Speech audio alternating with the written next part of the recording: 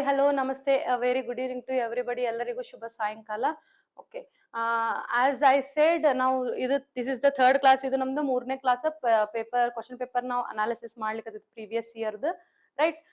So ನಿನ್ನೆ ಮೊನ್ನೆ classes ನ ಯಾರ್ಯಾರು ನೋಡಿಲ್ಲ ಹೋಗಿ ನೋಡ್ಕೊರಿ. ಎಸ್ಪೆಷಲಿ ನಿನ್ನೆ class it's a very important class ಅಂತ ನಾನು ನಿಮ್ಗೆ ಹೇಳ್ತೀನಿ. ಯಾಕಂದ್ರೆ ಬಿಕಾಸ್ ಅಲ್ಲಿ ಪರ್ಟಿಕ್ಯುಲರ್ ಆಗಿ ನಿಮಗೆ ಡಿಸೀಸಸ್ ಅನ್ನ ಸಪರೇಟ್ ಆಗಿ ನಾನು ನಿಮಗೆ ಚಾರ್ಟ್ ಅನ್ನ ಅಲ್ಲಿ ಮಾಡಿ ಕೊಟ್ಟಿದ್ದೇವಿ ಅಂತ ಹೇಳ್ತೀವಿ, ರೈಟ್. ಅಂದ್ರೆ ಬ್ಯಾಕ್ಟೀರಿಯಾದ ಮೇಲೆ ಸಪರೇಟ್ ಐತಿ, ಹ್ಯೂಮನ್ ಡಿಸೀಸ್, ಪ್ಲಾಂಟ್ ಡಿಸೀಸ್ ಮತ್ತೆ ಅನಿಮಲ್ ಡಿಸೀಸ್. ಮಾನವನಿಗೆ ಬರುವಂತ ರೋಗಗಳು, ಅದ್ರೊಳಗಡೆ ಬ್ಯಾಕ್ಟೀರಿಯಾದಿಂದ ಬಂದ್ರೆ ಯಾವ್ದು, ವೈರಸ್ ಇಂದ ಯಾವ ರೋಗಗಳು ಬರ್ತಾವ, ಪ್ರೋಟೋಸೋವಗಳಿಂದ ಯಾವ್ದು ಬರ್ತದ, ಬೇಸ್ಡ್ ಆನ್ ಫಂಗೈ ದಿಂದ ಯಾವ್ದು ಬರ್ತದ, ಮತ್ತೆ ಅನಿಮಲ್ಸ್ ಇಂದ ಬರುವಂತವ್ ಯಾವ್ದು, ಪ್ಲಾಂಟ್ಸ್ ಇಂದ ಬರುವಂತ ಡಿಸೀಸಸ್ ಯಾವ್ದು, ಪ್ಲಾಂಟಿಗೆ ಬರುವಂತ ಡಿಸೀಸಸ್ ಯಾವ್ದು, ಅನಿಮಲ್ಸ್ ಗೆ ಬರುವಂತ ಡಿಸೀಸಸ್ ಯಾವ್ದು, ಹಿಂಗ್ ಸಪರೇಟ್ ಚಾರ್ಟ್ ಮಾಡಿ ಅಲ್ಲಿ ಕೊಟ್ಟೈತಿ. ನೀಟಾಗಿ ಎಕ್ಸ್ಪ್ಲನೇಷನ್ ಮಾಡ್ಕೊಟ್ಟಿನಿ. So go and watch those previous videos ಏನೇನದಾವಲ್ಲ, ಸೊ ಪ್ಲೀಸ್ ಹೋಗಿ ಅವುಗಳನ್ನ ವಾಚ್ ಮಾಡ್ರಿ ಅಂತ ನಾನು ನಿಮಗೆ ಹೇಳ್ತೀನಿ. ಅಂಡ್ ಅಲ್ಲಿ ನಿಮಗ ಬಿಲೋ ಲಿಂಕ್ ಅನ್ನ ನಾವು ಶೇರ್ ಮಾಡಿದ್ದೇವಿ. ಅಲ್ಲಿ ಯಾರ್ಯಾರೀಗ ಕ್ಲಾಸಸ್ ಅಲ್ಲಿ ನಿಮಗೆ ಸ್ಕ್ರೀನ್ ಶಾಟ್ ತಗೊಳಕ್ ಆಗ್ಲಿಲ್ಲ, ಅಲ್ಲಿ ಹೋಗಿ ನೀವು ಅದನ್ನ PDF ನ ಚಾರ್ಟ್ಸ್ ಅದ PDF ನ ಡೌನ್ಲೋಡ್ ಮಾಡ್ಕೋರಿ. ಅಂಡ್ ಇದು ನಿಮ್ಗೆ ಎಲ್ಲಾ ಎಕ್ಸಾಮಿಗೂ ಹೆಲ್ಪ್ಫುಲ್ ಆಗ್ತದ. ಅಂಡ್ ಇದ್ರ ಮೇಲೆ ಫಿಕ್ಸ್ ಪ್ರತಿಯೊಂದು ಚಾರ್ಟ್ ಅದ ಮೇಲೆ ಏನಿಲ್ಲಪ್ಪ ಅಂದ್ರೆ ಒಂದಂತೂ ಕ್ವಶನ್ ನಿಮ್ಮ ಡಿಸೀಸಸ್ ಮೇಲೆ ಫಿಕ್ಸ್ ಏನಿಲ್ಲಪ್ಪ ಅಂದ್ರೆ ಡೈರೆಕ್ಟ್ ಆಗ್ಲಿ ಅಥವಾ ಇಂಡೈರೆಕ್ಟ್ ಆಗ್ಲಿ ನಿಮಗ ಏನಿಲ್ಲ ಅಂದ್ರೆ ಒಂದು 5 ರಿಂದ 6 ಕ್ವಶನ್ಸ್ ಆದ್ರೂ ನಿಮಗೆ ಎಕ್ಸಾಮ್ ಈಗ ಬರ್ತಾವ ಅಂತ ನಾನು ಹೇಳ್ತೀನಿ, ರೈಟ್. ಸೊ ಇವತ್ತು ಅದ್ರದ ನೆಕ್ಸ್ಟ್ ಕಂಟಿನ್ಯೂಯೇಷನ್ ಪಾರ್ಟ್ ಮಾಡೋಣ. ನೆಕ್ಸ್ಟ್ ಕ್ವಶನ್ಸ್ ನಾವು ಹಂಗ ಸ್ಟಾರ್ಟ್ ಮಾಡ್ಕೊಂತ ಹೋಗೋಣ ಅಂತ ನಾನು ಹೇಳ್ತೀನಿ. ಅಂಡ್ ಇನ್ನೊಂದು ಇಲ್ಲಿ ನಿನ್ನೆ ಏನು ಸೆಂಟ್ರಲ್ ಇದು ಲೈಕ್ GPT HSTR ಏನಿತ್ತು ನಿಮಗ ಅಲ್ಲಿ ಎಷ್ಟು ಪರ್ಸೆಂಟೇಜ್ ನ ಕ್ಯಾರಿ ಮಾಡ್ತಾರ ನಿಮ್ದು CTET ಒಳಗಡೆ ಅಂತ ಅನೌನ್ಸ್ ಮಾಡಿದ್ರು. ಸೊ ಪ್ಲೀಸ್ ಯಾರ್ಯಾರು HSTR ಎಕ್ಸಾಮ್ಗೋಸ್ಕರ ಕಾಯ್ಲಿಕತ್ತೀರಿ, TET ನ ಕ್ಲಿಯರ್ ಮಾಡ್ಕೊಂಡು HSTR ಹೈಸ್ಕೂಲ್ ಎಕ್ಸಾಮ್ಗೋಸ್ಕರ ಟೀಚಿಂಗ್ ಜಾಬ್ಗೋಸ್ಕರ ಯಾರು ಕಾಯ್ಲಿಕತ್ತೀರಲ್ಲ, ಸೊ ಪ್ಲೀಸ್ ಸೀರಿಯಸ್ ಆಗ್ರಿ. ಯಾಕಂತಂದ್ರೆ ಈ ಸತಿ ನಿಮ್ದು HSTR ಅಂದ್ರ CET ಅಂದ್ರೆ CET ಏನ್ ಮಾಡ್ಲಿಕತ್ತಾನಪ್ಪ ಅಂದ್ರೆ ಈ ಸತಿ 85% ಅನ್ನ CET ಕನ್ಸಿಡರ್ ಮಾಡ್ಲಿಕತ್ತಾನ ಅಂತ ಹೇಳ್ತೀವಿ. CET 85% ಕನ್ಸಿಡರ್ ಮಾಡಿದ್ರ ನಿಮ್ದು ಎನಿ ಡಿಗ್ರಿ ಯಾವ್ದೋ ಡಿಗ್ರಿ ಆಗಿರ್ತದಲ್ಲ ಅದ್ರದ 13% ಆಯ್ತಂದ್ರ ಮತ್ತೆ ನಿಮ್ದು B.Ed ಎಷ್ಟು ಕನ್ಸಿಡರ್ ಮಾಡ್ಲಿಕತ್ತಾನ 12% ಏನು ಕನ್ಸಿಡರ್ ಮಾಡ್ಲಿಕತ್ತಾನ, ರೈಟ್.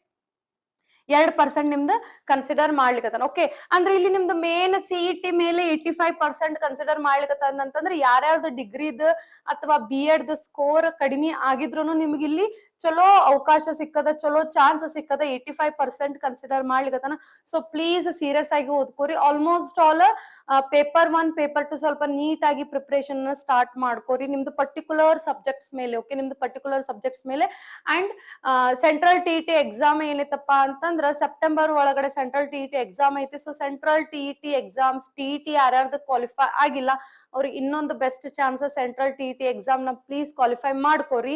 ಆಮೇಲೆ ನಿಮಗಿಲ್ಲಿ ಅಂಡ್ ಅದನ್ನು ಆದಷ್ಟು ಸ್ಕೋರ್ ಚಲೋ ಮಾಡ್ಕೊಳಿಕ್ ಟ್ರೈ ಮಾಡ್ರಿ. ಸೆಂಟ್ರಲ್ TET ನ ಸ್ಕೋರ್ ಚಲೋ ಮಾಡ್ಕೊಳಿಕ್ ಟ್ರೈ ಮಾಡ್ರಿ ಅಂತ ಹೇಳ್ತೀನಿ. ಆಲ್ಮೋಸ್ಟ್ ಸ್ವಲ್ಪ ಸೈಕಾಲಜಿ ಮೇಲೆ ಪೆಡಗಾಗಿ ಮೇಲೆ ಜಾಸ್ತಿ ಫೋಕಸ್ ಮಾಡ್ರಿ. ಸೈಕಾಲಜಿ ಮತ್ತೆ ಪೆಡಗಾಗಿ ನೀಟಾಗಿ ಓದ್ಕೊಂಡ್ರೆ ನೀವು ಈಸಿಯಾಗಿ ಎಕ್ಸಾಮ್ ನ ಕ್ರ್ಯಾಕ್ ಮಾಡ್ಬೋದು ಸೆಂಟ್ರಲ್ TET. ಸೊ ನೀಟಾಗಿ ನಿಮ್ಗೆ ಯಾವ್ದು ಪರ್ಟಿಕ್ಯುಲರ್ ಸಬ್ಜೆಕ್ಟ್ ಇಲ್ಲ, ಪರ್ಟಿಕ್ಯುಲರ್ ಸಬ್ಜೆಕ್ಟ್ ಪೆಡಗಾಗಿ ಮತ್ತೆ ಸೈಕಾಲಜಿ ಅಂತಂದ್ರೆ ಎಲ್ಲರಿಗೂ ಸೇಮ್ ಇರ್ತದ. ಶಿಶು ಮನೋವಿಜ್ಞಾನ, ಚೈಲ್ಡ್ಹುಡ್ ಡೆವಲಪ್ಮೆಂಟ್ ಎಲ್ಲರಿಗೂ ಸೇಮ್ ಇರ್ತದ. ಸೊ ಪ್ಲೀಸ್ ಅದನ್ನ ಮೇಲೆ ಸ್ವಲ್ಪ ನೀಟಾಗಿ ಆದಷ್ಟು ಸ್ವಲ್ಪ ಓಲ್ಡ್ ಕ್ವಶನ್ ಪೇಪರ್ಸ್ ಅನ್ನ ಪ್ರೀವಿಯಸ್ ಇಯರ್ ಆಗಿರುವಂತ ಕ್ವಶನ್ ಪೇಪರ್ಸ್ ನ TET ಆಗಿರ್ಲಿ ಸೆಂಟ್ರಲ್ TET ಆಗಿರ್ಲಿ ಪ್ರೀವಿಯಸ್ ಇಯರ್ ಆಗಿರುವಂತ ಕ್ವಶನ್ ಪೇಪರ್ಸ್ ನ ಸ್ವಲ್ಪ ನೀಟಾಗಿ ಸಾಲ್ವ್ ಮಾಡ್ಕೊರಿ. ಓಕೆ, ಸೊ ಇದೊಂದು ನಿಮ್ಗೆ ಹ್ಯೂಜ್ ಆಪರ್ಚುನಿಟಿ, ರೈಟ್. ಚಲೋ ಆಪರ್ಚುನಿಟಿ ಸಿಕ್ಕೈತಿ. ಆದಷ್ಟು ಈ ಸತಿ HSTR ಎಕ್ಸಾಮ್ ನ ಹೆವಿ ಪೋಸ್ಟರ್ಸ್ ನ ಕಾಲ್ಫರ್ಮ್ ಮಾಡ್ಲಿಕತ್ತಾನ. ಸೊ ಯಾರ್ಯಾರು ಅದಿರಲ್ಲ ಸ್ವಲ್ಪ ಸೀರಿಯಸ್ ಆಗಿ ಓದ್ಕೋರಿ ಅಂತ ನಾನು ನಿಮ್ಗೆ ಹೇಳ್ತೀನಿ, ರೈಟ್. ಓಕೆ, ನೋಡೋಣ್ರಿ. ಆದ್ರೆ ಅದ್ರದ್ದು ಒಂದ್ ಸ್ವಲ್ಪ ಕ್ಲಾಸಸ್ ಮಾಡ್ಲಿಕ್ಕೆ ಟ್ರೈ ಮಾಡೋಣ. ನೋಟಿಫಿಕೇಶನ್ ಬಿಟ್ನಪ್ಪ ಅಂತಂದ್ರ ನೋಟಿಫಿಕೇಶನ್ ಬಿಟ್ಟ ತಕ್ಷಣ ಅದ್ರದ್ದು ಒಂದ್ ಸ್ವಲ್ಪ ಕ್ವಶನ್ ಪೇಪರ್ ಅನಾಲಿಸಿಸ್ ನ ಸೈಮಲ್ಟೇನಿಯಸ್ಲಿ ಮಾಡೋಣ. ಇದ್ರ ಜೊತೆ ಅದನ್ನು ಸೆಂಟ್ರಲ್ ಅಂದ್ರೆ HSTR ಅಂದ್ರೆ ಸೆಂಟ್ರಲ್ TET ಸಂಬಂಧಪಟ್ಟಿದ್ದ ಕ್ವಶನ್ ಪೇಪರ್ ನ ಅನಾಲಿಸಿಸ್ ಮಾಡ್ಲಿಕ್ಕೆ ಪ್ರಯತ್ನ ಮಾಡೋಣ್ರಿ. ಅದ್ರದ್ದು ಒಂದು ಕ್ವಶನ್ ಪೇಪರ್ ಅನಾಲಿಸಿಸ್ ನ ನಾವು ಸ್ಟಾರ್ಟ್ ಮಾಡೋಣ ಅಂತ ಹೇಳ್ತೀನಿ, ರೈಟ್. ಓಕೆ, ಸೊ ಕ್ಲಾಸ್ ನಾವು ಕಂಟಿನ್ಯೂ ಮಾಡೋಣ, ರೈಟ್. ಸೊ ನಿನ್ನೆವರೆಗೂ ಕ್ವಶನ್ಸ್ ನ ಅನಾಲಿಸಿಸ್ ಮಾಡ್ದಂಗ ಇವತ್ತಿಂದ ನಾವು ಕಂಟಿನ್ಯೂ ಮಾಡೋಣ ಅಂತ ಹೇಳ್ತೀವಿ. ಸೊ ಈ ಕ್ವಶನ್ ಏನೈತಿ ನೋಡ್ರಿ, ಗುರುತ್ವಾಕರ್ಷಣ ನಿಯಮವನ್ನು ಕಂಡು ಹಿಡಿದ ವಿಜ್ಞಾನಿ ಯಾರು? ಗುರುತ್ವಾಕರ್ಷಣೆ ಕಂಡು ಹಿಡಿದ ನಿಯಮವನ್ನು ಕಂಡು ಹಿಡಿದ ವಿಜ್ಞಾನಿ ಯಾರು ಅಂತ ಅಂದ್ರ ಗ್ರಾವಿಟಿನ ಕಂಡು ಹಿಡಿದಂತಹ ಸೈಂಟಿಸ್ಟ್ ಯಾರು? ಎಲ್ಲರಿಗೂ ಗೊತ್ತೈತಿ, easy. That is the Isaac Newton ಅಂತ ಹೇಳ್ತೀವಿ. ಐಸಾಕ್ ನ್ಯೂಟನ್ ಅಂತ ಹೇಳ್ತೀವಿ, ರೈಟ್. ಡಾರ್ವಿನ್, ಗೆಲಿಲಿಯೋ ಮತ್ತೆ ಐಸಾಕ್ ನ್ಯೂಟನ್. ಯಾರು? ಸರ್ ಐಸಾಕ್ ನ್ಯೂಟನ್ ಅಂತ ನಾವು ಹೇಳ್ತೀವಿ. ಓಕೆ, ಸ್ವಲ್ಪ ಇಲ್ಲಿ ನಾವು ಅಂದ್ರ ಯಾರ್ಯಾರು ಏನೇನ್ ಕಂಡು ಹಿಡಿದ್ರು ಅನ್ನೋದ್ರ ಬಗ್ಗೆ ಒಂದ್ ಸ್ವಲ್ಪ ನಾವ್ ಇಲ್ಲಿ ನೀಟಾಗಿ ಡಿಸ್ಕಷನ್ ಮಾಡ್ಕೊಂತ ಹೋಗೋಣ, ರೈಟ್. ಸೊ ಇಲ್ಲಿ ನ್ಯೂಟನ್ ಅನ್ನೋರು, ಓಕೆ, ನ್ಯೂಟನ್ ಅನ್ನೋರು ಏನ್ ಕಂಡು ಹಿಡಿದಿದ್ರಪ್ಪ ಅಂದ್ರೆ ಇವರು ಸಾರ್ವತ್ರಿಕ ಗುರುತ್ವಾಕರ್ಷಣ ನಿಯಮವನ್ನ ಏನ್ ಮಾಡಿದ್ರು, ಇವರು ಪ್ರಸ್ತಾಪಿಸಿದ್ರು ಅಂತ ಹೇಳ್ತೀವಿ. ನ್ಯೂಟನ್ ಅನ್ನೋದು ಗ್ರಾವಿಟೇಷನಲ್ ಫೋರ್ಸ್ ರಿಲೇಟೆಡ್ ಏನ್ ಮಾಡಿದ್ರಪ್ಪ ಅಂದ್ರೆ ಒಂದು ರೂಲ್ ನ ಏನ್ ಮಾಡಿದ್ರು, ಅವರು ಡಿಫೈನ್ ಮಾಡಿದ್ರು ಅಂತ ಹೇಳ್ತೀವಿ ನ್ಯೂಟನ್ ಅವರು. ಓಕೆ, ಗುರುತ್ವಾಕರ್ಷಣೆ ಗ್ರಾವಿಟಿ ಅಂತ ಬಂತಪ್ಪ ಅಂದ್ರ ಅಲ್ಲಿ ಯಾರು ಬರ್ತಾರ, ಐಸಾಕ್ ನ್ಯೂಟನ್ ಅವರು ಬರ್ತಾರ ಅಂತ ಹೇಳ್ತೀವಿ. ಅಂದ್ರೆ ಇಲ್ಲಿ ಏನಿತ್ತಪ್ಪ ಅಂತಂದ್ರ ಪ್ರತಿಯೊಂದು ವಸ್ತು ಏನಾಗ್ತದ, ಪ್ರತಿಯೊಂದು ವಸ್ತುವನ್ನು ಇಲ್ಲಿ ಏನಾಗ್ತದ, ಆಕರ್ಷಣೆ ಮಾಡ್ತದ ಅಂತ ಹೇಳ್ತೀವಿ. ಬೆಸ್ಟ್ ಎಕ್ಸಾಂಪಲ್ ನಮ್ಮ ಸೋಲಾರ್ ಸಿಸ್ಟಮ್ ಒಳಗಡೆ, ಓಕೆ, ಸೋಲಾರ್ ಸಿಸ್ಟಮ್ ಒಳಗಡೆ ಏನದಾವಪ್ಪ ಅಂತಂದ್ರೆ ಒಂದೊಂದು ಗ್ರಹಗಳು ಏನದಾವಪ್ಪ, ಒಂದೊಂದು ಗ್ರಹಗಳಿಂದ ಆಕರ್ಷಿತವಾಗಿದಾವು ಅಂತ ಹೇಳ್ತು. ಸೊ ಇಲ್ಲಿ ಒಂದೊಂದು ಗ್ರಹಗಳು ಒಂದೊಂದು ಗ್ರಹದಿಂದ ಏನಾಗತ್ತೆ, ಗುರುತ್ವಾಕರ್ಷಣೆ ಹೊದ್ಕೊಂಡು ಸೋಲಾರ್ ಸಿಸ್ಟಮ್ ಒಳಗಡೆ ಅಲ್ಲಿ ನಿಂತಾವು ಅಂತ ನಾವು ಹೇಳ್ತೀವಿ. ಅಂದ್ರ ಅರ್ತ್ ಅಂದ್ರೆ ಭೂಮಿ ಮತ್ತು ಚಂದ್ರ ಇವು ಒಂದಕ್ಕೊಂದು ಏನ್ ಮಾಡ್ಯಾವ, ಹಿಡಿದಿಟ್ಕೊಂಡಾವು ಗ್ರಾವಿಟೇಷನಲ್ ಪುಲ್ ಅಂತ ಹೇಳ್ತೀವಿ. ಗುರುತ್ವಾಕರ್ಷಣ ಬಲದಿಂದ ಇವು ಒಂದಕ್ಕೊಂದು ಆ ಸೌರ ಮಂಡಲದಲ್ಲಿ ಹಿಡಿದಿಟ್ಕೊಂಡಾವು ಅಂತ ನಾವು ಹೇಳ್ತೀವಿ. ಅಂದ್ರೆ ಅವು ಕೆಳಗಡೆ ಬೀಳಾಕತ್ತಿಲ್ಲಪ್ಪ ಅಂತಂದ್ರ, ಈಗ ಬಾಲ್ ಮೇಲೆ ಹಾರಿದ ತಕ್ಷಣ ಅದ್ ಏನಾಗ್ತದ, ಬಾಲ್ ಕೆಳಗಡೆ ಬೀಳ್ತದತ್ತಂತಂದ್ರ, ಸೊ ಈಗ ಭೂಮಿ ಅದೇ ರೀತಿ ಎಲ್ಲ ಏನೇನ್ ಗ್ರಹಗಳು ಅದಾವಲ್ಲಪ್ಪ, ಗುರುಗ್ರಹ ಆಗಿರ್ಬೋದು, ಶುಕ್ರ ಗ್ರಹ ಆಗಿರ್ಬೋದು, ಭೂಮಿ ಆಗಿರ್ಬೋದು, ಚಂದ್ರ ಆಗಿರ್ಬೋದು, ಓಕೆ, ಮತ್ ಇನ್ನ ಏನೇನ್ ಗ್ರಹಗಳು, ಅಷ್ಟು 8 ಗ್ರಹಗಳು ಅದಾವಲ್ಲ, 8 ಗ್ರಹಗಳು ಅಲ್ಲೇ ನಿಂತಾವು. ಆಮೇಲೆ ಸೂರ್ಯನ ಸುತ್ತ ತಿರುಗ್ಲಿಕ್ಕತ್ತಾವ, ಅಂದ್ರೆ ಒಂದು ತಮ್ಮದೇ ಆದಂತ ಒಂದು ಕಕ್ಷೆಯಲ್ಲಿ ತಿರುಗ್ಲಿಕ್ಕತ್ತಾವ ಅಂತಂದ್ರ ಅಲ್ಲಿ ಎದರ ಮುಖಾಂತರ, ಎದರ ಸಹಾಯದಿಂದ ಅವು ಒಂದು ಎಲ್ಲಿ ಆ ಕಡೆ ಈ ಕಡೆ ಜಾಗ ಕೆಳಗಡೆ ಬೀಳಾರ್ದಂಗ ಒಂದೇ ಕಡೆ ಅಲ್ಲಿ ಸೌರಮಂಡಲದಲ್ಲಿ ನಿಂತಾವು, ಮತ್ತೆ ಒಂದೇ ಒಂದು ಪರ್ಟಿಕ್ಯುಲರ್ ಕಕ್ಷೆಯಲ್ಲಿ ಅವು ತಿರುಗ್ಲಿಕ್ಕತ್ತಾವಪ್ಪ ಅಂತಂದ್ರ ಅಲ್ಲಿ ಎದರದಿಂದ, ಗುರುತ್ವಾಕರ್ಷಣೆ ಬಲದಿಂದ, ಗ್ರಾವಿಟೇಷನಲ್ ಫೋರ್ಸ್ ಇಂದ, ಗ್ರಾವಿಟೇಷನಲ್ ಪುಲ್ ಇಂದ ಏನದ ಒಂದಕ್ಕೊಂದು ಅಲ್ಲಿ ಏನ್ ಮಾಡ್ಯಾವ, ಗ್ರಹಗಳು ಹಿಡಿದು ಇಟ್ಕೊಂಡಾವು ಅಂತ ನಾವು ಹೇಳ್ತೇವೆ. ಓಕೆ, ಸೊ ಈ ಗ್ರಾವಿಟಿ ಅನ್ನೋದು ಕಾನ್ಸೆಪ್ಟ್ ನಿಮಗೆ ಎಕ್ಸಾಮ್ ಈಗ ಬಹಳ ಇಂಪಾರ್ಟೆಂಟ್ ಆಗ್ತದೆ. ಗ್ರಾವಿಟಿ ಮೇಲೆ ಕ್ವಶನ್ಸ್ ನಿಮಗ ಫಿಕ್ಸ್ ಇರ್ತದೆ. ಗ್ರಾವಿಟಿ ಮೇಲೆ ಫಿಸಿಕ್ಸ್ ಒಳಗಡೆ ಎಸ್ಪೆಷಲಿ ಬಹಳ ನೀವು ಕಾನ್ಸೆಪ್ಟ್ ಮೇಲೆ ಫೋಕಸ್ ಮಾಡ್ಬೇಕಾಗಿರೋದಪ್ಪ ಅಂದ್ರೆ ಫಿಸಿಕ್ಸ್ ಒಳಗಡೆ ನಿಮಗ ಕ್ವಶನ್ಸ್ ಅನ್ನ ಕೇಳುದು, ಬೆಳಕಿನ ಮೇಲೆ ಕ್ವಶನ್ಸ್ ಅನ್ನ ಸ್ವಲ್ಪ ಕೇಳ್ತಾನ. ಓಕೆ, ಬೆಳಕಿನ ಮೇಲೆ, ಅದೇ ರೀತಿ ಗುರುತ್ವಾಕರ್ಷಣ ನಿಯಮದ ರಿಲೇಟೆಡ್ ಸ್ವಲ್ಪ ಕ್ವಶನ್ಸ್ ಅನ್ನ ನಿಮಗ್ ಕೇಳ್ತಾನ. ಹೌದಾ, ಬಿಟ್ರೆ ನಿಮಗ ವ್ಯಾಲ್ಯೂಸ್ ಬೆಳಕಿನ ಅಂದ್ರೆ ಏನಪ್ಪಾ ಅಂತಂದ್ರೆ ಲೈಟ್ ಎಲ್ಲೆಲ್ಲಿ ಯಾವ್ಯಾವ ಮಾಧ್ಯಮದಲ್ಲಿ ಎಷ್ಟು ವೇಗವಾಗಿ ಚಲಿಸ್ತೈತಿ ಅನ್ನೋದ್ರ ವ್ಯಾಲ್ಯೂಸ್, ಮತ್ತೆ ಇಲ್ಲೇನಪ್ಪಾ ಅಂತಂದ್ರ ಎಲೆಕ್ಟ್ರಿಕ್ ಚಾರ್ಜ್ ಆಗಿರ್ಬೋದು, ವಿದ್ಯುತ್ ಕಾಂತಿ ಆಗಿರ್ಬೋದು, ಓಕೆ, ಅದರದ SI ಯೂನಿಟ್ಸ್ ಏಕಮಾನ ಏನದಾವ ಅದನ್ನ ಸ್ವಲ್ಪ ನೀಟಾಗಿ ನೋಡ್ಕೋರಿ. ಏಕಮಾನಗಳ ಮೇಲೆ ನಿಮಗ ಕ್ವಶನ್ಸ್ ಅನ್ನ ಫಿಕ್ಸ್ ಎಕ್ಸಾಮ್ ರಿಪೀಟೆಡ್ ಆಗಿ ಮತ್ತ ಫಿಕ್ಸ್ ಅದ್ರ ಮೇಲೆ ಅಂತ ನಿಮ್ಗೆ ಕ್ವಶನ್ ಇದ್ದೇ ಇರ್ತದ. ಮತ್ತ ಯಾವ್ದನ್ನ ಇದನ್ನ ಕಂಡು ಹಿಡ್ಬೇಕಂತಂದ್ರೆ ನಾವ್ ಏನನ್ನ ಯೂಸ್ ಮಾಡ್ತೇವಿ ಅಂತ ಅದನ್ನು ಕ್ವಶನ್ಸ್ ಅನ್ನ ನಿಮಗ್ ಕೇಳ್ತಾರ. ಸೊ ಅದ್ರ ಬಗ್ಗೆ ಒಂದ್ ಸ್ವಲ್ಪ ಸ್ಟಾಟಿಕ್ ಪಾರ್ಟ್ ಸ್ವಲ್ಪ ನೀವು ನೋಡ್ಕೋರಿ ಅಂತ ಹೇಳ್ತೀವಿ. ಅಂಡ್ ಇಲ್ಲಿ ಇನ್ನೊಂದ್ ಥಿಂಗ್ ಏನಪ್ಪಾ ಅಂತಂದ್ರೆ ಎವ್ರಿ ಸಂಡೇ ನಾವ್ ಏನ್ ಮಾಡ್ಲಿಕತ್ತೀವಿ, ಇಲ್ಲಿ ಕ್ಲಾಸಿಕ್ ಎಜುಕೇಶನಲ್ ಇನ್ಸ್ಟಿಟ್ಯೂಷನ್ ಒಳಗಡೆ ಎವ್ರಿ ಸಂಡೇ ನಾವ್ ಏನ್ ಮಾಡ್ಲಿಕತ್ತೇವೆ, ಮಾಡೆಲ್ ಟೆಸ್ಟ್ ಕಂಡಕ್ಟ್ ಮಾಡ್ಲಿಕತ್ತೀವಿ. ಸೊ ಯಾರ್ಯಾರು ಇಂಟ್ರೆಸ್ಟೆಡ್ ಇದ್ರ ಒಂದ್ಸತಿ ಬಂದು ಆಫೀಸಿಗೆ ಭೇಟಿ ಮಾಡಿ ನಿಮ್ದು ಹೆಸರನ್ನ ನೋಂದಾಯಿಸಿ ಹೋಗ್ರಿ ಅಂತ ಹೇಳ್ತೀನಿ. ಈ ಸಂಡೇ ನಿಮಗ ನಿಮ್ದು PC ಈ ಸತಿ ಏನ್ ಸಿಲಾಬಸ್ ಚೇಂಜ್ ಆಗೈತಿ, ಈ ಸತಿ ನಿಮ್ಗೆ ಸಿಲಾಬಸ್ ಒಳಗಡೆ ಎಥಿಕ್ಸ್ ಸಬ್ಜೆಕ್ಟ್ ಆಡ್ ಆಗೈತಲ್ಲ, ಎಥಿಕ್ಸ್ ಅನ್ನೋ ಒಂದು ಸಬ್ಜೆಕ್ಟ್ ಆಡ್ ಆಗೈತಲ್ಲ. ಸೊ ಇದ್ರ ಅಂದ್ರೆ ಈ ಸತ್ತೆ ಏನ್ ನಿಮಗ್ ಸಬ್ಜೆಕ್ಟ್ ಏನ್ ಸಿಲಾಬಸ್ ಐತಲ್ಲ, ಆ ಸಿಲಾಬಸ್ ಮೇಲೆ ನಾವು ಮಾಡೆಲ್ ಪೇಪರ್ ನ ಏನ್ ಮಾಡಿವಿ, ತೆಗದೇವಿ. ಅಂಡ್ ಅದರಿಂದ ನಿಮಗ ಫ್ಯೂಚರ್ ಅಂದ್ರೆ ನೆಕ್ಸ್ಟ್ ಪ್ರೆಡಿಕ್ಟೆಡ್ ಕ್ವಶನ್ಸ್ ಅನ್ನ ನಾವು ಅದ್ರೊಳಗಡೆ ಹಾಕಿದೇವಿ ಎಕ್ಸಾಮಿಗೆ ಬರೋಂತ ಕ್ವಶನ್ಸ್. ಸೊ ಬಂದು ಎಕ್ಸಾಮ್ ನ ಅಟೆಂಡ್ ಆಗ್ರಿ ಅಂತ ಎವ್ರಿ ಸಂಡೇ ನಡೀತಿರ್ತದ. ಓಕೆ, ಯಾಕಂದ್ರೆ ನಾವ್ ಹೇಳಿದ್ವಿ already PSI crash course start ಆಗೈತೆ ಆಲ್ರೆಡಿ. ಇನ್ನ ಯಾರಾದ್ರೂ ಇಂಟ್ರೆಸ್ಟೆಡ್ ಇದ್ರ ಬಂದು ಕ್ರಾಶ್ ಕೋರ್ಸ್ ಈಗ ಜಾಯಿನ್ ಆಗಬಹುದು. ಓಕೆ, ಬಂದು ಕ್ರಾಶ್ ಕೋರ್ಸ್ ಈಗ ಜಾಯಿನ್ ಆಗ್ಬಹುದು. 45 ದಿನಗಳವರೆಗೆ ಕ್ರಾಶ್ ಕೋರ್ಸ್ ಇದು ಇರ್ತದ. ಅಂಡ್ ಇಲ್ಲಿ ಕ್ರಾಶ್ ಕೋರ್ಸ್ ಒಳಗಡೆ ಎವ್ರಿ ಸಂಡೇ ನಾವ್ ಏನ್ ಮಾಡ್ತೇವಪ್ಪ ಅಂದ್ರ ಮಾಡೆಲ್ ಟೆಸ್ಟ್ ಪೇಪರ್ ನ ಕಂಡಕ್ಟ್ ಮಾಡ್ತೀವಿ. ಚಲೋ ಹೈಲಿ ರೆಪ್ಯೂಟೆಡ್ ಹೈಲಿ ಏನಪ್ಪಾ ಅಂತಂದ್ರ ಫ್ಯಾಕಲ್ಟೀಸ್, ಎಕ್ಸ್ಪೀರಿಯನ್ಸ್ಡ್ ಫ್ಯಾಕಲ್ಟೀಸ್ ಇಂದ ಏನಾಗ್ತದೆ, ಇಲ್ಲಿ ಕ್ವಶನ್ ಪೇಪರ್ ಏನಾಗ್ತದೆ ತೆಗಿಲಾಗ್ತದ. ಸೊ ಈ ಕ್ವಶನ್ ಪೇಪರ್ ಅದ್ರ ಜೊತೆ ನಿಮಗೆ ಕ್ಲಾಸ್ ಒಳಗಡೆ ಕ್ವಶನ್ ಪೇಪರ್ ಅನಾಲಿಸಿಸ್ ಮಾಡಿ ಕೊಡ್ತಾರ. ಓಕೆ, ಎಕ್ಸಾಮ್ ಬರದ ತಕ್ಷಣ ನೆಕ್ಸ್ಟ್ ಡೇ ನಿಮ್ಮ ಕ್ಲಾಸ್ ಒಳಗಡೆ ಕ್ವಶನ್ ಪೇಪರ್ ಅನಾಲಿಸಿಸ್ ಮಾಡ್ತಾರ. ಸೊ ಯಾರ್ಯಾರು ಇಂಟ್ರೆಸ್ಟೆಡ್ ಇದಿರಲ್ಲ ಬಂದು ಒಂದ್ಸತಿ ನಾಳೆ ಆಫೀಸಿಗೆ ಭೇಟಿ ಆಗಿ ನಿಮ್ದು ಹೆಸರನ್ನ ನೋಂದಾಯಿಸ್ಕೊಂಡು ಹೋಗ್ರಿ ಅಂತ ಹೇಳ್ತೀನಿ. ಅಟೆಂಡ್ ಆಗ್ರಿ, ಎಷ್ಟು ಟೆಸ್ಟ್ ಸೀರೀಸ್ ನ ಅಟೆಂಡ್ ಆಗ್ತೀರಿ ಅಷ್ಟು ಚಲೋ ಅಂತ ಹೇಳ್ತೀನಿ. ಮಾಡೆಲ್ ಪೇಪರ್ಸ್ ಯಾಕಂದ್ರೆ ಈಗ ಸಿಲೆಬಸ್ ಚೇಂಜ್ ಆಗ್ಯದ ಅಂದ್ಮೇಲೆ KA ಪರ್ಟಿಕ್ಯುಲರ್ ಸಿಲೆಬಸ್ ಮೇಲೆ ಯಾವ ತರ ಕ್ವಶನ್ಸ್ ಅನ್ನ ಕೇಳಬಹುದು ಅನ್ನೋದ್ರ ಮೇಲೆ ನಿಮ್ಗೆ ಇಲ್ಲ ಏನಾಗ್ತದ ಐಡಿಯಾ ಸಿಗ್ತದ ಮಾಡೆಲ್ ಟೆಸ್ಟ್ ಅನ್ನ ಅಟೆಂಡ್ ಆಗೋದ್ರಿಂದ. ಓಕೆ, ಸೊ ಇಲ್ಲಿ ಗುರುತ್ವಾಕರ್ಷಣೆ ಇದೊಂದು ಏನಾಗಿದೆ, ಪ್ರತಿಯೊಂದು ವಸ್ತುಗೆ ಏನಾಗ್ತದ, ಆಕರ್ಷಣೆಗೆ ಒಳಗಾಗ್ತದ ಅಂತ ಹೇಳ್ತೀವಿ. ಸೊ ಇದ್ರ ಸೂತ್ರ ಏನೈತಪ್ಪ ಅಂತಂದ್ರ, ಗುರುತ್ವಾಕರ್ಷಣೆ ಸೂತ್ರ ಏನೈತಪ್ಪ ಅಂದ್ರ F is equal to G m1 m2 divided by r square ಅಂತ ಹೇಳ್ತೀವಿ. ಇದು ಏನು ಗ್ರಾವಿಟಿದು ಸೂತ್ರ ಅಂತ ಹೇಳ್ತೇವೆ. F is equal to G(m1m2) divided by R² ಅಂತ ಹೇಳ್ತೇವೆ. ಸೊ ಇಲ್ಲಿ ಎಫ್ ಅಂದ್ರೆ ಏನಪ್ಪಾ ಅಂತಂದ್ರೆ ಗುರುತ್ವಾಕರ್ಷಣೆ, ಗ್ರಾವಿಟಿ ಅಂತ ಹೇಳ್ತೇವೆ. ಎಫ್ ಅಂದ್ರೆ ಏನು? ಗ್ರಾವಿಟಿ ಅಂತ ಹೇಳ್ತೀವಿ. ಗುರುತ್ವಾಕರ್ಷಣ ಬಲ ಅಥವಾ ಗ್ರಾವಿಟೇಷನಲ್ ಫೋರ್ಸ್ ಅಂತಾನು ಹೇಳ್ತೀವಿ. ಎಫ್ ಅಂದ್ರೆ ಏನು? ಗುರುತ್ವಾಕರ್ಷಣ ಬಲ ಅಥವಾ ಗ್ರಾವಿಟೇಷನಲ್ ಫೋರ್ಸ್ ಅಂತ ಹೇಳ್ತೀವಿ. ನೋಡ್ರಿ, ಎಫ್ ಅಂದ್ರೆ ಗುರುತ್ವಾಕರ್ಷಣ ಬಲ ಮತ್ತು ಗ್ರಾವಿಟೇಷನಲ್ ಫೋರ್ಸ್ ಅಂತ ಹೇಳ್ತೀವಿ. ಜಿ ಅಂದ್ರೆ ಏನಪ್ಪಾ ಅಂದ್ರ ಸಾರ್ವತ್ರಿಕ ಗುರುತ್ವಾಕರ್ಷಣ ಸಿದ್ಧಾಂತ ಅಂತ ಹೇಳ್ತೀವಿ. ಯೂನಿವರ್ಸಲ್ ಗ್ರಾವಿಟೇಷನಲ್ ಕಾನ್ಸ್ಟಂಟ್ ಅಂತ ಅಂದ್ರೆ ಇಲ್ಲಿ ಪರ್ಟಿಕ್ಯುಲರ್ ಆಗಿ ಒಂದು ಕಾನ್ಸ್ಟಂಟ್ ವ್ಯಾಲ್ಯೂ ಐತಿ. ಅದ್ ವ್ಯಾಲ್ಯೂ ಏನೈತಿ ಅನ್ನೋದನ್ನ ನೋಡು. ಕಾನ್ಸ್ಟಂಟ್ ವ್ಯಾಲ್ಯೂ ಐತಿ ಇಲ್ಲಿ. ಜಿ ಅನ್ನೋದ್ರದೊಂದು ಏನೈತಿ? ಯೂನಿವರ್ಸಲ್ ಗ್ರಾವಿಟೇಷನಲ್ ಕಾನ್ಸ್ಟಂಟ್ ಒಂದು ವ್ಯಾಲ್ಯೂ ಐತಿ, ಒಂದು ಸ್ಥಿರಾಂಕ ಐತಿ, ಒಂದು ಸ್ಥಿರಾಂಕ ಐತಿ. ಓಕೆ, ನೆಕ್ಸ್ಟ್ ಇಲ್ಲಿ M1 M2 ಅಂತಂದ್ರೆ ಇವೇನಪ್ಪಾ ಅಂದ್ರೆ ಇವೆರಡು ಏನಪ್ಪಾ ಅಂದ್ರೆ ದ್ರವ್ಯ ರಾಶಿಗಳು, ಮಾಸಸ್ ಅಂತ ಹೇಳ್ತೀವಿ. ದ್ರವ್ಯ ರಾಶಿಗಳು, ಮಾಸಸ್ ಅಂತ ನಾವು ಹೇಳ್ತೇವೆ. ಓಕೆ, ಅದೇ ರೀತಿ ಆರ್ ಅಂದ್ರೆ ಏನಪ್ಪಾ ಅಂದ್ರೆ ಇಲ್ಲಿ ಡಿಸ್ಟನ್ಸ್ ಅಂತ ಹೇಳ್ತೇವೆ. ಅಂದ್ರೆ ಎಷ್ಟು ದೂರ ಐತಿ ಅನ್ನೋದನ್ನ ನಾವ್ ಇಲ್ಲಿ ಏನ್ ಮಾಡ್ತೇವೆ? ಲೆಕ್ಕ ಹಾಕ್ತೇವಿ ಅಂತ ಹೇಳ್ತೇವೆ. ಸೊ ನೀವು ಪರ್ಟಿಕ್ಯುಲರ್ ಆಗಿ ಸ್ವಲ್ಪ ಫಾರ್ಮುಲಾಸ್ ನೋಡ್ಕೋರಿ. ಯಾಕಂದ್ರೆ ನಿಮ್ಗೆ ಎಕ್ಸಾಮ್ ಈಗ ಸಣ್ಣ ಪುಟ್ಟ ಈಸಿ ಏನೋ ಪ್ರಾಬ್ಲಮ್ಸ್ ಅನ್ನ ಕೇಳೋ ಚಾನ್ಸಸ್ ಇರ್ತದೆ. ನಿಮ್ NCERT ಬುಕ್ಸ್ ಒಳಗಡೆ ಏನು ಪ್ರಾಬ್ಲಮ್ಸ್ ಅದಲ್ಲ ಸ್ವಲ್ಪ ಅದನ್ನ ನೋಡ್ಕೊರಿ. ಅದೇ ಪ್ರಾಬ್ಲಮ್ಸ್ ಏನ್ ಮಾಡ್ತಾರೆ, ನಂಬರ್ ಚೇಂಜ್ ಮಾಡಿ ನಿಮಗೆ ಎಕ್ಸಾಮ್ ಕೇಳ್ತಿರ್ತಾರ. ಓಕೆ, ಕೇಳ್ತಿರ್ತಾನ. ಸೊ ಅದನ್ನ ಒಂದ್ ಸ್ವಲ್ಪ ನೋಡ್ಕೋರಿ. F is equal to G(m1m2) divided by R². ಇದು ಗ್ರಾವಿಟೇಷನಲ್ ಫೋರ್ಸ್ ದ ಗುರುತ್ವಾಕರ್ಷಣ ಬಲದ ಏನೈತಪ್ಪ ಅಂದ್ರೆ ಇದು ಫಾರ್ಮುಲಾ ಐತೆ ಅಂತ ನಾವು ಹೇಳ್ತೇವೆ. ಸೊ ಇಲ್ಲಿ ಎಫ್ ಅಂತಂದ್ರೆ ಏನು? ಗ್ರಾವಿಟೇಷನಲ್ ಫೋರ್, ಗುರುತ್ವಾಕರ್ಷಣ ಬಲ ಅಂತ ಹೇಳ್ತೇವೆ. ಜಿ ಅಂತಂದ್ರೆ ಅಲ್ಲೊಂದು ಸ್ಥಿರಾಂಕ ಐತಿ, ಕಾನ್ಸ್ಟಂಟ್ ಐತಿ, ಕಾನ್ಸ್ಟಂಟ್ ವ್ಯಾಲ್ಯೂ ಐತಿ ಅಲ್ಲೊಂದು. ಓಕೆ, M1 M2 ಅಂತಂದ್ರೆ ಏನೈತಪ್ಪ ಅಂದ್ರೆ ಅಲ್ಲಿ ಮಾಸಸ್ ಅಂತ ಹೇಳ್ತೇವಿ. ಎಷ್ಟು ಮಾಸ್ ಐತಿ ಅನ್ನೋದನ್ನ ನೋಡ್ಬೋದು. ಆರ್ ಅಂತಂದ್ರೆ ಏನು? ಡಿಸ್ಟನ್ಸ್ ಅಂತ ಹೇಳ್ತೇವೆ. ಡಿಸ್ಟನ್ಸ್ ಅಂತ ಹೇಳ್ತೇವೆ. ಓಕೆ, ಸೊ ಇಲ್ಲಿ ಯಾಕೆ ಗ್ರಾವಿಟಿ ಅನ್ನೋದು ಬಹಳ ಇಂಪಾರ್ಟೆಂಟ್ ಆಗ್ತದೆ, ಯಾಕೆ ಮುಖ್ಯ ಆಗ್ತದೆ ಗ್ರಾವಿಟಿ ಅನ್ನೋದು ಅಂತಂದ್ರ ಇಲ್ಲಿ ಏನಾಗ್ತದಪ್ಪ ಅಂತಂದ್ರ ಈ ಗ್ರಾವಿಟಿ ಇರ್ಲಿಲ್ಲ ಅಂತಂದ್ರೆ ಏನಾಗ್ತದ, ಆಬ್ಜೆಕ್ಟ್ಸ್ ಏನಾಗ್ತಾವ? ಫಾಲ್ ಆಗ್ತಾವು ಅಂತ ಹೇಳ್ತೇವೆ. ಫಾಲಿಂಗ್ ಆಫ್ ಆಬ್ಜೆಕ್ಟ್ಸ್ ಅಂತ ಹೇಳ್ತೇವೆ. ಗ್ರಾವಿಟಿ ಯಾಕೆ ಮುಖ್ಯಪ್ಪ ಅಂದ್ರ ಆ ಆಬ್ಜೆಕ್ಟ್ಸ್, ಫಾಲಿಂಗ್ ಆಫ್ ಆಬ್ಜೆಕ್ಟ್ಸ್ ಅಂತ ಹೇಳ್ತೇವೆ.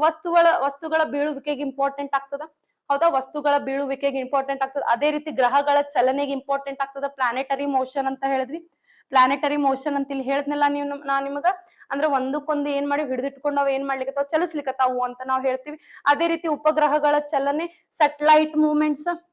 ಈ ಸೆಟಲೈಟ್ಸ್ ಅನ್ನೋದು ಅಂದ್ರೆ ಇಲ್ಲಿ ಉಪಗ್ರಹಗಳು ನಮ್ಮ ಬಾಹ್ಯಾಕಾಶದಲ್ಲಿ ಎದ್ರ ಮುಖಾಂತರ ಗ್ರಾವಿಟೇಷನಲ್ ಫೋರ್ಸ್ ಮುಖಾಂತರ ಗುರುತ್ವಾಕರ್ಷಣ ಬಲದಿಂದನೇ ಏನಾಗ್ಲಿಕ್ಕತ್ತಾವ? ಇವು ಚಲಿಸ್ಲಿಕ್ಕತ್ತಾವು ಅಂತ ನಾವು ಹೇಳ್ತೀವಿ. ಅದೇ ರೀತಿ ಉಬ್ಬರ ಬೀಳ್ತಗಳು, ಟೈಡ್ಸ್ ಅಂತ ಹೇಳ್ತೇವಿ. ಟೈಡ್ಸ್ ಅಂತ ಹೇಳ್ತೀವಿ, ರೈಟ್? ಸೊ ಇಲ್ಲಿ ಗ್ರಾವಿಟೇಷನಲ್ ಪುಲ್ಸ್ ಇಂದ ಏನಾಗ್ತಾವ? ಟೈಡ್ಸ್ ಏನಾಗ್ತಾವ? ಅಕ್ಯುಮುಲೇಟ್ ಆಗ್ತಾವು. ಉಬ್ಬರ ಬೀಳ್ತಗಳು ಅಂದ್ರ ಅಲೆಗಳು ಹುಟ್ಕೊಂತಾವು ಅಂತ ನಾವು ಹೇಳ್ತೇವೆ. ಸೊ ಇಲ್ಲಿ ಇದು ಕ್ವಶನ್ ನಿಮಗ ಸೆಂಟೆನ್ಸ್ ಫಾರ್ಮೇಶನ್ ಒಳಗಡೆ ಕೇಳ್ಬೋದು ಅಂತ, ಸೆಂಟೆನ್ಸ್ ಬೇಸ್ಡ್ ಕ್ವಶನ್ ನಿಮಗ್ ಕೇಳ್ಬೋದು ಅಂತ ಹೇಳ್ತೇವೆ. ಅಂದ್ರ ಗ್ರಾವಿಟಿ ಯಾವ್ದಕ್ಕ ಮುಖ್ಯ? ಗ್ರಾವಿಟಿ ಅಂದ್ರೆ ಗುರುತ್ವಾಕರ್ಷಣೆಯ ಬಲ ಈ ಕೆಳಗಿನಂತಿದೆ ಅಂತ ನಿಮ್ಗೆ ಕೊಟ್ಟು, ಇವು ಆಪ್ಷನ್ಸ್ ನ ಕೊಟ್ಟು ಇದ್ರೊಳಗೆ ಏನೋ ಒಂದು ನಿಮಗ ಮಿಸ್ಟೇಕ್ ಅನ್ನ ಕೊಟ್ಟು ಯಾವ್ದಾದ್ರು ಕರೆಕ್ಟ್ ಆಪ್ಷನ್, ಕರೆಕ್ಟ್ ಕೋಡ್ಸ್ ಅನ್ನ ಚೂಸ್ ಮಾಡ್ರಿ ಅಂತಾನು ನಿಮ್ಗೆ ಎಕ್ಸಾಮ್ ಈಗ ಕೇಳ್ಬೋದು. ಸೊ ಯಾಕೆ ಮುಖ್ಯಪ್ಪ ಅಂದ್ರೆ ವಸ್ತುಗಳ ಬೀಳುವಿಕೆಗೆ ಮುಖ್ಯ ಆಗ್ತೈತಿ. ವಸ್ತುಗಳ ಬೀಳುವಿಕೆಗೆ ಮುಖ್ಯ ಆಗ್ತೈತಿ. ಅದೇ ರೀತಿ ಇಲ್ಲಿ ಆಗ್ತದ ಗ್ರಹಗಳ ಚಲನೆಗೆ ಮುಖ್ಯವಾಗ್ತದ. ಅದೇ ರೀತಿ ಉಪಗ್ರಹಗಳ ಚಲನೆಗೂ ಮುಖ್ಯವಾಗ್ತದ. ಅದೇ ರೀತಿ ಉಬ್ಬರ ಬೀಳ್ತಗಳಿಗೆ ಮುಖ್ಯವಾಗ್ತದ ಅಂತ ಹೇಳ್ತೇವೆ. ಗ್ರಾವಿಟಿ ಅನ್ನೋದು ಇಷ್ಟಕ್ಕೆ ಇಂಪಾರ್ಟೆಂಟ್ ಅಂತ ನಾವು ಹೇಳ್ತೇವೆ, ರೈಟ್? ಸೊ ಇಲ್ಲಿ ಅಂದ್ರೆ ಐಸಾಕ್ ನ್ಯೂಟನ್ ಬಗ್ಗೆ ನೋಡಿದ್ವಿ. ಸ್ವಲ್ಪ ಬೇರೆ ಏನು ಬೇರೆ ಸೈಂಟಿಸ್ಟಸ್ ಆಪ್ಷನ್ ಕೊಟ್ಟಿದ್ರಲ್ಲ, ಅವ್ರು ಏನೇನ್ ಮಾಡಿದ್ರು ಅಂತ ನೋಡೋಣ. ಡಾರ್ವಿನ್ ಅವ್ರು ಏನ್ ಕಂಡು ಹಿಡಿದ್ರು? ವಿಕಾಸದ ಸಿದ್ಧಾಂತವನ್ನು ಕಂಡು ಹಿಡಿದ್ರು ಅಂತ ಹೇಳ್ತೇವೆ. ಥಿಯರಿ ಆಫ್ ಎವಲ್ಯೂಷನ್ ಅಂತ ಹೇಳ್ತೇವೆ. ಚಾರ್ಲ್ಸ್ ಡಾರ್ವಿನ್ ಅವರು ಎವಲ್ಯೂಷನ್ಸ್ ಥಿಯರೀಸ್ ಅನ್ನ ಕಂಡು ಹಿಡಿದ್ರು ಅಂತ ಹೇಳ್ತೇವೆ. ಎವಲ್ಯೂಷನ್ ಥಿಯರೀಸ್ ಅನ್ನ ಕಂಡು ಹಿಡಿದ್ರು ಅಂತ ಹೇಳ್ತೇವೆ. ಹೌದಾ? ಎವಲ್ಯೂಷನ್. ಓಕೆ, ವಿಕಾಸದ ಸಿದ್ಧಾಂತಗಳನ್ನ ಇವ್ರು ಕಂಡು ಹಿಡಿದ್ರು. ಇವ್ರದ್ದು ವಿಕಾಸದ ಸಿದ್ಧಾಂತಗಳು 4 ಸಿದ್ಧಾಂತಗಳದಾವು. ಸ್ವಲ್ಪ 4 ಸಿದ್ಧಾಂತಗಳು ಯಾವ್ಯಾವ ಅದಾವ ಹೋಗಿ ಸ್ವಲ್ಪ ನೋಡ್ಕೋರಿ. 4 ಸಿದ್ಧಾಂತಗಳು ಯಾವ್ಯಾವ ಅದಾವ ಸ್ವಲ್ಪ ನೋಡ್ಕೋರಿ. ಚಾರ್ಲ್ಸ್ ಡಾರ್ವಿನಿಸಂ ಥಿಯರಿ ಐತಿ. ಅದೇ ರೀತಿ ಲಾಮಾರ್ಕಿಸಂ ಥಿಯರಿ ಅಂತ ಬರ್ತಾವ. ಲಾಮಾರ್ಕಿಸಂ ಸಿದ್ಧಾಂತಗಳು ಅವರು 2 ಅದಾವ ಥಿಯರಿಗಳು. ಲಾಮಾರ್ಕಿಸಂ 2 ಅದಾವು, ಡಾರ್ವಿನ್ ದವ್ರದ್ದು 4 ಅದಾವು. ಡಾರ್ವಿನ್ ದವ್ರದ್ದು 4 ಸಿದ್ಧಾಂತಗಳು ಯಾವ್ದಾವ್ ನೋಡ್ಕೋರಿ. ಅದೇ ರೀತಿ ಲಾಮಾರ್ಕಿಸಂ ದವ್ರದ್ದು ಯಾವ್ದಾವು 2 ಸಿದ್ಧಾಂತಗಳು ಅವು ನೋಡ್ಕೋರಿ. ಅದೇ ರೀತಿ ಗ್ರಿಗರ್ ಜಾನ್ ಮೆಂಡಲ್, ಓಕೆ, ಜೆನೆಟಿಕ್ಸ್ ಅನುವಂಶಿಕತೆಯ ಸಿದ್ಧಾಂತಗಳು ಏನದಾವ್ 3 ಅದಾವ. 3 ಯಾವ್ಯಾವ ಹೋಗಿ ನೋಡ್ಕೋರಿ. ಓಕೆ, ಸೊ ಇವು ಎಕ್ಸಾಮ್ಸಿಗೆ ಸ್ವಲ್ಪ ನಿಮ್ಗೆ ಇಂಪಾರ್ಟೆಂಟ್ ಆಗ್ತವೆ. ಸಿದ್ಧಾಂತಗಳು ಸ್ವಲ್ಪ ಹೋಗಿ ನೋಡ್ಕೋರಿ, ಎಕ್ಸಾಮ್ಸಿಗೆ ನಿಮ್ಗೆ ಇಂಪಾರ್ಟೆಂಟ್ ಆಗ್ತದೆ. ಅಂಡ್ ನಾನು ಆಲ್ರೆಡಿ ನಿಮ್ಗೆ ಗ್ರಿಗರ್ ಜಾನ್ ಮೆಂಡಲ್ದು ಆಲ್ರೆಡಿ ಅವು ಸಿದ್ಧಾಂತಗಳು ಯಾವ್ದಾವ ಅಂತ ಹೇಳಿ ಪ್ರೀವಿಯಸ್ ಕ್ಲಾಸಸ್ ಒಳಗಡೆ ಕರೆಂಟ್ ಅಫೇರ್ಸ್ ಕ್ಲಾಸಸ್ ಮಾಡ್ತಿರ್ಬೇಕಾದ್ರೆ ಪ್ರೀವಿಯಸ್ ಕ್ಲಾಸಸ್ ಅಲ್ಲಿ ನಾನು ನಿಮ್ಗೆ ಹೇಳಿದೀನಿ. ಸ್ವಲ್ಪ ಯಾರು ಓದ್ಕೊಂಡಿಲ್ಲ ಸ್ವಲ್ಪ ಹೋಗಿ ಓದ್ಕೋರಿ ಅಂತ ನಾನು ನಿಮ್ಗೆ ಹೇಳ್ತೀನಿ, ರೈಟ್? ಸೊ ಇಲ್ಲಿ ಗೆಲಿಲಿಯೋ ಅವರು ಎದ್ರ ಬಗ್ಗೆ ಕಂಡು ಹಿಡಿದಿದ್ರಪ್ಪ ಅಂತಂದ್ರೆ ದೇಹಗಳ ಬಗ್ಗೆ ಏನ್ ಮಾಡಿದ್ರು, ಬೀಳುವ ದೇಹಗಳನ್ನ ಅಧ್ಯಯನ ಮಾಡಿದ್ರು. ಫಾಲಿಂಗ್ ಆಬ್ಜೆಕ್ಟ್ಸ್ ಬಗ್ಗೆ ಏನ್ ಮಾಡಿದ್ರು, ಇವರು ಸ್ಟಡಿ ಮಾಡಿದ್ರು ಅಂತ ಹೇಳ್ತಾರೆ. ಅಂದ್ರೆ ಇಲ್ಲಿ ಯಂತ್ರಶಾಸ್ತ್ರಕ್ಕೆ ಅಡಿಪಾಯ ಹಾಕಿದೆ ಅಂತ ಹೇಳ್ತದೆ. ಅಂದ್ರೆ ಇವ್ರು ಏನ್ ಹಾಕ್ಯಾರಪ್ಪ ಅಂದ್ರೆ ಒಂದು ಯಂತ್ರಶಾಸ್ತ್ರಕ್ಕೆ ಏನ್ ಹಾಕ್ಯಾರ, ಅಡಿಪಾಯ ಹಾಕ್ಯಾರ ಅಂತ ಹೇಳ್ತೇವೆ. ಮೆಕ್ಯಾನಿಕ್ಸ್ ಒಂದ್ ಏನ್ ಮಾಡ್ಯಾರ, ಫೌಂಡೇಶನ್ ಕೊಟ್ಟಾರ. ಮೆಕ್ಯಾನಿಕ್ಸ್ ಅಂದ್ರೆ ಏನು, ಹೆಂಗ್ ವರ್ಕ್ ಆಗ್ತೈತಿ, ಓಕೆ, ಅದ್ರ ಮೇಲೆ ಇವ್ರು ಅದ್ರದ್ದು ಫೌಂಡೇಶನ್ ಬೇಸಿಕ್ ಥೀಮ್ ನ ಏನ್ ಕೊಟ್ಟಾರ, ಬೇಸಿಕ್ ಥಿಯರೀಸ್ ಯಾರು ಕೊಟ್ಟಾರಪ್ಪ ಅಂತಂದ್ರ ಗೆಲಿಲಿಯೋ ಅವ್ರು ಕೊಟ್ಟಾರ ಅಂತ ನಾವು ಹೇಳ್ತೀವಿ. ಗೆಲಿಲಿಯೋ ಅವ್ರು ಕೊಟ್ಟಾರ ಅಂತ ಹೇಳ್ತೀವಿ, ರೈಟ್. ಓಕೆ, ಇಲ್ಲಿ ಏನ್ಸ್ಟೀನ್ ಅವ್ರು ಅವರು ಏನಪ್ಪಾ ಅಂದ್ರೆ ಸಾಪೇಕ್ಷತಾ ಸಿದ್ಧಾಂತವನ್ನು ಕೊಟ್ಟಾರ ಅಂತ ಹೇಳ್ತೀವಿ. ರಿಲೇಟಿವಿಟಿ ಥಿಯರಿ ಕೊಟ್ಟಾರ ಅಂತ ಹೇಳ್ತೀವಿ. ಸೊ ರಿಲೇಟಿವಿಟಿ ಥಿಯರಿ ಅಂದ್ರೆ ಏನೊಂದ್ ಸ್ವಲ್ಪ ಹೋಗಿ ನೋಡ್ಕೋರಿ ಅಂತ ಹೇಳ್ತೀವಿ. ಸೊ ಇಲ್ಲಿ ಮೇನ್ ಅಂದ್ರೆ ಇಲ್ಲಿ ಗ್ರಾವಿಟೇಷನ್ ಸ್ವಲ್ಪ ಸ್ಟಾಟಿಕ್ ಪಾರ್ಟ್ ಬರ್ತದೆ. SI unit of gravitational force ಏನಪ್ಪಾ ಅಂದ್ರೆ ನ್ಯೂಟನ್ ಅಂತ ಹೇಳ್ತೇವೆ. ಗ್ರಾವಿಟಿದು SI ಯೂನಿಟ್ ಏನಪ್ಪಾ ಅಂತಂದ್ರ ನ್ಯೂಟನ್ ಅಂತ ಹೇಳ್ತೀವಿ. ಅದೇ ರೀತಿ ಆಗಲೇ ನಾನ್ ನಿಮಗ ಜಿ ಇದು ಒಂದು ಸ್ಥಿರಾಂಕ ಐತಿ, gravity F = G × M1 M2/r² ಅಂತ ಹೇಳಿದಾಗ ಅಲ್ಲಿ ಜಿ ಇದು ಒಂದು ಪರ್ಟಿಕ್ಯುಲರ್ ಸ್ಥಿರಾಂಕ ಐತಿ. ಅದು ಎಷ್ಟಪ್ಪ ಅಂದ್ರೆ 6.67 × 10⁻⁻11 newton metre square or kilogram per square ಅಂತ ಹೇಳ್ತೀವಿ. Metre square or kilogram per square ಅಂತ ಹೇಳ್ತೀವಿ. ಈ ಸ್ಥಿರಾಂಕ ಬಹಳ ಇಂಪಾರ್ಟೆಂಟ್ ನಿಮಗೆ ಎಕ್ಸಾಮಿಗ ಅಂತ ಹೇಳ್ತೀವಿ. SI ಯೂನಿಟ್ಸ್ ಮತ್ತ ಸ್ಥಿರಾಂಕಗಳು ನಿಮ್ಗೆ ಎಕ್ಸಾಮಿಗ ಫಿಕ್ಸ್ ಅದ್ರ ಮೇಲೆ ಕ್ವಶನ್ಸ್ ಇರ್ತಾವು ಅಂತ ಹೇಳ್ತೀವಿ. ಸ್ವಲ್ಪ ಬೇಸಿಕ್ ಅನ್ನ ಸ್ಟಾಟಿಕ್ ಪಾರ್ಟ್ ಏನೈತಲ್ಲ ಅದು ಸ್ವಲ್ಪ ನೀಟಾಗಿ ನೋಡ್ಕೋರಿ ಅಂತ ಹೇಳ್ತೀವಿ, ರೈಟ್. ನೀಟಾಗಿ ನೋಡ್ಕೋರಿ ಅಂತ ಹೇಳ್ತೀನಿ, ರೈಟ್. ಒಂದ್ ಸೆಕೆಂಡ್, ಇಲ್ಲಿ ನಿಮಗೆ ಸ್ಥಿರಾಂಕಗಳನ್ನ ಕೊಟ್ಟಿದ್ದೇವಿ.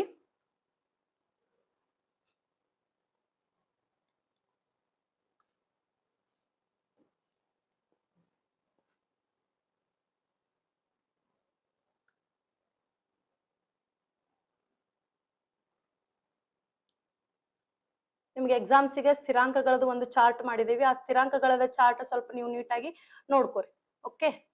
ಇಲ್ಲಿ ನೋಡ್ರಿ, ರೈಟ್. ಇಲ್ಲಿ ಸ್ಥಿರಾಂಕಗಳದ ನಾವು ಚಾರ್ಟ್ ಅನ್ನ ಕೊಟ್ಟಿದ್ದೇವಿ. ಆ ಸ್ಥಿರಾಂಕಗಳದ ಚಾರ್ಟ್ ಅನ್ನ ಸ್ವಲ್ಪ ನೀವು ನೀಟಾಗಿ ನೋಡ್ಕೋರಿ ಅಂತ ಹೇಳ್ತೀವಿ, ಓಕೆ. ನೋಡ್ರಿ, ಇಲ್ಲಿ ಕೊಟ್ಟಿದೆ. ಇಲ್ಲಿ ಫಂಡಮೆಂಟಲ್ SI ಯೂನಿಟ್ಸ್, ಮೂಲ ಅಂತಾರಾಷ್ಟ್ರೀಯ ಏಕಮಾನಗಳನ್ನ ಕೊಟ್ಟಿದ್ದೇವೆ, ಹೌದಾ. ಇಲ್ಲಿ ಲೆಂತ್ ಅಂತಂದ್ರೆ ಏನಪ್ಪಾ ಅಂತಂದ್ರ ಮೀಟರ್ ಅಂತ ಅಂತೇವಿ. ಮಾಸ್ ಅಂತಂದ್ರ ಕಿಲೋಗ್ರಾಮ್ ಅಂತ ಅಂತೇವಿ. ಅದೇ ರೀತಿ ಟೈಮ್ ಅಂತಂತಂದ್ರ ಸೆಕೆಂಡ್ ಅಂತ ಅಂತೇವಿ. ಎಲೆಕ್ಟ್ರಿಕ್ ಕರೆಂಟ್ ಅಂತಂದ್ರೆ ಇಲ್ಲಿ ಆಂಪಿಯರ್ ಅಂತ ಬರ್ತದೆ SI ಯೂನಿಟ್. ಏಕಮಾನಗಳು ನಿಮಗ್ ಚಾರ್ಟ್ ಇದನ್ನ ನಾವು ಇಲ್ಲಿ ಸ್ಕ್ರೀನ್ ಶಾಟ್ ತಗೊಳ್ಳೋದಾದ್ರೆ ತಗೋರಿ. ಇಲ್ಲ ಅಂತಂದ್ರೆ ಇದನ್ನ ನಾವು PDF ಅನ್ನ ಶೇರ್ ಮಾಡ್ತೇವೆ. ಅಲ್ಲಿ ಕೆಳಗಡೆ ಲಿಂಕ್ ನ ನಾವು ನಿಮಗೆ ಕೊಡ್ತೇವಿ, ಅದ್ರೊಳಗಡೆ ಆದ್ರೂ ನೋಡ್ಕೊರಿ. ಇಲ್ಲಿ ಎಲೆಕ್ಟ್ರಿಕ್ ಕರೆಂಟ್ SI ಯೂನಿಟ್ ಏನು, ವಿದ್ಯುತ್ ಪ್ರವಾಹದ ಏಕಮಾನ ಏನಪ್ಪಾ ಅಂತಂದ್ರೆ ಆಂಪಿಯರ್ ಅಂತ ಅಂತೀವಿ. ಅದ್ರ ಸಿಂಬಾಲ್ ಏನೈತಿ, A ಅಂತ ಐತಿ ಅಂತ ಹೇಳ್ತೀವಿ. ಅದೇ ರೀತಿ ಟೆಂಪರೇಚರ್, ತಾಪಮಾನ, ಕೆಲ್ವಿನ್ ಒಳಗಡೆ ಇತ್ತಂದ್ರೆ K ಅಂತ ಅಂತೇವಿ ಅಂತ ಹೇಳ್ತೀವಿ. ಕೆಲ್ವಿನ್ K ಅಂತ ಹೇಳ್ತೀವಿ. SI ಯೂನಿಟ್ ಏನೈತಿ, K ಅಂತ ಐತಿ. ಅದೇ ರೀತಿ ಲ್ಯೂಮಿನಸ್ ಇಂಟೆನ್ಸಿಟಿ, ಬೆಳಕಿನ ತೀವ್ರತೆ ಅಂದ್ರೆ ಏನಪ್ಪಾ ಅಂದ್ರ SI ಯೂನಿಟ್ ಕ್ಯಾಂಡೆಲ್ಲಾ ಅಂತ ಅಂತೀವಿ. CD ಅನ್ನೋ ಒಂದು ಸಿಂಬಾಲ್ ಇಂದ ಅದನ್ನ ಸೂಚಿಸ್ತೇವಿ ಅಂತ ಹೇಳ್ತೀವಿ. ಬೆಳಕಿನ ತೀವ್ರತೆ ಏನಪ್ಪಾ ಅಂತಂದ್ರೆ, ಬೆಳಕಿನ ತೀವ್ರತೆ SI ಯೂನಿಟ್ ಏನಪ್ಪಾ ಅಂತಂದ್ರ CD ಅಂತ ಹೇಳ್ತೀವಿ, ಕ್ಯಾಂಡೆಲಾ ಅಂತ ಹೇಳ್ತೀವಿ ಅಂತ ಹೇಳ್ತೀವಿ. ಅದೇ ರೀತಿ ವಸ್ತುವಿನ ಪ್ರಮಾಣವನ್ನ ನಾವು ಹೆಂಗ್ ಸೂಚಿಸ್ತೇವೆ ಅಂದ್ರೆ ಮೋಲ್ ಅನ್ನೋ ಒಂದು SI ಯೂನಿಟ್ ಮುಖಾಂತರ, ಏಕಮಾನದ ಮುಖಾಂತರ, ಮೋಲ್ ಅನ್ನೋ ಒಂದು SI ಏಕಮಾನದ ಮುಖಾಂತರ ನಾವ್ ಏನ್ ಮಾಡ್ತೇವೆ, ಸೂಚಿಸ್ತೇವಿ. ಅದ್ರದ್ದು ವಸ್ತುವಿನ ಪ್ರಮಾಣ, ಅಮೌಂಟ್ ಆಫ್ ಸಬ್ಸ್ಟೆನ್ಸಸ್ ಅಂತ ಹೇಳ್ತೇವೆ. ಸೊ ಆಲ್ಮೋಸ್ಟ್ ನಿಮಗ ಕ್ವಶನ್ಸ್ ಎಕ್ಸಾಮ್ಸ್ ಬಹಳ ಜಾಸ್ತಿ ಕೇಳಿರೋದತ್ತಂದ್ರೆ ಎಲೆಕ್ಟ್ರಿಕ್ ಕರೆಂಟ್ ಮೇಲೆ ಜಾಸ್ತಿ ಕ್ವಶನ್ಸ್ ಪ್ರೀವಿಯಸ್ ಇಯರ್ಸ್ ಒಳಗಡೆ ಎಲೆಕ್ಟ್ರಿಕ್ ಕರೆಂಟ್ ಮೇಲೆ ಕೇಳೋಣ. ಫೋರ್ಸ್ ಅಥವಾ ವೇಟ್, ಬಲ ಅಥವಾ ತೂಕ, ಇದನ್ನ SI ಯೂನಿಟ್ ಏನಪ್ಪಾ ಅಂದ್ರೆ ನ್ಯೂಟನ್ ಅಂತ ಹೇಳ್ತೇವೆ. SI ಯೂನಿಟ್ ಏನು, ನ್ಯೂಟನ್ ಅಂತ ಹೇಳ್ತೇವೆ. ಅದೇ ರೀತಿ ವರ್ಕ್ ಮತ್ತೆ ಎನರ್ಜಿ, ವರ್ಕ್ ಅಥವಾ ಎನರ್ಜಿ SI ಯೂನಿಟ್ ಏನು, ಜೌಲ್, J ಅಂತ ಹೇಳ್ತೇವೆ, ಜೌಲ್ ಅಂತ ಹೇಳ್ತೇವೆ. ಅದೇ ರೀತಿ ಎಲೆಕ್ಟ್ರಿಕ್ ಪವರ್, ಓಕೆ. ವಿದ್ಯುತ್ ಸಾಮರ್ಥ್ಯದ ಏನೈತಿ, ವ್ಯಾಟ್ ಅಂತ ಹೇಳ್ತೇವೆ, W ಅಂತ ಹೇಳ್ತೇವೆ, ವ್ಯಾಟ್ ಅಂತ ಬರ್ತದೆ, ರೈಟ್. ಅದೇ ರೀತಿ ಪ್ರೆಷರ್ದ SI ಯೂನಿಟ್ ಏನಪ್ಪಾ ಅಂದ್ರೆ ಪಾಸ್ಕಲ್ ಅಂತ ಹೇಳ್ತೇವೆ, PA ಅಂತ ಹೇಳ್ತೇವೆ, ಪಾಸ್ಕಲ್ ಅಂತ ಹೇಳ್ತೇವೆ. ಅದೇ ರೀತಿ ಫ್ರೀಕ್ವೆನ್ಸಿ, ಆವೃತ್ತದ ಏನಪ್ಪಾ ಅಂತಂದ್ರೆ ಹರ್ಡ್ಸ್ ಅಂತ ಅಂತೇವೆ, ಹರ್ಡ್ಸ್, HZ ಅಂತ ಅಂತೇವೆ, ಹರ್ಡ್ಸ್ ಅಂತ ಹೇಳ್ತೇವೆ, HZ ಅಂತ ಹೇಳ್ತೇವೆ, ರೈಟ್. ಅದೇ ರೀತಿ ಎಲೆಕ್ಟ್ರಿಕ್ ಚಾರ್ಜ್, ವಿದ್ಯುತ್ ಆವೇಶದ ಕುಲ್ಲಂಬ್. ನೋಡ್ರಿ, ವಿದ್ಯುತ್ ಪ್ರವಾಹ ಆಂಪಿಯರ್, ಫೋರ್ಸ್ ವೇಟ್, ಆಮೇಲೆ ವರ್ಕ್ ಮತ್ತ ಎನರ್ಜಿ, ಪವರ್ ಮತ್ತ ಎಲೆಕ್ಟ್ರಿಕ್ ಚಾರ್ಜ್, ವಿದ್ಯುತ್ ಆವೇಶ. ಇದ್ರ ಮೇಲೆ ಜಾಸ್ತಿ ಕ್ವಶನ್ಸ್ ಅನ್ನ ಕೇಳೋಣ. ಎದ್ರ ಮೇಲಪ್ಪ ಅಂತಂದ್ರ ಇದ್ರ ಮೇಲೆ ಸ್ವಲ್ಪ ಜಾಸ್ತಿ ಫೋಕಸ್ ಮಾಡ್ರಿ. ಒಂದು ಎಲೆಕ್ಟ್ರಿಕ್ ಕರೆಂಟ್, ಇನ್ನೊಂದು ಫೋರ್ಸ್ ಅಥವಾ ವೇಟ್, ವರ್ಕ್ ಅಥವಾ ಎನರ್ಜಿ, ಪವರ್ದ ಮೇಲೆ ಕೇಳಾನ. ಅದೇ ರೀತಿ ವಿದ್ಯುತ್ ಆವೇಶ ಅಂದ್ರೆ ಎಲೆಕ್ಟ್ರಿಕ್ ಚಾರ್ಜ್ ಮೇಲೆ ಕೇಳಾನ. ಎಲೆಕ್ಟ್ರಿಕ್ ಚಾರ್ಜ್ ಏನಪ್ಪಾ ಅಂದ್ರೆ ಕುಲಂಬ್ ಅಂತ ಅಂತೀವಿ, ಸಿ ಅಂತ ಮೆನ್ಷನ್ ಮಾಡ್ತೀವಿ. ಅದೇ ರೀತಿ ಎಲೆಕ್ಟ್ರಿಕ್ ಪೊಟೆನ್ಶಿಯಲ್ ವೋಲ್ಟ್ ಅಂತ ಹೇಳ್ತೀವಿ, ವೋಲ್ಟ್ ಮೀಟರ್ ಅಂತ ಹೇಳ್ತೀವಿ, ಎಲೆಕ್ಟ್ರಿಕ್ ಪೊಟೆನ್ಶಿಯಲ್. 10ನೇ ತರಗತಿ NCERT ಟೆಕ್ಸ್ಟ್ ಬುಕ್ಸ್ ಇತ್ತಂತಂದ್ರೆ ಇವೆಲ್ಲಾ SI ಯೂನಿಟ್ಸ್ ನಿಮ್ದ 10th NCERT ಟೆಕ್ಸ್ಟ್ ಬುಕ್ ಒಳಗಡೆ ಅಥವಾ ಡೆಸರ್ಟ್ ಟೆಕ್ಸ್ಟ್ ಬುಕ್ ಒಳಗಡೆ ಅದಾವ್ ನೋಡ್ರಿ. ಅದನ್ನ ಸ್ವಲ್ಪ ಓದ್ಕೋರಿ. 10th ಟೆಕ್ಸ್ಟ್ ಬುಕ್ ಓದ್ಕೊಂಡ್ರು ಸಾಕು ನೀವು. ಅದೇ ರೀತಿ ಇಲ್ಲಿ ರೋಧಕತೆ ಅಂತ ಬರ್ತದೆ. ರೋಧಕತೆ ಮೀಟರ್ ಒಳಗಡೆ ಇತ್ತಪ್ಪ ಅಂತಂದ್ರೆ ಓಮ್ ಮೀಟರ್ ಅಂತ ಅಂತೇವೆ, ಓಮ್ ಮೀಟರ್ ಅಂತ ಅಂತೇವೆ. ಬರೀ ರೋಧಕ ಇತ್ತಪ್ಪ ಅಂದ್ರೆ ಓಮ್ ಅಂತ ಅಂತೇವಿ ಅಂತ ಹೇಳ್ತೇವೆ. ಬರೀ ರೋಧಕತೆ ಇತ್ತಪ್ಪ ಅಂದ್ರ ಎಲೆಕ್ಟ್ರಿಕಲ್ ರೆಸಿಸ್ಟಿವಿಟಿ ಅಂತಂದ್ರೆ ರೋಧಕತೆ ಅಂತಂದ್ರೆ ಓಮ್ ಪರ್ ಮೀಟರ್ ಅಂತ ಹೇಳ್ತೇವೆ, ಓಮ್ ಪರ್ ಮೀಟರ್ ಅಂತ ಹೇಳ್ತೇವೆ. ಅದೇ ಬರೇ ಎಲೆಕ್ಟ್ರಿಕಲ್ ರೆಸಿಸ್ಟೆನ್ಸ್ ರೋಧಕ ಇತ್ತಪ್ಪ ಅಂದ್ರೆ ಬರೇ ಓಮ್ ಅಂತ ಅಂತೇವೆ, ಓಮ್ ಅಂತ ಅಂತೇವೆ. ನಿಮಗ ಎಕ್ಸಾಮ್ ನಾಗ ಮೀಟರ್ ಅಂತ ರೆಸಿಸ್ಟಿವಿಟಿ ರೋಧಕತೆ ಅಂತ ಮೆನ್ಷನ್ ಮಾಡಿದ್ನಪ್ಪ ಅಂತಂದ್ರೆ ಮೀಟರ್ ನಲ್ಲಿ ರೋಧಕತೆ ಅಂತ ಮೆನ್ಷನ್ ಮಾಡಿದ್ರಪ್ಪ ಅಂದ್ರೆ ಓಮ್ ಮೀಟರ್ ಅಂತ ಬರಿಬೇಕು. ಬರೇ ರೋಧಕ ಅಂತ ಮೆನ್ಷನ್ ಮಾಡಿದ್ನಪ್ಪ ಅಂದ್ರೆ ಅದ್ರ SI ಯೂನಿಟ್ ಓಮ್ ಅಂತ ಬರ್ತದೆ, ಓಮ್ ಅಂತ ಬರ್ತದೆ, ರೈಟ್. ಓಮ್ ಇದು ಅದರ SI ಯೂನಿಟ್, ರೈಟ್. ಸೊ ಇಲ್ಲಿ ಎಲೆಕ್ಟ್ರಿಕಲ್ ಪೊಟೆನ್ಶಿಯಲ್ ಮತ್ತೆ ಎಲೆಕ್ಟ್ರಿಕಲ್ ಪೊಟೆನ್ಶಿಯಲ್ ಏನೈತಿ ವೋಲ್ಟ್ ಐತಿ ಅಂತ ಹೇಳ್ತೀವಿ. ಅದೇ ರೀತಿ ಮ್ಯಾಗ್ನೆಟಿಕ್ ಫೀಲ್ಡ್ ಸ್ಟ್ರೆಂತ್ ಕಾಂತೀಯ ಕ್ಷೇತ್ರದ ಏನೈತಿ ಟೆಸ್ಲಾ ಅಂತ ಹೇಳ್ತೀವಿ. ಕಾಂತೀಯ ಕ್ಷೇತ್ರದ ಏನೈತಿ ಟೆಸ್ಲಾ, ಟಿ ಅಂತ ಹೇಳ್ತೀವಿ. ಅದೇ ರೀತಿ ಪವರ್ ಆಫ್ ಲೆನ್ಸ್ ಮಸೂರದ ಸಾಮರ್ಥ್ಯ ಡಯೋಪ್ಟರ್ ಅಂತ ಹೇಳ್ತೀವಿ. ಮಸೂರದ ಸಾಮರ್ಥ್ಯ ಡಿ ಡಯೋಪ್ಟರ್ ಅಂತ ಹೇಳ್ತೀವಿ. ಅಂದ್ರೆ ಲೆನ್ಸಸ್ ಅಂತ ಹೇಳ್ತೀವಿ. ಲೆನ್ಸ್ದ ಎಷ್ಟೈತಿ SI ಯೂನಿಟ್ ಸಾಮರ್ಥ್ಯ ಎಷ್ಟೈತಪ್ಪ ಅಂದ್ರೆ ಡಯೋಪ್ಟರ್ ಒಳಗಡೆ ಐತಿ ಅಂತ ನಾವು ಹೇಳ್ತೀವಿ. ನೆಕ್ಸ್ಟ್ ವಿಕಿರಣಶೀಲತೆ ರೇಡಿಯೋ ಆಕ್ಟಿವಿಟಿ ಎಷ್ಟಪ್ಪ ಅಂತಂದ್ರ ಬ್ಯಾಕ್ವೆರಲ್ ಅಥವಾ ಕ್ಯೂರಿ ಅಂತ ಹೇಳ್ತೀವಿ. ಬ್ಯಾಕ್ವೆರಲ್ ಅಥವಾ ಕ್ಯೂರಿ ಅಂತ ಕೇಳ್ತೀವಿ. ನಿಮಗೆ ಎಕ್ಸಾಮ್ ಈಗ ಜಾಸ್ತಿ ಕೇಳಿರೋದಪ್ಪ ಅಂತಂದ್ರೆ ಇಲ್ಲಿ ಏನ್ ಟಿಕ್ ಮಾಡಿಲ್ಲ, ಇದ್ರ ಮೇಲೆ ನಿಮಗೆ ಎಕ್ಸಾಮ್ ಜಾಸ್ತಿ ಕ್ವಶನ್ಸ್ ಅನ್ನ ಕೇಳೋಣ ಅಂತ ಹೇಳ್ತೀವಿ. ಸೊ ಇಲ್ಲಿ ಇನ್ನೊಂದಿಷ್ಟು ಪರೀಕ್ಷಾ ದೃಷ್ಟಿಯಿಂದ ಪ್ರಮುಖ ಮಾಹಿತಿ ಅಂತಂದ್ರೆ ವ್ಯಾಲ್ಯೂಸ್ ಏನದಾವಪ್ಪ ಅಂತಂದ್ರ commercial unit of electrical energy ಎಷ್ಟ್ ಇರ್ತದಪ್ಪ ಅಂದ್ರ ಕಿಲೋ ವ್ಯಾಟ್ ಅವರ್ ನಾಗ ಇರ್ತದ. ಕಮರ್ಷಿಯಲಿ ನಾವು ಎಲೆಕ್ಟ್ರಿಕಲ್ ಎನರ್ಜಿನ ಯೂಸ್ ಮಾಡ್ತಿರ್ಬೇಕಾದ್ರೆ ಅದನ್ನ ಕಿಲೋ ವ್ಯಾಟ್ ಅಲ್ಲಿ ನಾವ್ ಏನ್ ಮಾಡ್ತೀವಿ, ಆ ಎಲೆಕ್ಟ್ರಿಕಲ್ ಎನರ್ಜಿನ ಯೂಸ್ ಮಾಡ್ತೇವಿ. ಸೊ ಇಲ್ಲಿ 1 ಕಿಲೋ ವ್ಯಾಟ್ ಅವರ್ ಅಂದ್ರೆ ಎಷ್ಟು ವ್ಯಾಲ್ಯೂ ಇರ್ತದಪ್ಪ ಅಂದ್ರೆ 3.6 into 10⁶ ಜೌಲ್ಸ್ ಇರ್ತದ ಅಂತ ಹೇಳ್ತೇವೆ. ಅಂದ್ರೆ ಇಲ್ಲಿ 1 ಕಿಲೋ ವ್ಯಾಟ್ ಪರ್ ಅವರ್ ಅಂದ್ರೆ ವ್ಯಾಲ್ಯೂ ಎಷ್ಟ್ ಇರ್ತದಪ್ಪ ಅಂದ್ರೆ 3.6 into 10⁶ ಜೌಲ್ಸ್ ಇರ್ತದ ಅಂತ ನಾವು ಹೇಳ್ತೇವೆ, ಜೌಲ್ಸ್ ಇರ್ತದ ಅಂತ ಹೇಳ್ತೇವೆ, ರೈಟ್. ಸೊ ಇದನ್ನ ಸ್ವಲ್ಪ ನೀವು ನೀಟಾಗಿ ನೋಡ್ಕೋರಿ ಅಂತ ನೋಡ್ತೇವೆ. ಅದೇ ರೀತಿ ಬೆಳಕಿನ ವರ್ಷ ಯೂನಿಟ್ ಎಷ್ಟೈತಿ, ಅದ್ರದ್ ವ್ಯಾಲ್ಯೂ ಎಷ್ಟೈತಿ ಸ್ವಲ್ಪ ನೋಡ್ಕೋರಿ.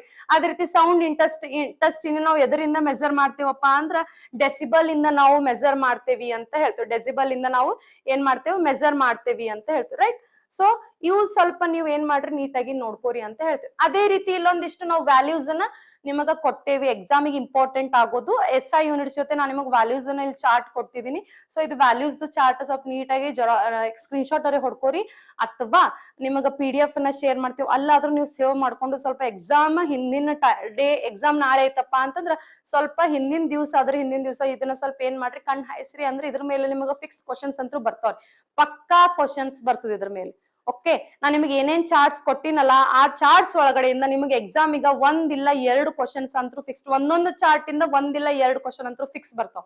ನಾನು ನಿಮಗೆ ಈಗ ಏನೇನ್ ಚಾರ್ಟ್ ಅನ್ನ ಪ್ರೊವೈಡ್ ಮಾಡ್ಕೊಂತ ಹೋಗ್ತೀನಿ, ನೆಕ್ಸ್ಟ್ ನಾಳೆ ಕ್ಲಾಸಸ್ ಮಾಡಿದ್ರು ಏನೇನ್ ಚಾರ್ಟ್ಸ್ ಗಳನ್ನ ಪ್ರೊವೈಡ್ ಮಾಡ್ಕೊಂತ ಹೋಗ್ತೀನಲ್ಲ ಅದ್ರಾಗಿಂದ 1 ಇಲ್ಲ 2 ಅಂತೂ ನಿಮಗೆ ಫಿಕ್ಸ್ ಕ್ವಶನ್ಸ್ ಅಂತೂ ಬರ್ತವೆ. ಬರೀ ಒಂದೇ ಚಾರ್ಟ್ ಇಂದ ಹೇಳಾಕತ್ತೀನಿ, ಒಂದೇ ಚಾರ್ಟ್ ಇಂದ 1 ಇಲ್ಲ 2 ಕ್ವಶನ್ಸ್ ಫಿಕ್ಸ್ ಬರ್ತಾವು ಅಂತಂದ್ರೆ ಸೊ ಪ್ಲೀಸ್ ಸೀರಿಯಸ್ ಆಗಿ ಒಂದ್ ಸ್ವಲ್ಪ ನೋಡ್ಕೋರಿ ಅಂತ ಹೇಳ್ತೇವೆ.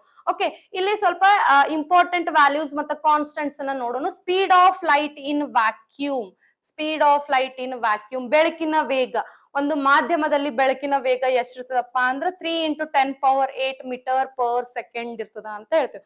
3 into 10⁸ ಮೀಟರ್ ಪರ್ ಸೆಕೆಂಡ್ ಇರ್ತದ ಅಂತ ಹೇಳ್ತೇವೆ. ಅದೇ ರೀತಿ ಗಾಳಿಯಲ್ಲಿ ಧ್ವನಿಯ ವೇಗ ಎಷ್ಟಿರ್ತದ, speed of sound in air, ಗಾಳಿಯಲ್ಲಿ ಧ್ವನಿಯ ವೇಗ ಎಷ್ಟಿರ್ತದಪ್ಪ ಅಂದ್ರೆ ಸರಾಸರಿ 343 ಮೀಟರ್ ಪರ್ ಸೆಕೆಂಡ್ ಇರ್ತದ ಅಂತ ಹೇಳ್ತೇವೆ.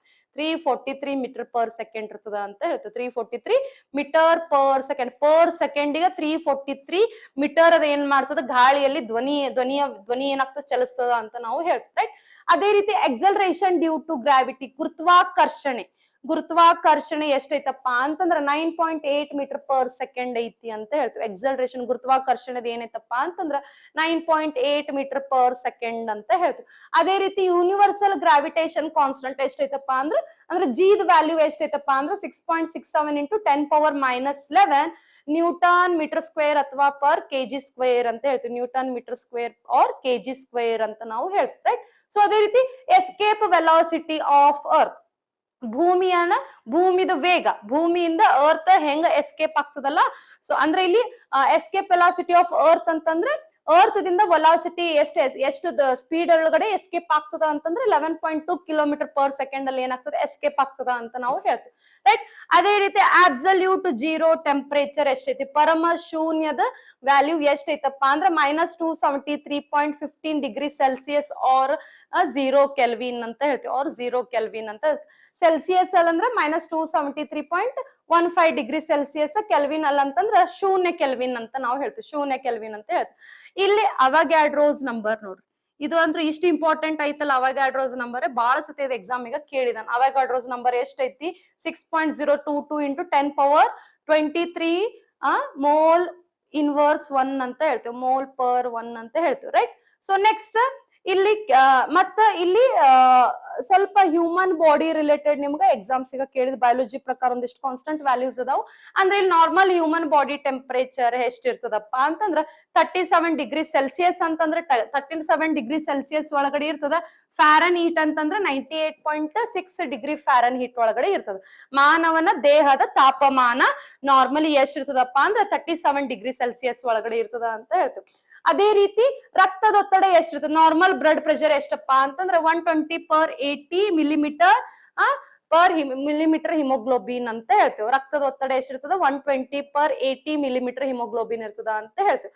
ಅದೇ ರೀತಿ ಅಡಲ್ಟ್ಸ್ ಒಳಗಡೆ ಬ್ಲಡ್ ವಾಲ್ಯೂಮ್ ಎಷ್ಟಿರ್ತದ, ವಯಸ್ಕರಲ್ಲಿ ಎವರೇಜ್ ಬ್ಲಡ್ ಎಷ್ಟ್ ಇರ್ತದಪ್ಪ ಅಂತಂದ್ರೆ ಎಷ್ಟ್ ಲೀಟರ್ಸ್ ಇರ್ತದಪ್ಪ ಅಂದ್ರೆ 5 ರಿಂದ 6 ಲೀಟರ್ಸ್ ಇರ್ತದ ಅಂತ ಹೇಳ್ತೇವೆ. ಸರಾಸರಿ ವಯಸ್ಕರಲ್ಲಿ ರಕ್ತ ಎಷ್ಟ್ ಇರ್ತದಪ್ಪ ಅಂತಂದ್ರೆ 5 ರಿಂದ 6 ಲೀಟರ್ ರಕ್ತ ಇರ್ತದ ಯಾರಲ್ಲಿ, ವಯಸ್ಕರಲ್ಲಿ ಅಂತ ನಾವು ಹೇಳ್ತೇವೆ. ಮತ್ತೀಗ ನಮ್ಮ ಬಾಡಿ ಒಳಗಡೆ ಟೋಟಲ್ ಎಷ್ಟು ಮೂಳೆಗಳದವಪ್ಪ ಅಂತಂದ್ರೆ 206 ಮೂಳೆಗಳದು ಅಂತ ಒಂದ್ ಹೇಳ್ತೇವೆ. ಅಡಲ್ಟ್ ಬಾಡಿ ಒಳಗಡೆ ಎಷ್ಟು ಬೋನ್ಸ್ ಅದಾವಪ್ಪ ಅಂದ್ರೆ 206 ಬೋನ್ಸ್ ಅದಾವು. ಬಟ್ ಆ ಬೇಬಿ ಚೈಲ್ಡ್ ಆಗಿದ್ದಾಗ, ಇನ್ಫ್ಯಾಂಟ್ ಸ್ಟೇಜ್ ಒಳಗಡೆ ಇದ್ದ ಬೇಬಿ ಆಗಿದ್ದಾಗ ಅದ್ರೊಳಗಡೆ ಮೂಳೆಗಳು ಎಷ್ಟಿರ್ತಾವಪ್ಪ ಅಂದ್ರೆ 300 ಮೂಳೆಗಳು ಇರ್ತಾವ. ಆಮೇಲೆ ಒಂದೊಂದಿಷ್ಟು ಮೂಳೆಗಳು ಸೇರ್ಕೊಂಡು ಏನಾಗ್ತದೆ ಒಂದೇ ಪರ್ಟಿಕ್ಯುಲರ್ ಮೂಳೆಗಳಾಗ್ತಾವು. ಅವಾಗ ಏನಾಗ್ತದೆ 206 ಮೂಳೆಗಳಾಗ್ತಾವು ಅಂತ ಹೇಳ್ತೇವೆ. ಮಗು ಹುಟ್ಟದಾಗ 300 ಇರ್ತದ. ಆ ಮಗು ವಯಸ್ಕರ ಹಂತಕ್ ಬಂದಾಗ ಆ ಮಗು ಪರ್ಟಿಕ್ಯುಲರ್ ಮಾನವನಲ್ಲಿ ಎಷ್ಟ್ ಆಗ್ತದಪ್ಪ ಅಂತಂದ್ರೆ 206 ಮೂಳೆಗಳಿರ್ತಾವು ಅಂತ ನಾವು ಹೇಳ್ತೇವೆ. ಸೊ ನಾರ್ಮಲ್ ಹಾರ್ಟ್ ರೇಟ್ ಎಷ್ಟಿರ್ತದ 72 ಬೀಟ್ಸ್ ಪರ್ ಮಿನಿಟ್ ಇರ್ತದ. ಒಂದು ನಿಮಿಷಕ್ಕ 72 ಬಾರಿ ಏನ್ ಮಾಡ್ತದಪ್ಪ ಅಂದ್ರೆ ಡವ ಡವ ಡವ ಡವ ಬಡ್ಕೊಂತಿರ್ತದ ನಮ್ ಎದಿ ಅಂತ ಹೇಳ್ತೇವೆ, right. Okay. So next RBC life span ನಿಮ್ನ ಡಿಸ್ಕಷನ್ ಮಾಡಿದೆ 120 ಡೇಸ್ ಅಂತ ಹೇಳ್ತೀವಿ. RBC ಲೈಫ್ ಸ್ಪ್ಯಾನ್ ಎಷ್ಟೈತಿ 120 ಡೇಸ್, 120 ದಿನಗಳ ಕಾಲ RBC ಯ ಜೀವಿತಾವಧಿ ಐತಿ ಅಂತ. ಕೆಂಪು ರಕ್ತ ಕಣಗಳ ಜೀವಿತಾವಧಿ ಎಷ್ಟಂತ ಕೇಳಿದ್ರೆ 120 ದಿನಗಳು ಅಂತ ನಾವು ಹೇಳ್ತೀವಿ, ರೈಟ್. ಸೊ ಇಲ್ಲಿ ಕೆಮಿಸ್ಟ್ರಿ ರಿಲೇಟೆಡ್ ಅಟೋಮಿಕ್ ವ್ಯಾಲ್ಯೂಸ್ ಸ್ವಲ್ಪ ಇಂಪಾರ್ಟೆಂಟ್ ಅದಾವ. ಚಾರ್ಜ್ ಆಫ್ ಎಲೆಕ್ಟ್ರಾನ್ ಎಷ್ಟೈತಪ್ಪ ಅಂದ್ರ ಎಲೆಕ್ಟ್ರಾನ್ ಚಾರ್ಜ್ ಎಷ್ಟೈತಪ್ಪ ಅಂದ್ರೆ 1.6 ಇಂಟು 10^19 ಕುಲಂಬ್ ಅಂತ ಹೇಳ್ತೇವೆ. 1.6 ಇಂಟು 10^-19 ಕುಲಂಬ್ ಅಂತ ಹೇಳ್ತೇವೆ. ಅದೇ ರೀತಿ ಎಲೆಕ್ಟ್ರಾನ್ ಮಾಸ್ ಎಷ್ಟೈತಿ 9.1 ಇಂಟು 10^-31 kg ಅಂತ ಹೇಳ್ತೇವೆ, ರೈಟ್. ಅದೇ ರೀತಿ pH ಸ್ಕೇಲ್ ರೇಂಜ್ ಎಷ್ಟೈತಿ 0 to 14 ಐತಿ ರೇಂಜ್ ಅಂತ ಹೇಳ್ತೇವೆ. ಪ್ಯೂರ್ ವಾಟರ್ ಅಥವಾ ಬ್ಲಡ್ pH ಎಷ್ಟೈತಪ್ಪ ಅಂದ್ರೆ ಸರಾಸರಿ 7.0 ದಿಂದ 7.4 ಐತೆ. ಎಸ್ಪೆಷಲಿ ಆಲ್ಕಲೈನ್ ಸ್ಟೇಜ್ ಒಳಗಡೆ ಎಷ್ಟಿರ್ತದಪ್ಪ ಅಂದ್ರೆ 7.4 ಇರ್ತದ ಅಂತ ಹೇಳ್ತೇವೆ. ಸರಾಸರಿ ಎಷ್ಟಿರ್ತದಪ್ಪ ಅಂದ್ರೆ 7.0 ಇರ್ತದ ಅಂತ ನಾವು ಹೇಳ್ತೇವೆ. ಆಸಿಡ್ ರೈನ್ pH ವ್ಯಾಲ್ಯೂ ಎಷ್ಟಿರ್ತದ 5.6 ಗಿಂತಲೂ ಕಡಿಮೆ ಇರ್ತದ ಅಂತ ಹೇಳ್ತೇವೆ. ಆಸಿಡ್ ಆಮ್ಲ ಮಳೆಯ pH ವ್ಯಾಲ್ಯೂ ಎಷ್ಟಿರ್ತದಪ್ಪ ಅಂತಂದ್ರ 5.6 ಗಿಂತಲೂ ಕಡಿಮೆ ಇರ್ತದ ಅಂತ ನಾವು ಹೇಳ್ತೇವೆ. ಅದೇ ರೀತಿ ಗ್ಯಾಸ್ಟ್ರಿಕ್ ಜ್ಯೂಸ್ ಅಂದ್ರೆ ನಮ್ಮ ಸ್ಟಮಕ್ ಒಳಗಡೆ ಇರುವಂತಹ ಆಸಿಡ್ ಆಮ್ಲ ಇರ್ತದೆ. ನಮ್ಮ ಹೊಟ್ಟೆಯ ಭಾಗದಲ್ಲಿ ಏನ್ ಆಸಿಡ್ ಇರ್ತದಲ್ಲ, ಹೈಡ್ರೋಕ್ಲೋರಿಕ್ ಆಸಿಡ್ ಅಂತ ಹೇಳ್ತೇವಲ್ಲ, ಈ ಆಸಿಡ್ pH ವ್ಯಾಲ್ಯೂ ಎಷ್ಟೈತಪ್ಪ ಅಂದ್ರೆ ಸರಾಸರಿ 1.5 to 3.5 ತನ ಐತಿ ಅಂತ ಹೇಳ್ತೀವಿ. 1.5 ಅಥವಾ ಹೈಯೆಸ್ಟ್ ಅಂದ್ರೆ 3.5 ಐತಿ ಅಂತ ನಾವು ಹೇಳ್ತೀವಿ, ರೈಟ್. ಗೊತ್ತೈತ್ರಿ. ಸೊ ಇಲ್ಲಿ ಸ್ಪೀಡ್ ಆಫ್ ಲೈಟ್ ಅನ್ನೋದು ಆಲ್ರೆಡಿ ನಾವು ಕಲ್ತ್ವಿ. ಈಗ ಸ್ಪೀಡ್ ಆಫ್ ಲೈಟ್ ಬೆಳಕಿನ ವೇಗ ಪ್ರತಿಯೊಂದು ಮಾಧ್ಯಮದಲ್ಲಿ ಏನಾಗ್ತದೆ ಅದ್ರದ್ದು ವೇಗ ಏನಾಗ್ತದೆ ಡಿಫ್ರೆಂಟ್ ಆಗ್ತದ ಅಂತ ಹೇಳ್ತೀವಿ. ಒಂದೊಂದು ಮಾಧ್ಯಮದಲ್ಲಿ ಅದ್ರದ್ದು ಒಂದೊಂದು ರೀತಿಯಾದಂತ ವೇಗವನ್ನು ಇರ್ತದ ಅಂತ ಹೇಳ್ತೀವಿ. ಅಂದ್ರ ಗಾಳಿಯಲ್ಲಿ ಎಷ್ಟಿರ್ತದ, ನೀರಿನಲ್ಲಿ ಎಷ್ಟಿರ್ತದ, ಕಾಜಿನ ಪದಾರ್ಥ, ಕಾಜಿನ ವಸ್ತುಗಳಲ್ಲಿ ಅದ್ರದ್ದು ವೇಗ ಎಷ್ಟಿರ್ತದ ಅನ್ನೋದನ್ನ ಸ್ವಲ್ಪ ನೋಡೋಣ. ನಾರ್ಮಲ್ ಆಗಿ ವ್ಯಾಕ್ಯೂಮ್ ಒಳಗಡೆ ಎಷ್ಟಿರ್ತದಪ್ಪ ಅಂದ್ರೆ 3 × 10⁸ ಮೀಟರ್ ಪರ್ ಸೆಕೆಂಡ್ ಇರ್ತದ ಅಂತ ಹೇಳ್ತೀವಿ. Okay, speed of light in vacuums ಒಳಗಡೆ ಬೆಳಕಿನ ವೇಗ ಎಷ್ಟಿರ್ತದಪ್ಪ ಅಂದ್ರೆ 3 × 10⁸ ಮೀಟರ್ ಪರ್ ಸೆಕೆಂಡ್ ಇರ್ತದ ವ್ಯಾಕ್ಯೂಮ್ ಒಳಗಡೆ. ಗಾಳಿಯಲ್ಲಿ ಎಷ್ಟಿರ್ತದಪ್ಪ ಅಂದ್ರ ಸರಾಸರಿ 2.997 × 10⁸ ಮೀಟರ್ ಪರ್ ಸೆಕೆಂಡ್ ಇರ್ತದ ಅಂತ ಹೇಳ್ತೀವಿ. 2.997 × 10⁸ ಮೀಟರ್ ಪರ್ ಸೆಕೆಂಡ್. ಇದನ್ನ ನಾವು ಅಪ್ರಾಕ್ಸಿಮೇಟ್ ಆಗಿ 3 × 10⁸ ಅಂದ್ರೆ ಇದು ಅಪ್ರಾಕ್ಸಿಮೇಟ್ ಆಗಿ ನೋಡಿದ್ರು ಇಲ್ಲೇ ಬರ್ತದ. ಬಟ್ ಸರಾಸರಿ ಏನಪ್ಪಾ ಅಂದ್ರೆ 2.997 × 10⁸ ಮೀಟರ್ ಪರ್ ಸೆಕೆಂಡ್ ಇರ್ತದ ಅಂತ ಹೇಳ್ತೀವಿ. ಓಕೆ, ಸೊ ಇದನ್ನ ಏನ್ ಮಾಡ್ತಿದ್ದನ್ನ ನಾವು ಮೋಸ್ಟ್ ಪರ್ಪಸ್ ಒಳಗಡೆ 2.997 ಅನ್ನೋದನ್ನ ನಾವು ಏನ್ ಮಾಡ್ತೀವಿ, ನೆಗ್ಲಿಜಿಬಲ್ ಮಾಡ್ತೀವಿ ಅಂತ ಹೇಳ್ತೀವಿ. ನೀರಿನಲ್ಲಿ ಎಷ್ಟಿರ್ತದೆ ಸರಾಸರಿ 2.25 × 10⁸ ಮೀಟರ್ ಪರ್ ಸೆಕೆಂಡ್ ಇರ್ತದ ಅಂತ ಹೇಳ್ತೀವಿ. ಅಂದ್ರೆ ಬೆಳಕಿನ ವೇಗ ನೀರಿನಲ್ಲಿ ಎಷ್ಟಿರ್ತದಪ್ಪ ಅಂತಂದ್ರೆ 2.25 × 10⁸ ಮೀಟರ್ ಪರ್ ಸೆಕೆಂಡ್ ಇರ್ತದ ಅಂತ ಹೇಳ್ತೀವಿ. ಅದೇ ರೀತಿ ಗ್ಲಾಸ್ ಅಲ್ಲಿ ಎಷ್ಟಿರ್ತದ 2.0 × 10⁸ ಮೀಟರ್ ಪರ್ ಸೆಕೆಂಡ್ ಇರ್ತದೆ ಗ್ಲಾಸ್ ಒಳಗಡೆ. ಡೈಮಂಡ್ ಒಳಗಡೆ ಎಷ್ಟಿರ್ತದೆ, ಇದು ಕ್ವಶನ್ ಕೇಳಿದಾನ್ರಿ. ಓಕೆ, ಬೆಳಕಿನ ವೇಗ ಡೈಮಂಡ್ ಅಲ್ಲಿ ವಜ್ರದಲ್ಲಿ ಎಷ್ಟು ಐತಂತ ಕ್ವಶನ್ ಅನ್ನ ಬಹಳ ಸತಿ ರಿಪೀಟೆಡ್ಲಿ ಕೇಳಿದಾನ. ಡೈಮಂಡ್ ವಜ್ರದಲ್ಲಿ ಕೇಳಿದಾನ, ಬಹಳ ಇಂಪಾರ್ಟೆಂಟ್. ಎಷ್ಟಪ್ಪಾ ಅಂದ್ರೆ 1.24 × 10⁸ ಮೀಟರ್ ಪರ್ ಸೆಕೆಂಡ್ ಅಂತ ಹೇಳ್ತೀವಿ. ಬೆಳಕಿನ ವೇಗ ವಜ್ರದಲ್ಲಿ ಎಷ್ಟ್ ಐತಂತ ಕೇಳಿದ್ರ 1.24 × 10⁸ ಮೀಟರ್ ಪರ್ ಸೆಕೆಂಡ್ ಇರ್ತದ ಅಂತ ಹೇಳ್ತೀವಿ. ಬಹಳ ಜನ ಕನ್ಫ್ಯೂಷನ್ ಮಾಡ್ಕೊಂತೀರಿ, ಡೈಮಂಡ್ ಬೇರೆ ಗ್ಲಾಸ್ ಬೇರೆ. ಓಕೆ, ಗ್ಲಾಸ್ ಅಂತಂದ್ರೆ 2.0 × 10⁸ ಬಂದ್ರ ಡೈಮಂಡ್ ಬತ್ತಂದ್ರ 1.24 × 10⁸ ಮೀಟರ್ ಪರ್ ಸೆಕೆಂಡ್ ಅಂತ ಬರ್ತದೆ. ಓಕೆ, ಸೊ ಇಷ್ಟು ವ್ಯಾಲ್ಯೂಸ್ ನಿಮಗೆ ಎಕ್ಸಾಮಿಗೆ ಇಂಪಾರ್ಟೆಂಟ್ ಆಗ್ತದೆ.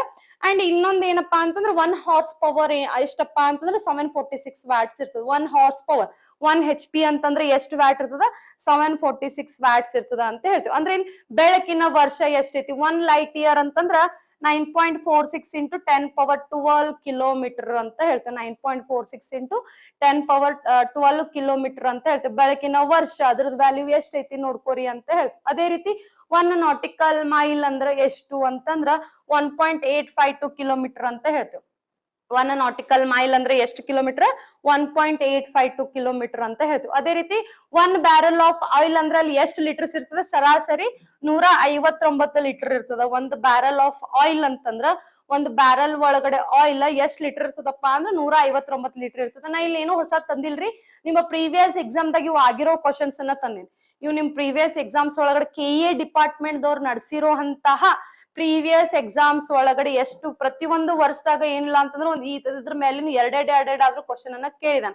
ಸೊ ಈ ಎಕ್ಸಾಮಿಗೂ ಎರಡಾದ್ರೂ ಕ್ವಶನ್, ಬರೀ ಇದೇ ಚಾರ್ಟ್ ಮೇಲಿಂದ 2 ಕ್ವಶನ್ಸ್ ಆದ್ರೂ ಬರ್ಬೋದು. ಓಕೆ, ನಿಮಗ ಇದ್ರ ಮೇಲಾದ್ರೂ ಕೆಮಿಸ್ಟ್ರಿ ಮೇಲೆ ಒಂದು ಕ್ವಶನ್ ಕೇಳ್ಬೋದು, ಏನು ವ್ಯಾಲ್ಯೂಸ್ ಅನ್ನ ಕೇಳ್ಬೋದು, ಫಿಸಿಕ್ಸ್ ಮೇಲೆ ಕೇಳ್ಬೋದು, ಬಯಾಲಜಿ ರಿಲೇಟೆಡ್ ಕೇಳ್ಬೋದು. ಓಕೆ, ಜನರಲ್ ಆಗಿ ಕೇಳ್ಬೋದು. ಜನರಲ್ ಆಗಿ ನಾಟಿಕಲ್ ಮೈಲ್ ಆಗಿರ್ಬೋದು, ಬ್ಯಾರಲ್ ಆಫ್ ಆಯಿಲ್ ಆಗಿರ್ಬೋದು, ಜನರಲ್ ಆಗಿ ಆದ್ರೂ ಕೇಳ್ಬೋದು. ರೈಟ್, ಇದ್ರ ಮೇಲೆ ಏನಿಲ್ಲ ಅಂದ್ರೂ ಫಿಕ್ಸ್ ಒಂದ್ 2 ಕ್ವಶನ್ಸ್ ಆದ್ರೂ ಬರ್ತದ. ಈ ಚಾರ್ಟ್ ಇಂದ ಫಿಕ್ಸ್ ಏನಿಲ್ಲ ಅಂದ್ರೆ ಒಂದ್ 2 ಕ್ವಶನ್ಸ್ ಆದ್ರೂ ಬರ್ತದೆ. SI ಯೂನಿಟ್ಸ್ ಅನ್ನ ನೀಟಾಗಿ ಒಂದ್ ಸ್ವಲ್ಪ ನೋಡ್ಕೋರಿ. ಇದನ್ನ ಸ್ಕ್ರೀನ್ ಶಾಟ್ ತಗೊಂತಿದ್ರ ತಗೋರಿ, ಅಥವಾ ನಿಮಗೆ ಏನಪ್ಪಾ ಅಂತಂದ್ರ ಇದನ್ನ PDF ಅನ್ನಾದ್ರೂ ಶೇರ್ ಮಾಡ್ತೇವೆ ನಾವು. ಸ್ಕ್ರೀನ್ ಶಾಟ್ ಆದ್ರೂ ತಗೋರಿ, ಅಥವಾ ನಿಮ್ಗ PDF ಆದ್ರೂ ಶೇರ್ ಮಾಡ್ತೀವಿ. ಸ್ಕ್ರೀನ್ ಶಾಟ್ ಅನ್ನ ಒಳಗಡೆ ನೀಟಾಗಿ ನಿಮಗ್ ಬರ್ಲಿಲ್ಲಪ್ಪ ಅಂತಂದ್ರ ಅಟ್ಲೀಸ್ಟ್ ನೀವು ಒಂದ್ ಕಡೆ ನೋಟ್ಸ್ ಆದ್ರೂ ಮಾಡ್ಕೋರಿ. ಇಲ್ಲಪ್ಪ ಅಂತಂದ್ರ ಇದನ್ನ ಮಾಡ್ಕೊರಿ. ಸ್ಕ್ರೀನ್ ಶಾಟ್ ತಗೊಂತಿದ್ರ ತಗೋರಿ. ಓಕೆ, ಪಟ್ ತಗೋರಿ ಸ್ಕ್ರೀನ್ ಶಾಟ್ ತಗೊಂತಿದ್ರ, ಅಥವಾ ನಿಮಗ PDF ಆದ್ರೂ ಶೇರ್ ಮಾಡ್ತೀವಿ. PDF ಒಳಗಾದ್ರೂ ನೀವ್ ಏನ್ ಮಾಡ್ರಿ, ಡೌನ್ಲೋಡ್ ಮಾಡ್ಕೋರಿ ಅಂತ ಹೇಳ್ತೀವಿ. PDF ಒಳಗಾದ್ರೂ ಡೌನ್ಲೋಡ್ ಮಾಡ್ಕೋರಿ ಅಂತ ಹೇಳ್ತೀವಿ. Right, okay. ಸೊ ಇದೊಂದ್ ಚಾರ್ಟ್, ಇದೊಂದ್ ಚಾರ್ಟ್ ನೋಡ್ರಿ. ಕ್ಲಿಯರ್ ಆಗಿ ಬಂತಂದ್ರೆ ಇಮೇಜ್ ತಗೋರಿ. ಸ್ವಲ್ಪ ಬ್ಲರ್ ಆಗಿ ಬರಾಗತ್ತಿತ್ತಪ್ಪ ಅಂತಂದ್ರ ಬಿಡ್ರಿ. ನಿಮಗ ಏನ PDF ಅನ್ನಾದ್ರೂ ನಾವು ಶೇರ್ ಮಾಡ್ತೀವಿ. ರೈಟ್, ಬಟ್ ಇದು ಎಕ್ಸಾಮಿಗ ಬಾಳ ಇಂಪಾರ್ಟೆಂಟ್ ಐತ್ರಿ. ನಿನ್ನೆ ನಾನ್ ನಿಮಗ ಡಿಸೀಸಸ್ ರಿಲೇಟೆಡ್ ಕಳ್ಸಿದ್ದು ಚಾರ್ಟ್ ಎಷ್ಟ್ ಅದಾವಲ್ಲ ಅಷ್ಟು ಇವತ್ ಅಪ್ಲೋಡ್ ಮಾಡ್ಯಾರ ನೋಡ್ರಿ. ಡಿಸೀಸಸ್ ರಿಲೇಟೆಡ್ ಚಾರ್ಟ್ ಅಪ್ಲೋಡ್ ಮಾಡ್ಯಾರ, ಅದನ್ನಾದ್ರೂ ಡೌನ್ಲೋಡ್ ಮಾಡ್ಕೋರಿ, ಅಥವಾ ಇದು ಸ್ಕ್ರೀನ್ ಶಾಟ್ ಆದ್ರೂ ತಗೋರಿ ಅಂತ ಹೇಳ್ತೀನಿ. ನಿಮ್ಗೆ ಎಕ್ಸಾಮಿಗ ಫಿಕ್ಸ್ ಕ್ವಶನ್ಸ್ ಅನ್ನ ಕೇಳ್ತಾರ. ಓಕೆ, ಆಯ್ತ್ರಿ. ಮುಂದೆ ಹೋಗೋಣ್ರಿ, ಮುಂದೆ ಡಿಸ್ಕಷನ್ ಮಾಡೋಣ.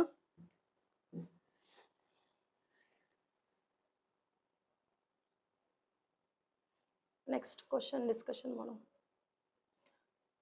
ಸೊ ನಿನ್ನಿದು ಯಾರ್ಯಾರು ಚಾರ್ಟ್, ಇವೆಲ್ಲ ಏನ್ ಚಾರ್ಟ್ಸ್ ಹೇಳಿದ್ವಲ್ಲ ನಿನ್ನೆ, ಸ್ವಲ್ಪ ಅವನ್ನ ನೀಟಾಗಿ ನೋಡ್ಕೊಂಡಿರಿ ಅಂತ ಅನ್ಕೊಂತೇವಿ, right? Okay, right. Next question related disease ಐತಿ ನೋಡ್ರಿ. ನೆಕ್ಸ್ಟ್ ಕ್ವಶನ್ ರಿಲೇಟೆಡ್ ಡಿಸೀಸ್ ಐತಿ. ಮಧುಮೇಹ ಇದರಿಂದ ಉಂಟಾಗುತ್ತದೆ. ಡಯಾಬಿಟೀಸ್ ಮೆಲಿಟಸ್ ಎದ್ರಿಂದ ಉಂಟಾಗುತ್ತದೆ ಅಂತ ಹೇಳ್ಯಾರ. ಹಸಿವಿಲ್ಲದಿರುವಿಕೆ ಅಥವಾ ರಕ್ತದಲ್ಲಿ ಹೆಚ್ಚು ಇನ್ಸುಲಿನ್ ಅಥವಾ ರಕ್ತದಲ್ಲಿ ಸಕ್ಕರೆ ಕಡಿಮೆ ಇರೋದ್ರಿಂದ ಅಥವಾ ರಕ್ತದಲ್ಲಿ ಇನ್ಸುಲಿನ್ ಕೊರತೆ ಆಗೋದ್ರಿಂದ. ಡಯಾಬಿಟೀಸ್ ಮೆಲಿಟಸ್ ಅಂದ್ರೆ ಇದೊಂದು ಮಧುಮೇಹ ಅಂತ ಹೇಳ್ತೇವೆ. ಮಧುಮೇಹ ಅಂತ ಹೇಳ್ತೇವೆ. ಇದು ಎದರಿಂದ ಉಂಟಾಗ್ತದ ಅಂತ ಹೇಳ್ತೇವೆ.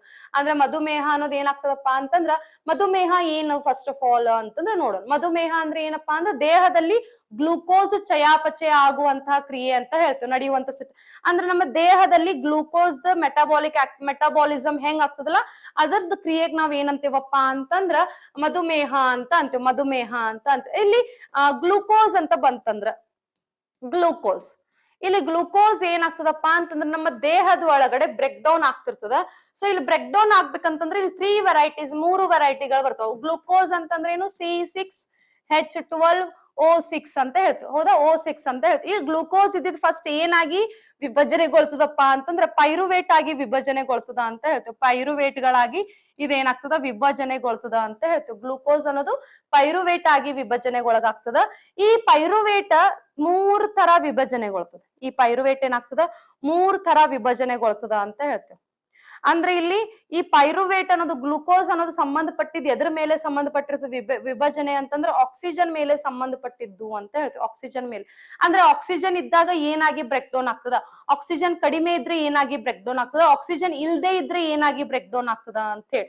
ಅಂದ್ರೆ ಇಲ್ಲಿ ಅಬ್ಸೆನ್ಸ್ ಆಫ್ ಆಕ್ಸಿಜನ್ ಇದ್ದಾಗ, ಅಬ್ಸೆನ್ಸ್ ಆಫ್ ಆಕ್ಸಿಜನ್ ಇದ್ದಾಗ, ಆಕ್ಸಿಜನ್ ಇಲ್ದೇ ಇದ್ದಾಗ, ಆಕ್ಸಿಜನ್ ಇಲ್ದೇ ಇದ್ದಾಗ ಇಲ್ಲಿ ಈಸ್ಟ್ ನ ಯೂಸ್ ಮಾಡ್ಕೊಂಡ್ರೆ, ಈಸ್ಟ್ ನ ಯೂಸ್ ಮಾಡ್ಕೊಂಡಾಗ ನಮ್ಗೆ ಇಲ್ಲಿ ಏನ್ ಸಿಗ್ತದಪ್ಪ ಅಂತಂದ್ರ ಆಲ್ಕೋಹಾಲ್ ಸಿಗ್ತದ ಅಂತ ಹೇಳ್ತೀವಿ. ಆಲ್ಕೋಹಾಲ್ ಸಿಗ್ತದ ಅಂತ ಹೇಳಿ ಅಂದ್ರೆ ಇಲ್ಲಿ ಏನಿರ್ತದ, ಇಥನಾಲ್ ಸಿಗ್ತದ ಅಂತ ಹೇಳ್ತೀವಿ. ಇಥನಾಲ್ ಸಿಗ್ತದ.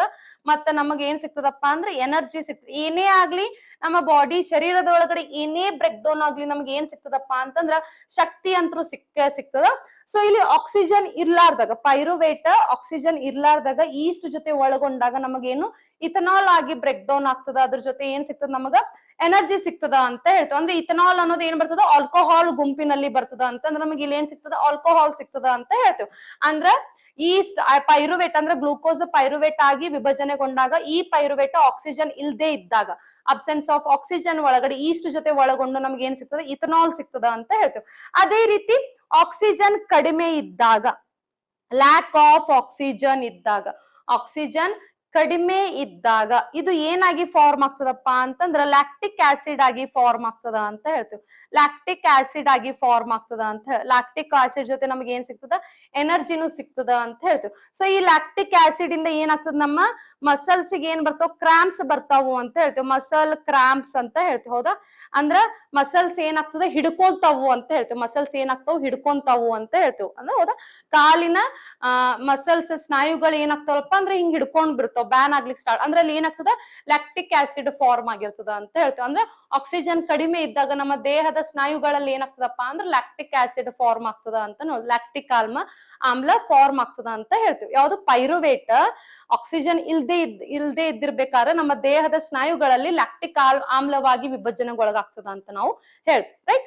ಅದೇ ರೀತಿ ಆಕ್ಸಿಜನ್ ಇದ್ದಾಗ, presence of oxygen, presence of oxygen ಇದ್ದಾಗ ಇಲ್ಲಿ ನಮಗ ಮೈಟೋಕಾಂಡ್ರಿಯಾದಲ್ಲಿ ನಮ್ಗೆ ಏನ್ ಸಿಗ್ತದಪ್ಪ ಅಂದ್ರ ಆಕ್ಸಿಜನ್ ಸಿಗ್ತದ, ಮತ್ತ ವಾಟರ್ ಸಿಗ್ತದ, ಮತ್ತೆ ಏನ್ ಸಿಗ್ತದಪ್ಪ ಅಂದ್ರ ಕಾರ್ಬನ್ ಡೈಆಕ್ಸೈಡ್ ಸಿಗ್ತದ. ವಾಟರ್, ಕಾರ್ಬನ್ ಡೈಆಕ್ಸೈಡ್ ಮತ್ತೆ ಎನರ್ಜಿ ಅಂದ್ರೆ ಆಕ್ಸಿಜನ್ ಇದ್ದಾಗ.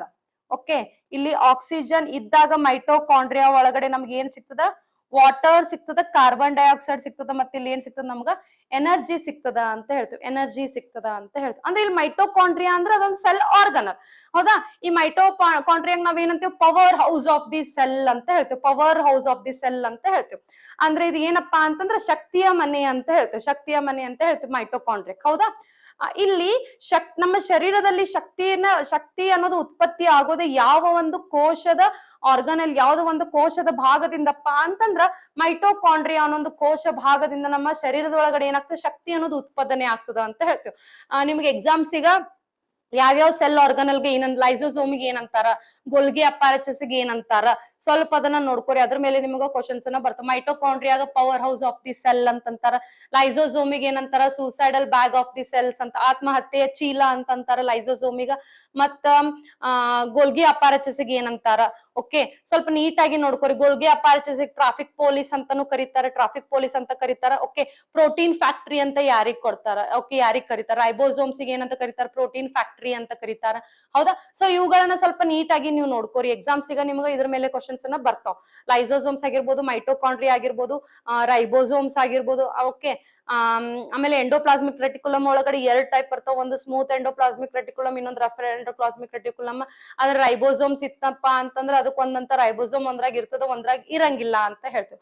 ಓಕೆ, ಸೊ ಇಲ್ಲಿ ರೈಬೋಸೋಮ್ಸ್ ನಾವ್ ಏನಂತೇವೆ, ಪ್ರೋಟೀನ್ ಫ್ಯಾಕ್ಟರಿ ಅಂತ ಕರಿತೇವೆ, ಪ್ರೋಟೀನ್ ಫ್ಯಾಕ್ಟರಿ ಅಂತ ಕರಿತೇವೆ. ಅಂದ್ರೆ ಅಲ್ಲಿ ಏನಾಗ್ತದ, ಪ್ರೋಟೀನ್ಸ್ ಗಳ ಉತ್ಪಾದನೆ ಜಾಸ್ತಿ ಆಗ್ತದ ಅಂತ ಹೇಳ್ತೀವಿ.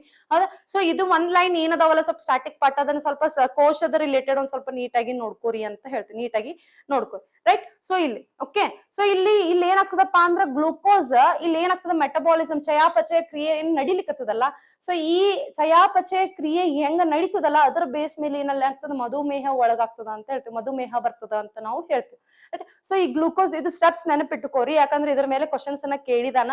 ಗ್ಲೂಕೋಸ್ ಇದ್ದಿದ್ದು ಆಕ್ಸಿಜನ್ ಇಲ್ದೇ ಇದ್ದಾಗ ಅದು ಏನಾಗಿ ವಿಭಜನೆಗೊಳಗಾಗ್ತದ, ಆಕ್ಸಿಜನ್ ಇದ್ದಾಗ ಏನಾಗಿ ವಿಭಜನೆಗೊಳಗಾಗ್ತದ, ಅಥವಾ ಆಕ್ಸಿಜನ್ ಕಡಿಮೆ ಇದ್ದಾಗ ಏನಾಗಿ ವಿಭಜನೆಗೊಳಗಾಗ್ತದ ಅಂತ ಹೇಳಿ ನಿಮ್ಗೆ ಎಕ್ಸಾಮ್ಸ್ ಗೆ ಕ್ವಶನ್ಸ್ ಅನ್ನ ಕೇಳಿದಾನ. ಸ್ವಲ್ಪ ಅದ್ರ ಮೇಲೆ ನೀವು ನೀಟಾಗಿ ನೋಡ್ಕೋರಿ, ಆಯ್ತಾ? ಇದು ಸ್ವಲ್ಪ ಬೇಸಿಕ್ ಪಾರ್ಟ್. ಇದನ್ನ ಬಿಟ್ರ ಈಗ ಓಕೆ, ಈ ಮಧುಮೇಹಕ್ಕೆ ಮುಖ್ಯ ಕಾರಣ ಏನಪ್ಪಾ ಅಂತಂದ್ರ ಇನ್ಸುಲಿನ್ ಕೊರತೆ ಆದ್ರೆ ಮಧುಮೇಹ ಬರ್ತದ ಅಂತ ಹೇಳ್ತೀವಿ. ಅಂದ್ರೆ ಇನ್ಸುಲಿನ್ ಸರಿಯಾಗಿ ಕೆಲಸ ಮಾಡದೇ ಇದ್ರ ಮಧುಮೇಹ ಬರ್ತದ, ಅಥವಾ ಇನ್ಸುಲಿನ್ ಕೊರತೆ ಆದ್ರೆ ಮಧುಮೇಹ ಬರ್ತದ ಅಂತ. ಸೊ ಇಲ್ಲಿ ಆಪ್ಷನ್ ಏನಾಗ್ತದ, ರಕ್ತದಲ್ಲಿ ಇನ್ಸುಲಿನ್ ಕೊರತೆ ಆದ್ರೆ ಏನ್ ಬರ್ತದ, ಮಧುಮೇಹ ಬರ್ತದ ಅಂತ ಹೇಳ್ತೀವಿ. ಇನ್ಸುಲಿನ್ ಕೊರತೆ ಆದ್ರ ಮಧುಮೇಹ ಬರ್ತದ ಅಂತ ಹೇಳ್ತೀವಿ, ರೈಟ್? ಇಲ್ಲಿ ಮಧುಮೇಹ ಅಂತಂದ್ರೇನು, ಡಯಾಬಿಟಿಸ್ ಮೆಲಿಟಿಸ್ ಅಂತಂದ್ರೆ ನಮ್ಮ ಶರೀರದ ಒಳಗಡೆ ರಕ್ತದಲ್ಲಿ ಇನ್ಸುಲಿನ್ ಕಡಿಮೆ ಆದ್ರ, ಕೊರತೆ ಆದ್ರೆ, ಇನ್ಸುಲಿನ್ ಅಭಾವವಾದ್ರ ನಮ್ಗೆ ಏನ್ ಬರ್ತದ, ಡಯಾಬಿಟಿಸ್ ಬರ್ತದ, ಮಧುಮೇಹ ಬರ್ತದ, ಶುಗರ್ ಸಕ್ಕರೆ ಕಾಯಿಲೆ ಬರ್ತದ ಅಂತ ನಾವು ಹೇಳ್ತೀವಿ, ಸಕ್ಕರೆ ಕಾಯಿಲೆ ಬರ್ತದ ಅಂತ ಹೇಳ್ತೀವಿ. ಓಕೆ, ಇಲ್ಲಿ ಇನ್ಸುಲಿನ್ ಅನ್ನೋದು ಏನಪ್ಪಾ ಅಂತಂದ್ರೆ ಇದು ಒಂದು ಹಾರ್ಮೋನ್, ಇದು ಒಂದು ಏನೈತಿ, ಹಾರ್ಮೋನ್ ಐತಿ. ಇದು ಎದರಿಂದ ಉತ್ಪಾದನೆ ಆಗ್ತದಪ್ಪ ಅಂದ್ರೆ ಪ್ಯಾಂಕ್ರಿಯಾಸ್ ಇಂದ ಉತ್ಪಾದನೆ ಆಗ್ತದ. ಮೇದೋಜೀರಕ ಗ್ರಂಥಿಯಿಂದ ಏನಾಗ್ತದೆ, ಇದು ಉತ್ಪಾದನೆ ಆಗ್ತದ ಅಂತ ಹೇಳ್ತೇವೆ. ಮೇದೋಜೀರಕ ಗ್ರಂಥಿಯಿಂದ ಏನಾಗ್ತದ, ಇದು ಉತ್ಪಾದನೆ ಆಗ್ತದ ಅಂತ ಹೇಳ್ತೇವೆ. ಸೊ ಇವು ಎಲ್ಲಿರ್ತಾವಪ್ಪ ಅಂತಂದ್ರ ಐಲೆಟ್ಸ್ ಆಫ್ ಲ್ಯಾಂಗರ್ ಹ್ಯಾಂಡ್ಸ್ ಒಳಗಡೆ ಇವ್ ಇರ್ತಾವು ಅಂತ ಹೇಳ್ತೇವೆ. ಲ್ಯಾಂಗರ್ ಹ್ಯಾಂಡ್ಸ್ ದ್ವೀಪಗಳು ಅಂತಂದ್ರೆ ನಮ್ಮ ಶರೀರದಲ್ಲಿ ಸಣ್ಣ ಸಣ್ಣ ಲ್ಯಾಂಗರ್ ಹ್ಯಾಂಡ್ಸ್ ದ್ವೀಪಗಳು ಇರ್ತಾವು. ಇದ್ರೊಳಗಡೆ ಏನಿರ್ತಾವಪ್ಪ ಅಂದ್ರೆ ಈ ಪ್ಯಾಂಕ್ರಿಯಾಸ್, ಇದ್ರೊಳಗಡೆ ಏನಿರ್ತದೆ, ಇನ್ಸುಲಿನ್ ಇರ್ತದ ಅಂತ ಹೇಳ್ತೇವೆ. ಸೊ ಅಲ್ಲಿ ಎಸ್ಪೆಷಲಿ ಬೆಟಾ ಕೋಶಗಳು ಅಂತ ಹೇಳ್ತೀವಿ. ಇವಕ್ಕೆ ಏನಂತೀವಪ್ಪ ಅಂದ್ರೆ ನಾವು ಬೆಟಾ ಕೋಶಗಳು ಅಂತ, ಬೀಟಾ ಕೋಶಗಳು ಅಂತ ಅಂತೀವಿ. ಏನಂತೀವಿ, ಬೀಟಾ ಕೋಶಗಳು ಅಂತ ಅಂತೀವಿ. ಅಂದ್ರೆ ಇಲ್ಲಿ ಇನ್ಸುಲಿನ್ ಉತ್ಪಾದನೆ ಆಗೋದೊಂದು ಹಾರ್ಮೋನ್, ಅದು ಹಾರ್ಮೋನ್ ಯಾವ ಕೋಶಗಳಲ್ಲಿ ಇರ್ತದಪ್ಪ ಅಂತಂದ್ರ ಬೀಟಾ ಕೋಶಗಳಲ್ಲಿ ಇರ್ತದ ಅಂತ ಹೇಳ್ತೀವಿ. ಸೊ ಇಲ್ಲಿ ಹೆಂಗಂದ್ರೆ ಐಲೆಟ್ ಆಫ್ ಲ್ಯಾಂಗರ್ ಹ್ಯಾಂಡ್ಸ್ ಅಂತಂದ್ರೆ ಏನು ಅಂದ್ರೆ ಇಲ್ಲಿ ಮೇದೋಜೀರಕ ಗ್ರಂಥಿಯಲ್ಲಿ ಸಣ್ಣ ಜೀವಕೋಶಗಳ ಗುಂಪು ಇರ್ತದ ಅಂತ ಹೇಳ್ತೀವಿ. ಐಲೆಟ್ ಆಫ್ ಲ್ಯಾಂಗರ್ ಹ್ಯಾಂಡ್ಸ್ ಅಂತಂದ್ರ ಲ್ಯಾಂಗರ್ ಹ್ಯಾಂಡ್ಸ್ ದ್ವೀಪಗಳಂದ್ರೆ ಏನಪ್ಪಾ ಅಂದ್ರೆ ಪ್ಯಾಂಕ್ರಿಯಾಸ್ ಒಳಗಡೆ ಸಣ್ಣ ಅಂದ್ರೆ ಅಂದ್ರೆ ಇಲ್ಲಿ ಸಣ್ಣ ಏನಿರ್ತಪ್ಪ ಅಂತಂದ್ರೆ ಜೀವಕೋಶಗಳ ಗುಂಪು ಇರ್ತದೆ. ಈ ಗುಂಪಿಗೆ ನಾವ್ ಏನಂತೀವಪ್ಪ ಅಂದ್ರ ಐಲೆಟ್ಸ್ ಆಫ್ ಲ್ಯಾಂಗರ್ ಹ್ಯಾಂಡ್ಸ್, ಅಂದ್ರೆ ಪ್ಯಾಂಕ್ರಿಯಾಸ್ ಒಳಗಡೆ. ಇದು ಪ್ಯಾಂಕ್ರಿಯಾಸ್ ಅನ್ಕೋರಿ. ಪ್ಯಾಂಕ್ರಿಯಾಸ್ ಒಳಗಡೆ ಒಂದು ಗುಂಪು ಇರ್ತದ. ಈ ಗುಂಪಿಗೆ ನಾವ್ ಏನಂತ ಅಂತೀವಪ್ಪ ಅಂದ್ರ ಐಲೆಟ್ ಆಫ್ ಲ್ಯಾಂಗರ್ ಹ್ಯಾಂಡ್ಸ್ ಅಂತ ಅಂತೇವ್. ಸೊ ಇದು ಏನ್ ಮಾಡ್ತದಪ್ಪ ಅಂದ್ರ ಇದು ನಮ್ಮ ದೇಹದಲ್ಲಿ ಇರುವಂತಹ ಗ್ಲೂಕೋಸ್ ಮಟ್ಟವನ್ನು ಏನ್ ಮಾಡ್ತದ, ನಿಯಂತ್ರಿಸ್ತದ ಅಂತ ಹೇಳ್ತೇವೆ. ನಿಯಂತ್ರಿಸಲು ಇನ್ಸುಲಿನ್ ಮತ್ತು ಗ್ಲೂಕಗನ್ ಅಂತಹ ಪ್ರಮುಖ ಹಾರ್ಮೋನ್ ಗಳನ್ನು ಸ್ರವಿಸುತ್ತದೆ ಅಂತ ನಾವು ಹೇಳ್ತೇವೆ. ಸೊ ಇದೇನು ಐಲೆಟ್ಸ್ ಆಫ್ ಲ್ಯಾಂಗರ್ ಹ್ಯಾಂಡ್ಸ್ ಏನ್ ಮಾಡ್ತದ, ನಮ್ಮ ದೇಹದ ಒಳಗಡೆ ಗ್ಲೂಕೋಸ್ ಅನ್ನ ಕಂಟ್ರೋಲ್ ಮಾಡ್ಲಿಕ್ಕ ಒಂದಿಷ್ಟು ಹಾರ್ಮೋನ್ ಗಳನ್ನ ಸ್ರವಿಸ್ತದ. ಯಾವ ಹಾರ್ಮೋನ್ ಅಂತಂದ್ರ ಇನ್ಸುಲಿನ್ ಮತ್ತು ಗ್ಲೂಕಗನ್ ಅಂತಹ ಪ್ರಮುಖ ಹಾರ್ಮೋನ್ ಗಳನ್ನ ಏನ್ ಮಾಡ್ತಿದ್ವಿ, ಸ್ರವಿಸ್ತದ ಅಂತ ಹೇಳ್ತೀವಿ. ಅಂದ್ರ ನಮ್ದು ಮೇದೋಜೀರಕ ಗ್ರಂಥಿ ಅಂದ್ರ ಪ್ಯಾಂಕ್ರಿಯಾಸ್ ಒಳಗಡೆ ಐಲೆಟ್ಸ್ ಆಫ್ ಲ್ಯಾಂಗರ್ ಹ್ಯಾಂಡ್ಸ್ ಇರ್ತಾವು. ಇವು ಐಲೆಟ್ಸ್ ಆಫ್ ಲ್ಯಾಂಗರ್ ಹ್ಯಾಂಡ್ಸ್ ಒಂದು ಗುಂಪ್ ಇರ್ತದೆ. ಈ ಗುಂಪ್ ಇರುವಂತಹ ಸೆಲ್ಲಿಗ್ ಜೀವಕೋಶಕ್ಕೆ ನಾವ್ ಏನಂತೀವಿ, ಬೆಟಾ ಸೆಲ್ಸ್ ಅಂತ ಹೇಳ್ತೀವಿ. ಹೌದಾ? ಇವು ಏನ್ ಮಾಡ್ತಾವಪ್ಪ ಅಂತಂದ್ರ ಗ್ಲೂಕೋಸ್ ಲೆವೆಲ್ ನ ಕಂಟ್ರೋಲ್ ಮಾಡುವಂತ ಹಾರ್ಮೋನ್ ಗಳನ್ನ ಏನ್ ಮಾಡ್ತಾವ ರಿಲೀಸ್ ಮಾಡ್ತಾವ ಸ್ರವಿಸ್ತಾವ. ಗ್ಲೂಕೋಸ್ ಲೆವೆಲ್ ನ ಕಂಟ್ರೋಲ್ ಮಾಡುವಂತ ಹಾರ್ಮೋನ್ಗಳು ಯಾವು? ಇನ್ಸುಲಿನ್ ಮತ್ತ ಗ್ಲೂಕಗನ್ ಅಂತ ಹೇಳ್ತೀವಿ. ಇನ್ಸುಲಿನ್ ಮತ್ತ ಗ್ಲೂಕಗನ್. ನಿಮಗ ನೆಕ್ಸ್ಟ್ ಈಗ ನಾಳೆ PC ಒಳಗಡೆ ನಿಮ್ಗೆ ಎಕ್ಸಾಮ್ಸ್ ಕೇಳಬಹುದು. ಓಕೆ, ಏನು ಗ್ಲೂಕೋಸ್ ಅನ್ನ ನಿಯಂತ್ರಿಸುವಂತಹ ಹಾರ್ಮೋನ್ಗಳು ಯಾವುವು ಅಂತ ನಿಮಗ್ ಕೇಳ್ಬೋದು ಎಕ್ಸಾಮಿಗೆ. ಓಕೆ, ಯಾವ್ದು? ಒಂದು ಇನ್ಸುಲಿನ್, ಇನ್ನೊಂದು ಯಾವ್ದು? ಗ್ಲೂಕಗನ್ ಅಂತ ಹೇಳ್ತು, ಗ್ಲೂಕಗನ್ ಅಂತ ಹೇಳ್ತು. ಸೊ ಈ ಜೀವಕೋಶಗಳು ಏನದವಲ್ಲ ಪ್ರಮುಖವಾಗಿ 3 ವಿಧಗಳಲ್ಲದ. ಒಂದು ಬಿಟಾ ಕೋಶಗಳಂದ್ರೆ ಏನು, ಆಲ್ಫಾ ಕೋಶಗಳಂದ್ರೆ ಏನು, ಡೆಲ್ಟಾ ಕೋಶಗಳಂದ್ರೆ ಏನಂತ ನಾವು ಸ್ವಲ್ಪ ನೋಡೋಣ. ಅಂದ್ರೆ ಇದ್ರ ಮೇಲೆ ನಿಮ್ಗೆ ಎಕ್ಸಾಮ್ಸ್ ಕೇಳ್ತಾನೆ ಕ್ವಶನ್. ಇಲ್ಲಿ ಬಿಟಾ ಕೋಶಗಳಂದ್ರೆ ಏನಪ್ಪಾ ಅಂದ್ರೆ, ಈ ಬಿಟಾ ಕೋಶಗಳು ಏನ್ ಉತ್ಪಾದಿಸ್ತಾವು? ಇನ್ಸುಲಿನ್ ಅನ್ನ ಉತ್ಪಾದಿಸ್ತಾವ್. ಇನ್ಸುಲಿನ್ ಅನ್ನ ಉತ್ಪಾದಿಸುವಂತ ಕೋಶಗಳು ಯಾವಪ್ಪ ಅಂದ್ರೆ ಬಿಟಾ ಕೋಶಗಳು. ಇವು ಏನ್ ಮಾಡ್ತಾವ? ರಕ್ತದಲ್ಲಿರುವಂತ ಸಕ್ಕರೆ ಮಟ್ಟವನ್ನು ಏನ್ ಮಾಡ್ತಾವ? ನಿಯಂತ್ರಿಸ್ತಾವ ಅಂತ ಹೇಳ್ತೀವಿ. ಅಂದ್ರೆ ಈ ಏನು ಕೋಶಗಳು ರಕ್ತದಲ್ಲಿ ಸಕ್ಕರೆ ಮಟ್ಟ ಎಷ್ಟು ಇರಬೇಕು ಅನ್ನೋದನ್ನ ನೀವ್ ಏನ್ ಮಾಡ್ತಾವ್? ಡಿಸೈಡ್ ಮಾಡ್ತಾವ್. ಯಾವ? ಬಿಟಾ ಕೋಶಗಳು. ಬಿಟಾ ಕೋಶಗಳು ಏನು ಉತ್ಪಾದಿಸ್ತಾವಪ್ಪ ಅಂದ್ರ ಇನ್ಸುಲಿನ್ ಅನ್ನ ಉತ್ಪಾದಿಸ್ತಾವು ಅಂತ ಹೇಳ್ತೀವಿ.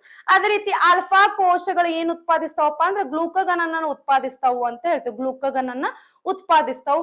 ಡೆಲ್ಟಾ ಕೋಶಗಳು ಸೊಮ್ಯಾಟೋಸ್ಟಾಟಿನ್ ಅನ್ನ ಏನ್ ಮಾಡ್ತಾವ? ಇವು ಉತ್ಪಾದಿಸ್ತಾವು ಅಂತ ಹೇಳ್ತೀವಿ. ಸೊಮ್ಯಾಟೋಸ್ಟಾಟಿನ್ ಅನ್ನೋದನ್ನ ಒಂದು ರೀಪ್ರೊಡಕ್ಷನ್ ರಿಲೇಟೆಡ್ ಒಂದು ಕ್ವಶನ್ ಬರ್ತೈತಿ. ಅದ್ರ ಒಳಗಡೆ ನಾನು ನಿಮಗೆ ನೀಟಾಗಿ ಸೊಮ್ಯಾಟೋಸ್ಟಾಟಿನ್ ಅಂದ್ರೆ ಏನಂತ ಹೇಳ್ತೀವಿ. ಸೊ ಇಷ್ಟ ನೆನಪಿಟ್ಕೋರಿ. ಆಲ್ಫಾ ಕೋಶಗಳು, ಬೀಟಾ ಕೋಶಗಳು, ಡೆಲ್ಟಾ ಕೋಶಗಳು ಏನೇನು ಉತ್ಪಾದಿಸ್ತಾವು. ಆಲ್ಫಾ ಕೋಶಗಳು ಇನ್ಸುಲಿನ್ ಅನ್ನು ಉತ್ಪಾದಿಸ್ತದೆ. ಇದು ಏನ್ ಮಾಡ್ತದೆ? ರಕ್ತದಲ್ಲಿ ಸಕ್ಕರೆ ಮಟ್ಟವನ್ನು ಏನ್ ಮಾಡ್ತದೆ? ನಿಯಂತ್ರಿಸ್ತದ ಅಂತ ಹೇಳ್ತೀವಿ. ಇಲ್ಲಿವರೆಗೂ ಗೊತ್ತಾಯ್ತು. ಸೊ ಇದಿಷ್ಟು ನಿಮಗೆ ಎಕ್ಸಾಮಿಗೆ ಇಂಪಾರ್ಟೆಂಟ್ ಆಗ್ತದೆ. ಸೊ ಇಲ್ಲಿ ಸೊಮ್ಯಾಟೋಸ್ಟಾಟಿನ್ ಅಂತಂದ್ರೆ ಏನಪ್ಪಾ ಅಂತಂದ್ರೆ ದೇಹದಲ್ಲಿನ ಅಂತಸ್ರಾವಕ ವ್ಯವಸ್ಥೆಯನ್ನು ನಿಯಂತ್ರಿಸುವಂತಹ ಒಂದು ಪ್ರಮುಖ ಪೆಪ್ಟೈಡ್ ಹಾರ್ಮೋನ್ ಆಗ್ಯದ ಅಂತ ಹೇಳ್ತೀವಿ. ಅಂದ್ರೆ ನಮ್ಮ ದೇಹದ ಒಳಗಡೆ ಅಂತಸ್ರಾವಕ ವ್ಯವಸ್ಥೆ ಏನೈತಲ್ಲ, ಎಂಡೋಕ್ರೈನ್ ಸಿಸ್ಟಮ್ ಅಂತ ಹೇಳ್ತೀವಲ್ಲ, ಎಂಡೋಕ್ರೈನ್ ಸಿಸ್ಟಮ್ ನ ಏನ್ ಮಾಡ್ತೇವಪ್ಪ ಅಂತಂದ್ರೆ ಇದು ನಿಯಂತ್ರಿಸುವಂತಹ ಒಂದು ಹಾರ್ಮೋನ್ ಐತಿ. ಆ ಹಾರ್ಮೋನ್ ನಾವ್ ಏನಂತೀವಿ? ಪೆಪ್ಟೈಡ್ ಹಾರ್ಮೋನ್ ಅಂತ ಅಂತೀವಿ. ಅಂದ್ರೆ ನಮ್ಮ ಎಂಡೋಕ್ರೈನ್ ಸಿಸ್ಟಮ್ ನ ಕಂಟ್ರೋಲ್ ಮಾಡುವಂತ ಒಂದು ಹಾರ್ಮೋನ್, ಅದಕ್ಕೆ ನಾವೇನಂತೀವಿ? Peptide hormone ಅಂತೇವೆ. ಅದಕ್ಕೆ ನಾವೇನಂತೀವಪ್ಪ ಅಂತಂದ್ರ ಸೊಮ್ಯಾಟೋಸ್ಟಾಟಿನ್ ಅಂತ ಹೇಳ್ತೀವಿ. ಸೊಮ್ಯಾಟೋಸ್ಟಾಟಿನ್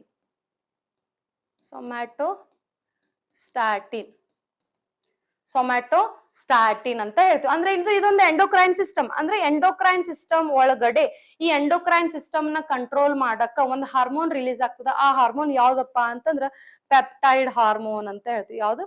ಪೆಪ್ಟೈಡ್ ಹಾರ್ಮೋನ್ ಅಂತ ಹೇಳ್ತೀವಿ. ಓಕೆ, ಇದು ಏನ್ ಮಾಡ್ತದಪ್ಪ ಅಂದ್ರೆ ದೇಹದಲ್ಲಿ ನಿರ್ದಿಷ್ಟ ಹಾರ್ಮೋನ್ಗಳನ್ನ ಬಿಡುಗಡೆಯನ್ನು ತಡೆಯುವ ಪ್ರಮುಖ ಪಾತ್ರವನ್ನು ನಿರ್ವಹಿಸ್ತದ ಅಂತ ಹೇಳ್ತೀವಿ. ಈ ಸೊಮ್ಯಾಟೋಸ್ಟಾಟಿನ್ ಅಂದ್ರೆ ಈ ಪೆಪ್ಟೈಡ್ ಹಾರ್ಮೋನ್ ಏನ್ ಮಾಡ್ತದಪ್ಪ ಅಂತಂದ್ರ ಕೆಲವು ನಿರ್ದಿಷ್ಟ ಹಾರ್ಮೋನ್ಗಳನ್ನ ಏನ್ ಮಾಡ್ತದ? ಸ್ರವಿಸ್ಲಿಕ್ಕ ಬಿಡಂಗಿಲ್ಲ, ಅವುಗಳನ್ನ ತಡಿತದ ಅಂತ ಹೇಳ್ತೇವೆ ನಾವು, ಪ್ರತಿಬಂಧಿಸ್ತದ ಅಂತ ಹೇಳ್ತೇವಿ ಅಂತ ಹೇಳ್ತೇವೆ.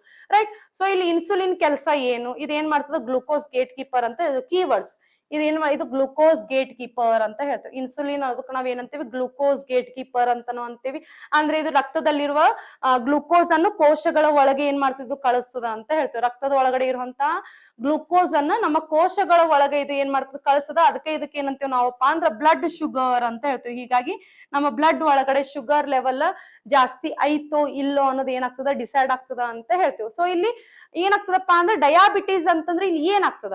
ಈಗ ನಮ್ದು ಬ್ಲಡ್ ಒಳಗಡೆ ಶುಗರ್ ಐತಿ, ಶುಗರ್ ಲೆವೆಲ್ ಜಾಸ್ತಿ ಇತ್ತಂದ್ರೆ ಏನಾಗ್ತದೆ? ಕಡಿಮೆ ಇತ್ತಂದ್ರೆ ಏನಾಗ್ತದೆ? ಸೊ ಇಲ್ಲಿ ಡಯಾಬಿಟೀಸ್ ಅಂತಂದ್ರೆ ಮೇನ್ ಏನಾಗ್ತದೆ? ಇಲ್ಲಿ ಡಯಾಬಿಟೀಸ್ ಅಂತಂತ ನೋಡೋಣ. ಡಯಾಬಿಟೀಸ್ ಅಲ್ಲಿ ಏನೇನಾಗ್ತದ ಅಂದ್ರೆ ಇಲ್ಲಿ ಇನ್ಸುಲಿನ್ ಅನ್ನೋದು ಏನಾಗ್ತದ? ಕಡಿಮೆ ಆಗ್ತದ. ಇನ್ಸುಲಿನ್ ಏನಾಗ್ತದಪ್ಪ ಅಂದ್ರೆ ಡಯಾಬಿಟೀಸ್ ಅಂತಂದ್ರೆ ಏನು? ಇನ್ಸುಲಿನ್ ಕಡಿಮೆ ಆಗ್ತದೆ. ಓಕೆ, ಇನ್ಸುಲಿನ್ ಕಡಿಮೆ ಆಗ್ತದ. ಗ್ಲೂಕೋಸ್ ಒಳಗಡೆ ಏನಾಗ್ತದಪ್ಪ? ಗ್ಲೂಕೋಸ್ ಕೋಶಗಳಿಗೆ ಹೋಗುವುದಿಲ್ಲ ಅಂತ ಹೇಳ್ತೀವಿ. ಇನ್ಸುಲಿನ್ ಕಡಿಮೆ ಆದಾಗ ಬ್ಲಡ್ ಒಳಗಡೆ ಗ್ಲೂಕೋಸ್ ಲೆವೆಲ್ ಕಡಿಮೆ ಆಗ್ತದ. ಬ್ಲಡ್ ಒಳಗಡೆ ಗ್ಲೂಕೋಸ್ ಲೆವೆಲ್ ಕಡಿಮೆ ಆದಾಗ ಆ ಗ್ಲೂಕೋಸ್ ಕೋಶಗಳ ಸೆಲ್ ಒಳಗಡೆ ಹೋಗಂಗಿಲ್ಲ ಅಂತ ಹೇಳ್ತೇವೆ. ಅದೇನಾಗ್ತದ? ರಕ್ತದ ಒಳಗೆ ಉಳಿತದ ಅಂತ ಹೇಳ್ತೇವೆ. ರಕ್ತದಲ್ಲಿ ಉಳಿತದ. ಅವಾಗ ರಕ್ತದ ಒಳಗಡೆ ಬ್ಲಡ್ ಶುಗರ್ ಏನಾಗ್ತದ? ಜಾಸ್ತಿ ಆಗ್ತದ ಅಂತ ಹೇಳ್ತೇವೆ. ಅಂದ್ರೆ ಇಲ್ಲಿ ಇನ್ಸುಲಿನ್ ಕಡಿಮೆ ಆದಾಗ ಓಕೆ ಬ್ಲಡ್ ಒಳಗಡೆ ಇರುವಂತ ಶುಗರ್ ಏನಾಗ್ತದ? ಗ್ಲೂಕೋಸ್ ಅಂದ್ರೆ ಬ್ಲಡ್ ಒಳಗಡೆ ಇರುವಂತ ಗ್ಲೂಕೋಸ್ ಕೋಶಗಳ ಒಳಗಡೆ ಹೋಗ್ಲಾರ್ದ ಬ್ಲಡ್ ಒಳಗಡೆನೆ ಉಳ್ಕೊಂತದ. ಅವಾಗ ಬ್ಲಡ್ ಒಳಗಡೆ ಶುಗರ್ ಲೆವೆಲ್ ಏನಾಗ್ತದ? ಬ್ಲಡ್ ಒಳಗಡೆ ಶುಗರ್ ಲೆವೆಲ್ ಏನಾಗ್ತದ? ಜಾಸ್ತಿ ಆಗ್ತದ ಅಂತ ಹೇಳ್ತೀವಿ. ಬ್ಲಡ್ ಒಳಗಡೆ ಶುಗರ್ ಲೆವೆಲ್ ಏನಾಗ್ತದ? ಜಾಸ್ತಿ ಆಗ್ತದ. ಅವಾಗ ನಮಗೆ ಏನ್ ಬರ್ತದ? ಡಯಾಬಿಟೀಸ್ ರೋಗ ಬರ್ತದ ಅಂತ. ಇನ್ಸುಲಿನ್ ಕಡಿಮೆ ಆಯ್ತಂದ್ರೆ ಡಯಾಬಿಟೀಸ್ ರೋಗ ಬರ್ತದ. ಇನ್ಸುಲಿನ್ ಕರೆಕ್ಟ್ ಇತ್ತಪ್ಪ ಅಂದ್ರೆ ಅವಾಗ ಬ್ಲಡ್ ಒಳಗಡೆ ಶುಗರ್ ಲೆವೆಲ್ ಏನ್ ಇರ್ತದ ಕರೆಕ್ಟ್ ಇರ್ತದ ಅಂತ ಹೇಳ್ತೀವಿ, ಕರೆಕ್ಟ್ ಇರ್ತದ ಅಂತ ಹೇಳ್ತೀವಿ. ಗೊತ್ತಾಯ್ತು? ಇನ್ಸುಲಿನ್ ಅನ್ನೋದು ಒಂದು ಹಾರ್ಮೋನ್, ಇದು ಪ್ಯಾಂಕ್ರಿಯಾಸ್ ಇಂದ ಏನಾಗ್ತದ ರಿಲೀಸ್ ಆಗ್ತದ ಅಂತ ಹೇಳ್ತೀವಿ, ಪ್ಯಾಂಕ್ರಿಯಾಸ್ ಇಂದ ಏನಾಗ್ತದ ರಿಲೀಸ್ ಆಗ್ತದ ಅಂತ ಹೇಳ್ತೀವಿ. ಸೊ ಇಲ್ಲಿ ಮಧುಮೇಹದ ಒಂದಿಷ್ಟು ವಿಧಗಳದಾವ. ಟೈಪ್ 1 ಮಧುಮೇಹ, ಆಟೋ ಇಮ್ಯೂನ್ ರೋಗ ಅಂತ ಹೇಳ್ತೀವಿ. ಟೈಪ್ 1 ಮಧುಮೇಹ ಅಂದ್ರೆ ಏನು? ಆಟೋ ಇಮ್ಯೂನ್ ರೋಗ ಅಂತ ಹೇಳ್ತೀವಿ. ಇಲ್ಲಿ ಏನಾಗ್ತದ ಬಿಟಾ ಕೋಶಗಳು ನಾಶವಾಗ್ತಾವು ಅಂತ ಹೇಳ್ತೀವಿ. ಬಿಟಾ ಕೋಶಗಳು ಏನಾಗ್ತದ ನಾಶವಾಗ್ತಾವು, ಅದರಿಂದ ಏನಾಗ್ತದೆ ಇನ್ಸುಲಿನ್ ಇಲ್ಲಿ ಉತ್ಪಾದನೆ ಆಗಂಗಿಲ್ಲ ಅಂತ ಹೇಳ್ತೀವಿ. ಓಕೆ, ಟೈಪ್ 1 ಮಧುಮೇಹದಲ್ಲಿ ಏನಾಗ್ತದೆ ಬಿಟಾ ಕೋಶಗಳ ನಾಶ ಆದಾಗ ಬಿಟಾ ಕೋಶಗಳ ಇನ್ಸುಲಿನ್ ಅನ್ನು ಉತ್ಪಾದನೆ ಮಾಡ್ತಿರ್ತಾವ. ಸೊ ಅಲ್ಲಿ ಬಿಟಾ ಕೋಶಗಳ ನಾಶ ಆದಾಗ ಇನ್ಸುಲಿನ್ ಏನಾಗ್ತದೆ ಉತ್ಪಾದನೆ ಆಗಂಗಿಲ್ಲ ಅಂತ ನಾವು ಹೇಳ್ತೀವಿ. ಹಾಗೆ ಟೈಪ್ 2 ಮಧುಮೇಹ ಅಂದ್ರೆ ಟೈಪ್ 2 ಡಯಾಬಿಟಿಸ್ ಅಂತಂದ್ರೆ ಇದೊಂದು ಸಾಮಾನ್ಯ ಇನ್ಸುಲಿನ್ ರೆಸಿಸ್ಟೆನ್ಸ್ ಅಂತ ಹೇಳ್ತೀವಿ, ಇನ್ಸುಲಿನ್ ಪ್ರತಿರೋಧ ಅಂತ ಹೇಳ್ತೀವಿ. ಅಂದ್ರೆ ಇಲ್ಲಿ ಏನಾಗ್ತದಪ್ಪ ಅಂತಂದ್ರ ಬೊಜ್ಜು, ದೈಹಿಕ ನಿಷ್ಕ್ರಿಯತೆ, ಅನಾರೋಗ್ಯಕರ ಆಹಾರವನ್ನು ನಾವು ಸೇವನೆ ಮಾಡೋದ್ರಿಂದ ಟೈಪ್ 2 ಡಯಾಬಿಟಿಸ್ ನಮಗ ಬರ್ತದ ಅಂತ ಹೇಳ್ತೀವಿ. ಅಂದ್ರೆ ನಾವು ಅನಾರೋಗ್ಯಕರ ಜಂಕ್ ಫುಡ್ಸ್ ಜಾಸ್ತಿ ತಿನ್ನೋದ್ರಿಂದ ಬೊಜ್ಜನ್ನು ಮೇಂಟೈನ್ ಮಾಡೋದ್ರಿಂದ, ಬೊಜ್ಜು ಜಾಸ್ತಿ ಆದಾಗ ನಮ್ಗೆ ಏನ್ ಬರ್ತದೆ ಟೈಪ್ 2 ಡಯಾಬಿಟಿಸ್ ಬರ್ತದೆ. ಸೊ ಇದರಿಂದ ಇದು ಬಂದಾಗ ಏನು, ನಾವು ಬೊಜ್ಜನ್ನ ನಾವು ನಮ್ಮ ಆರೋಗ್ಯಕರ ಆಹಾರ ಸೇವನೆಯನ್ನ ಮಾಡ್ಬೇಕು, ಜಂಕ್ ಫುಡ್ಸ್ ಅನ್ನ ತಿನ್ನೋದು ಬಿಡಬೇಕು, ಅದೇ ರೀತಿ ಬೊಜ್ಜನ್ನ ಕರಗಿಸ್ಬೇಕು ಅಂತ ನಾವು ಹೇಳ್ತೀವಿ. ಇದಕ್ಕ ಇದೇ ಒಂದು ದಾರಿ ಟೈಪ್ 2 ಡಯಾಬಿಟಿಸ್ ನಿರ್ಮೂಲನೆ ಮಾಡ್ಲಿಕ್ಕ ಅಂತ ಹೇಳ್ತೀವಿ. ರೈಟ್, ಇಲ್ಲಿ 3 P's ಅಂತ ಬರ್ತವೆ. ಈ 3 P's ನೋಡ್ರಿ, ಮಧುಮೇಹದಲ್ಲಿ 3 P's ಅಂತ ಬರ್ತವೆ. ಇವು ಬಹಳ ಇಂಪಾರ್ಟೆಂಟ್. ಇವು ಯಾರ್ಯಾರಿಗೆ ಇಂಪಾರ್ಟೆಂಟ್ ಅಂತಂದ್ರ PC ಎಕ್ಸಾಮ್ ಬರೆಯೋರಿಗೆ ಇಂಪಾರ್ಟೆಂಟ್, ನೆಕ್ಸ್ಟ್ TET ಎಕ್ಸಾಮ್, ಆಮೇಲೆ HSTR GPSTR ಎಕ್ಸಾಮ್ ಬರೆಯೋರಿಗೂ ಇದ್ರ ಮೇಲೆ ಕ್ವಶನ್ಸ್ ಆಗ್ಯಾವ್ರಿ. 3 P's ಮೇಲೆ ಕ್ವಶನ್ಸ್ ಆಗ್ಯಾವ. ಪಾಲಿಯೂರಿಯಾ ಅಂತಂದ್ರ, ಪಾಲಿಯೂರಿಯಾ ಆದಾಗ ಏನಾಗ್ತದ ನಮ್ಮ ದೇಹದಿಂದ ಮೂತ್ರ ಜಾಸ್ತಿ ಹೋಗ್ತಿರ್ತದೆ. ಓಕೆ, ನಮ್ಮ ದೇಹದಿಂದ ಜಾಸ್ತಿ ಮೂತ್ರ ಹೋಗ್ತಿತ್ತಂದ್ರೆ ಅದಕ್ಕೆ ನಾವೇನಂತೀವಿ ಪಾಲಿಯೂರಿಯಾ ಅಂತ ಅಂತೀವಿ. ಓಕೆ, ಪಾಲಿಯೂರಿಯಾ ಅಂತ ಅಂತೀವಿ. ಅದೇ ರೀತಿ ನಮ್ಗ ಹೆಚ್ಚು ಬಾಯಾರಿಕೆ ಆಗ್ತಿತ್ತಪ್ಪ ಅಂದ್ರೆ ಅದಕ್ಕೆ ನಾವೇನಂತೀವಿ ಪಾಲಿಡಿಪ್ಸಿಯಾ ಅಂತ ಅಂತೀವಿ. ಏನಂತೀವಿ? ಪಾಲಿಡಿಪ್ಸಿಯಾ. ಇದು 1 ಲೈನ್ ಕ್ವಶನ್ಸ್ ನಿಮಗೆ ಕೇಳೋ ಚಾನ್ಸಸ್ ಅದ, ಪಾಲಿಡಿಪ್ಸಿಯಾ ಅಂತ ಅಂತೀವಿ. ಅದೇ ರೀತಿ ನಮಗ್ ಜಾಸ್ತಿ ಹಸಿವು ಆಗ್ತಿತ್ತಪ್ಪ ಅಂದ್ರೆ ಅದಕ್ಕೆ ಏನಂತೀವಿ ನಾವು ಪಾಲಿಫ್ಯಾಗಿಯಾ ಅಂತ ಅಂತೀವಿ. ಇವೆಲ್ಲ ಡಯಾಬಿಟಿಸ್ ಒಳಗಡೆ ಇರುವಂತ ವೆರೈಟಿ ಡಿಸೀಸ್ ಇದು. ಡಯಾಬಿಟಿಸ್ ಒಳಗಡೆ ಒಬ್ಬೊಬ್ಬರಿಗೆ ಏನಾಗ್ತದೆ, ಡಯಾಬಿಟಿಸ್ ಒಳಗಡೆ ಪಾಲಿಯೂರಿಯಾ ಡಯಾಬಿಟಿಸ್ ಇರ್ತದೆ, ಅಂದ್ರೆ ಜಾಸ್ತಿ ಮೂತ್ರ ಜಾಸ್ತಿ ಹೋಗ್ತಿರ್ತದೆ. ಒಬ್ಬರಿಗೆ ಪಾಲಿಡಿಸ್ಪಿಯಾ ಡಯಾಬಿಟಿಸ್ ಇರ್ತದೆ, ಅಂದ್ರೆ ಹೆಚ್ಚೋರಿಗೆ ಬಾಯಾರಿಕೆ ಆಗ್ತಿರ್ತದೆ. ಒಬ್ಬೊಬ್ಬರಿಗೆ ಪಾಲಿಫ್ಯಾಗಿ ಅಂದ್ರೆ ಹಸು ಜಾಸ್ತಿ ಆಗ್ತಿರ್ತದೆ. ನೋಡ್ರಿ, ಡಯಾಬಿಟಿಸ್ ಪೇಷಂಟ್ ನಾರ್ಮಲಿ ಹಸು ಜಾಸ್ತಿ ಆಗ್ತದ ಅಂತಾರಲ್ಲ, ಅಂದ್ರೆ ಅವ್ರು ಯಾವ ಕಂಡೀಷನ್ ಒಳಗಡೆ ಇರ್ತಾರಪ್ಪ ಅಂದ್ರೆ ಪಾಲಿಫ್ಯಾಗಿಯಾ ಕಂಡೀಷನ್ ಒಳಗಡೆ ಇರ್ತಾರೆ, ಪಾಲಿಫ್ಯಾಗಿಯಾ ಕಂಡೀಷನ್ ಒಳಗಡೆ ಇರ್ತಾರೆ. ಗೊತ್ತಾಯ್ತು? ಇದೊಂದ್ ಸ್ವಲ್ಪ ನಿಮ್ಗೆ ಎಕ್ಸಾಮಿಗ ಕ್ವಶನ್ ಕೇಳ್ತಾನ, ಬಹಳ ಇಂಪಾರ್ಟೆಂಟ್. ರೈಟ್, ಇದು ಸ್ವಲ್ಪ ನೋಡ್ಕೋರಿ, ಇಲ್ಲ ಸ್ಕ್ರೀನ್ ಶಾಟ್ ಹೊಡ್ಕೋರಿ, ಇಲ್ಲ ಬರ್ಕೋರಿ. ಪಾಲಿಯೂರಿಯಾ ಅಂದ್ರೆ ಹೆಚ್ಚು ಮೂತ್ರ, ಪಾಲಿಡಿಪ್ಸಿಯಾ ಅಂದ್ರೆ ಹೆಚ್ಚು ಬಾಯಾರಿಕೆ, ಪಾಲಿಫ್ಯಾಗಿಯಾ ಅಂದ್ರೆ ಹೆಚ್ಚು ಹಸಿವು ಆಗ್ತದ ಅಂತ ಹೇಳ್ತೀವಿ, ಹೆಚ್ಚು ಹಸಿವು ಅಂತ ಹೇಳಿ. ಅರ್ಥ ಆಯ್ತಾ? ರೈಟ್, ಇಲ್ಲಿ ಜಾಸ್ತಿ ಇನ್ಸುಲಿನ್ ಜಾಸ್ತಿ ಆದ್ರೂ ಇಲ್ಲಿ ಏನಾಗ್ತದಪ್ಪ ಅಂದ್ರೆ ಗ್ಲೈಸಿಮಿಯಾ ಅನ್ನೋ ಒಂದು ರೋಗ ಬರ್ತದ ಅಂತ ಹೇಳ್ತೇವೆ. ಅಂದ್ರೆ ಇನ್ಸುಲಿನ್ ಜಾಸ್ತಿ ಆದ್ರ, ಇನ್ಸುಲಿನ್ ಕಡಿಮೆ ಆದಾಗ ಶುಗರ್ ಲೆವೆಲ್ ಏನಾಗ್ತದ ಬ್ಲಡ್ ಒಳಗಡೆ ಏನಾಗ್ತದ ಜಾಸ್ತಿ ಆಗ್ತದ. ಹೌದಾ? ಇದಕ್ಕ ಏನಂತೀವಿ ನಾವು ಡಯಾಬಿಟೀಸ್ ಅಂತ ಅಂತೀವಿ. ಇದಕ್ಕೆ ನಾವ್ ಏನಂತೀವಿ ಡಯಾಬಿಟೀಸ್ ಅಂತ ಅಂತೀವಿ. ಒಂದ್ ವೇಳೆ ಇನ್ಸುಲಿನ್ ಕಡಿಮೆ ಆದಾಗ, ಓಕೆ, ಒಂದ್ ವೇಳೆ ಹೆಚ್ಚು ಇನ್ಸುಲಿನ್ ಜಾಸ್ತಿ ಆದಾಗ ರಕ್ತದಲ್ಲಿ ಶುಗರ್ ಲೆವೆಲ್ ಏನಾಗ್ತದ ಕಡಿಮೆ ಆಗ್ತದ ಅಂತ ಹೇಳ್ತೀವಿ. ಇನ್ಸುಲಿನ್ ಜಾಸ್ತಿ ಆದಾಗ ರಕ್ತದಲ್ಲಿ ಶುಗರ್ ಲೆವೆಲ್ ಕಡಿಮೆ ಆಗ್ತದೆ. ಇದಕ್ ನಾವ್ ಏನಂತೀವಪ್ಪ ಅಂದ್ರೆ ಹೈಪೋಗ್ಲೈಕೇಮಿಯಾ ಅಂತ ಅಂತೀವಿ. ಏನಂತೀವಿ? ಹೈಪೋಗ್ಲೈಕೇಮಿಯಾ ಅಂತ ಅಂತೀವಿ. ಹೌದಾ? ಹೈಪೋಗ್ಲೈಕೇಮಿಯಾ ಅಂತ ಅಂತೀವಿ. ಸೊ ಇಲ್ಲಿ ಬೇರೆ ಬೇರೆ ಹಾರ್ಮೋನ್ಗಳಿಂದ ನಮಗ ಬೇರೆ ಬೇರೆ ಏನಾಗ್ತದೆ ಸ್ರವಿಕೆಗಳಾಗ್ತಾವ ಅಂತ ಹೇಳ್ತೀವಿ. ಇನ್ಸುಲಿನ್ ಅಂತ ಎದ್ರಿಂದ ಮೇದೋಜೀರಕ ಗ್ರಂಥಿ ಅಂತ ಹೇಳ್ತೀವಿ, ಪ್ಯಾಂಕ್ರಿಯಾಸ್ ಅಂತ ಹೇಳ್ತೀವಿ, ಪ್ಯಾಂಕ್ರಿಯಾಸ್. ಹೌದಾ? ಪ್ಯಾಂಕ್ರಿಯಾಸ್ ದಿಂದ ನಮಗೆ ಏನ್ ರಿಲೀಸ್ ಆಗ್ತದೆ? ಇನ್ಸುಲಿನ್ ರಿಲೀಸ್ ಆಗ್ತದ ಅಂತ ಹೇಳ್ತೀವಿ. ಅದೇ ರೀತಿ ಥೈರಾಯ್ಡ್ ಅಂತ ಹೇಳ್ತೀವಿ, ಥೈರಾಯ್ಡ್ ದಿಂದ ರಿಲೀಸ್ ಆಗುವಂತಹ ಥೈರಾಕ್ಸಿನ್ ಅಂತ ಹೇಳ್ತೀವಿ. ಅಡ್ರಿನಾಲಿನ್ ಅಂತಂದ್ರೆ ಅಡ್ರಿನಲಿನ್ ರಿಲೀಸ್ ಆಗ್ತದೆ, ಅಡ್ರಿನಲ್ ರಿಲೀಸ್ ಆಗ್ತದ ಅಂತ ಹೇಳ್ತೀವಿ. ಅದಕ್ಕೆ ಬೆಳವಣಿಗೆ ಹಾರ್ಮೋನ್ ಯಾವ್ದಪ್ಪ ಅಂತಂದ್ರೆ ಪಿಟ್ಯೂಟರಿ ಅಂತ ಹೇಳ್ತೀವಿ, ಪಿಟ್ಯೂಟರಿ ಗ್ಲ್ಯಾಂಡ್ ಅಂತ ಹೇಳ್ತೀವಿ, ಪಿಟ್ಯೂಟರಿ ಗ್ರೋತ್ ಹಾರ್ಮೋನ್ ಅಂತ ಹೇಳ್ತೀವಿ, ಗ್ರೋತ್ ಹಾರ್ಮೋನ್. ಓಕೆ, ಇಲ್ಲಿ ಗ್ರೋತ್ ಹಾರ್ಮೋನ್ ಅಂತಂದ್ರೆ ಮೇಲ್ ಫಿಮೇಲ್ ಓಕೆ, ಮೇಲ್ ಅಲ್ಲಿ ಟೆಸ್ಟೋಸ್ಟಿರಾನ್, ಫಿಮೇಲ್ ಅಲ್ಲಿ ಈಸ್ಟ್ರೋಜನ್. ಮೇಲಲ್ಲಿ ಟೆಸ್ಟೋಸ್ಟಿರಾನ್, ಮೇಲ್ ಒಳಗಡೆ ಯಾವುದು ಟೆಸ್ಟೋಸ್ಟಿರಾನ್. ಹೌದಾ? ಫಿಮೇಲ್ ಅಲ್ಲಿ ಯಾವುದು ಈಸ್ಟ್ರೋಜನ್ ರಿಲೀಸ್ ಆಗ್ತದೆ, ಈಸ್ಟ್ರೋಜನ್ ಅನ್ನೋ ಹಾರ್ಮೋನ್ ರಿಲೀಸ್ ಆಗ್ತದೆ. ಈ ಟೆಸ್ಟೋಸ್ಟಿರಾನ್ ಟೆಸ್ಟೀಸ್ ಇಂದ ಸ್ಪರ್ಮ್ಸ್ ಸರಿಯಾದಂತ ಸ್ಪರ್ಮ್ಸ್, ಆರೋಗ್ಯಕರ ಸ್ಪರ್ಮ್ಸ್ ರಿಲೀಸ್ ಆಗ್ಲಿಕ್ಕೆ ಹೆಲ್ಪ್ ಮಾಡ್ತದ. ಈಸ್ಟ್ರೋಜನ್ ಅಂದ್ರ ಓವಮ್ ದಿಂದ ಎಗ್ಸ್ ರಿಲೀಸ್ ಆಗ್ತಾವು ಅಂತ ಹೇಳ್ತೇವೆ. ಎಗ್ಸ್ ರಿಲೀಸ್ ಆಗ್ತಾವ, ಅಂಡಾಶಯಗಳು ರಿಲೀಸ್ ಆಗ್ತಾವು ಅಂತ ಹೇಳ್ತೇವೆ. ಅಂಡಾಶಯದಿಂದ ಅಂಡಾಣುಗಳು ರಿಲೀಸ್ ಆಗ್ತಾವು ಅಂತ ಹೇಳ್ತೇವೆ. ಓಕೆ, ಇಲ್ಲಿ ವೀರ್ಯಾಣುಗಳು ರಿಲೀಸ್ ಆಗ್ತಾವು ಅಂತ ಹೇಳ್ತೇವೆ. ವೀರ್ಯಾಣುಗಳು ರಿಲೀಸ್ ಆಗ್ತಾವು ಅಂತ ಹೇಳ್ತೇವೆ. ಗೊತ್ತಾಯ್ತಾ? ಇಷ್ಟ ಸ್ವಲ್ಪ ನೀಟಾಗಿ ಇದನ್ನ ಏನ್ ಮಾಡ್ಕೋರಿ, ಒಂದ್ ಸ್ವಲ್ಪ ನೀಟಾಗಿ ಈ ತರ ನೀವು ಲಿಂಕ್ ಮಾಡ್ಕೊಂಡು ಓದ್ಕೊಳ್ಳೋದ್ರಿಂದ ಏನಾಗ್ತದೆ ನಿಮ್ಗೆ ಎಕ್ಸಾಮಿಗೆ ಹೆಲ್ಪ್ಫುಲ್ ಆಗ್ತದ ಅಂತ ಹೇಳ್ತೀನಿ.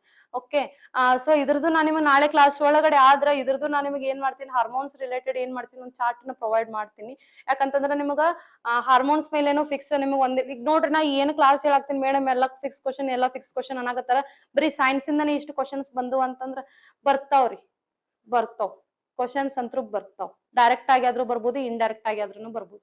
ಡೈರೆಕ್ಟ್ ಆಗಿ ಆದ್ರೂ ಬರ್ಬೋದು, ಇಂಡೈರೆಕ್ಟ್ ಆಗಿ ಆದ್ರೂ ಬರ್ಬೋದು. ಓಕೆ, ಕ್ವಶನ್ಸ್ ಅಂತೂ ಬರ್ತಾವ್, ಬಂದ್ ತೀರೆತ್ತಿರ್ತಾವ. ಓಕೆ, ಗೊತ್ತಾಯ್ತ್ರಿ? ಓಕೆ, ಗೊತ್ತಾಯ್ತಲ್ಲ ಇಲ್ಲಿ ಮಟ್ಟ ಯಾವ್ಯಾವ ಹಾರ್ಮೋನ್ಸ್ ಅದ, ಏನೇನೈತಿ ನಿಮ್ಗೆ ಸ್ವಲ್ಪ ಎಕ್ಸಾಮಿಗೆ ಏನೈತಿ, ನಾನು ನಿಮ್ಗೆ ನಾಳೆ ಇನ್ನೊಂದು ಚಾರ್ಟ್ ನ ಪ್ರೊವೈಡ್ ಮಾಡ್ತೀನಿ. ಆದಷ್ಟು ಆ ಚಾರ್ಟ್ ಒಳಗಡೆ ನಾನು ನಿಮ್ಗ ಏನ್ ಮಾಡ್ತೀನಿ, ಹಾರ್ಮೋನ್ಸ್ ರಿಲೇಟೆಡ್ ಒಂದು ಸಪ್ರೇಟ್ ಮಾಡ್ಕೊಳ್ಳಿಕ್ಕೆ ಪ್ರಯತ್ನ ಮಾಡ್ತೀನಿ. ರೈಟ್?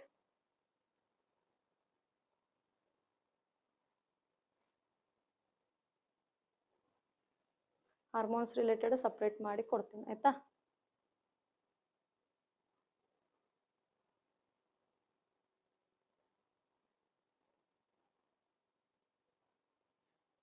ಓಕೆ, ಸೊ ಇವು ಯಾವ್ಯಾವ ಚಾರ್ಟ್ಸ್ ನೀವು ತಗೊಂಡಿಲ್ಲ, ಸ್ವಲ್ಪ ಯಾವ್ಯಾವ ಚಾರ್ಟ್ಸ್ ಗಳನ್ನ ನೀವು ಸ್ಕ್ರೀನ್ ಶಾಟ್ ಹೊಡ್ಕೊಳಕ್ ಆಗ್ಲಿಲ್ಲಲ್ಲ, ನೀವ್ ಏನ್ ಮಾಡ್ರಿ, ಇವು ಚಾರ್ಟ್ಸ್ ಗಳನ್ನ ನೀಟಾಗಿ ಸ್ಕ್ರೀನ್ ಶಾಟ್ ಹೊಡ್ಕೋರಿ. ಓಕೆ, ಸೊ ಇಲ್ಲಿ ನೋಡ್ರಿ ಇನ್ನೊಂದಿಷ್ಟು ನಿಮ್ಗೆ ಡಿಸೀಸಸ್ ರಿಲೇಟೆಡ್ ಎಕ್ಸಾಮಿಗೆ ಕ್ವಶನ್ ಅನ್ನ ಕೇಳಿದಾನ. ನೋಡೋದು ಯಾವ್ದು ನೋಡ್ರಿ, ಇಲ್ಲಿ ನೋಡ್ರಿ ವಿಟಮಿನ್ ಸಿ.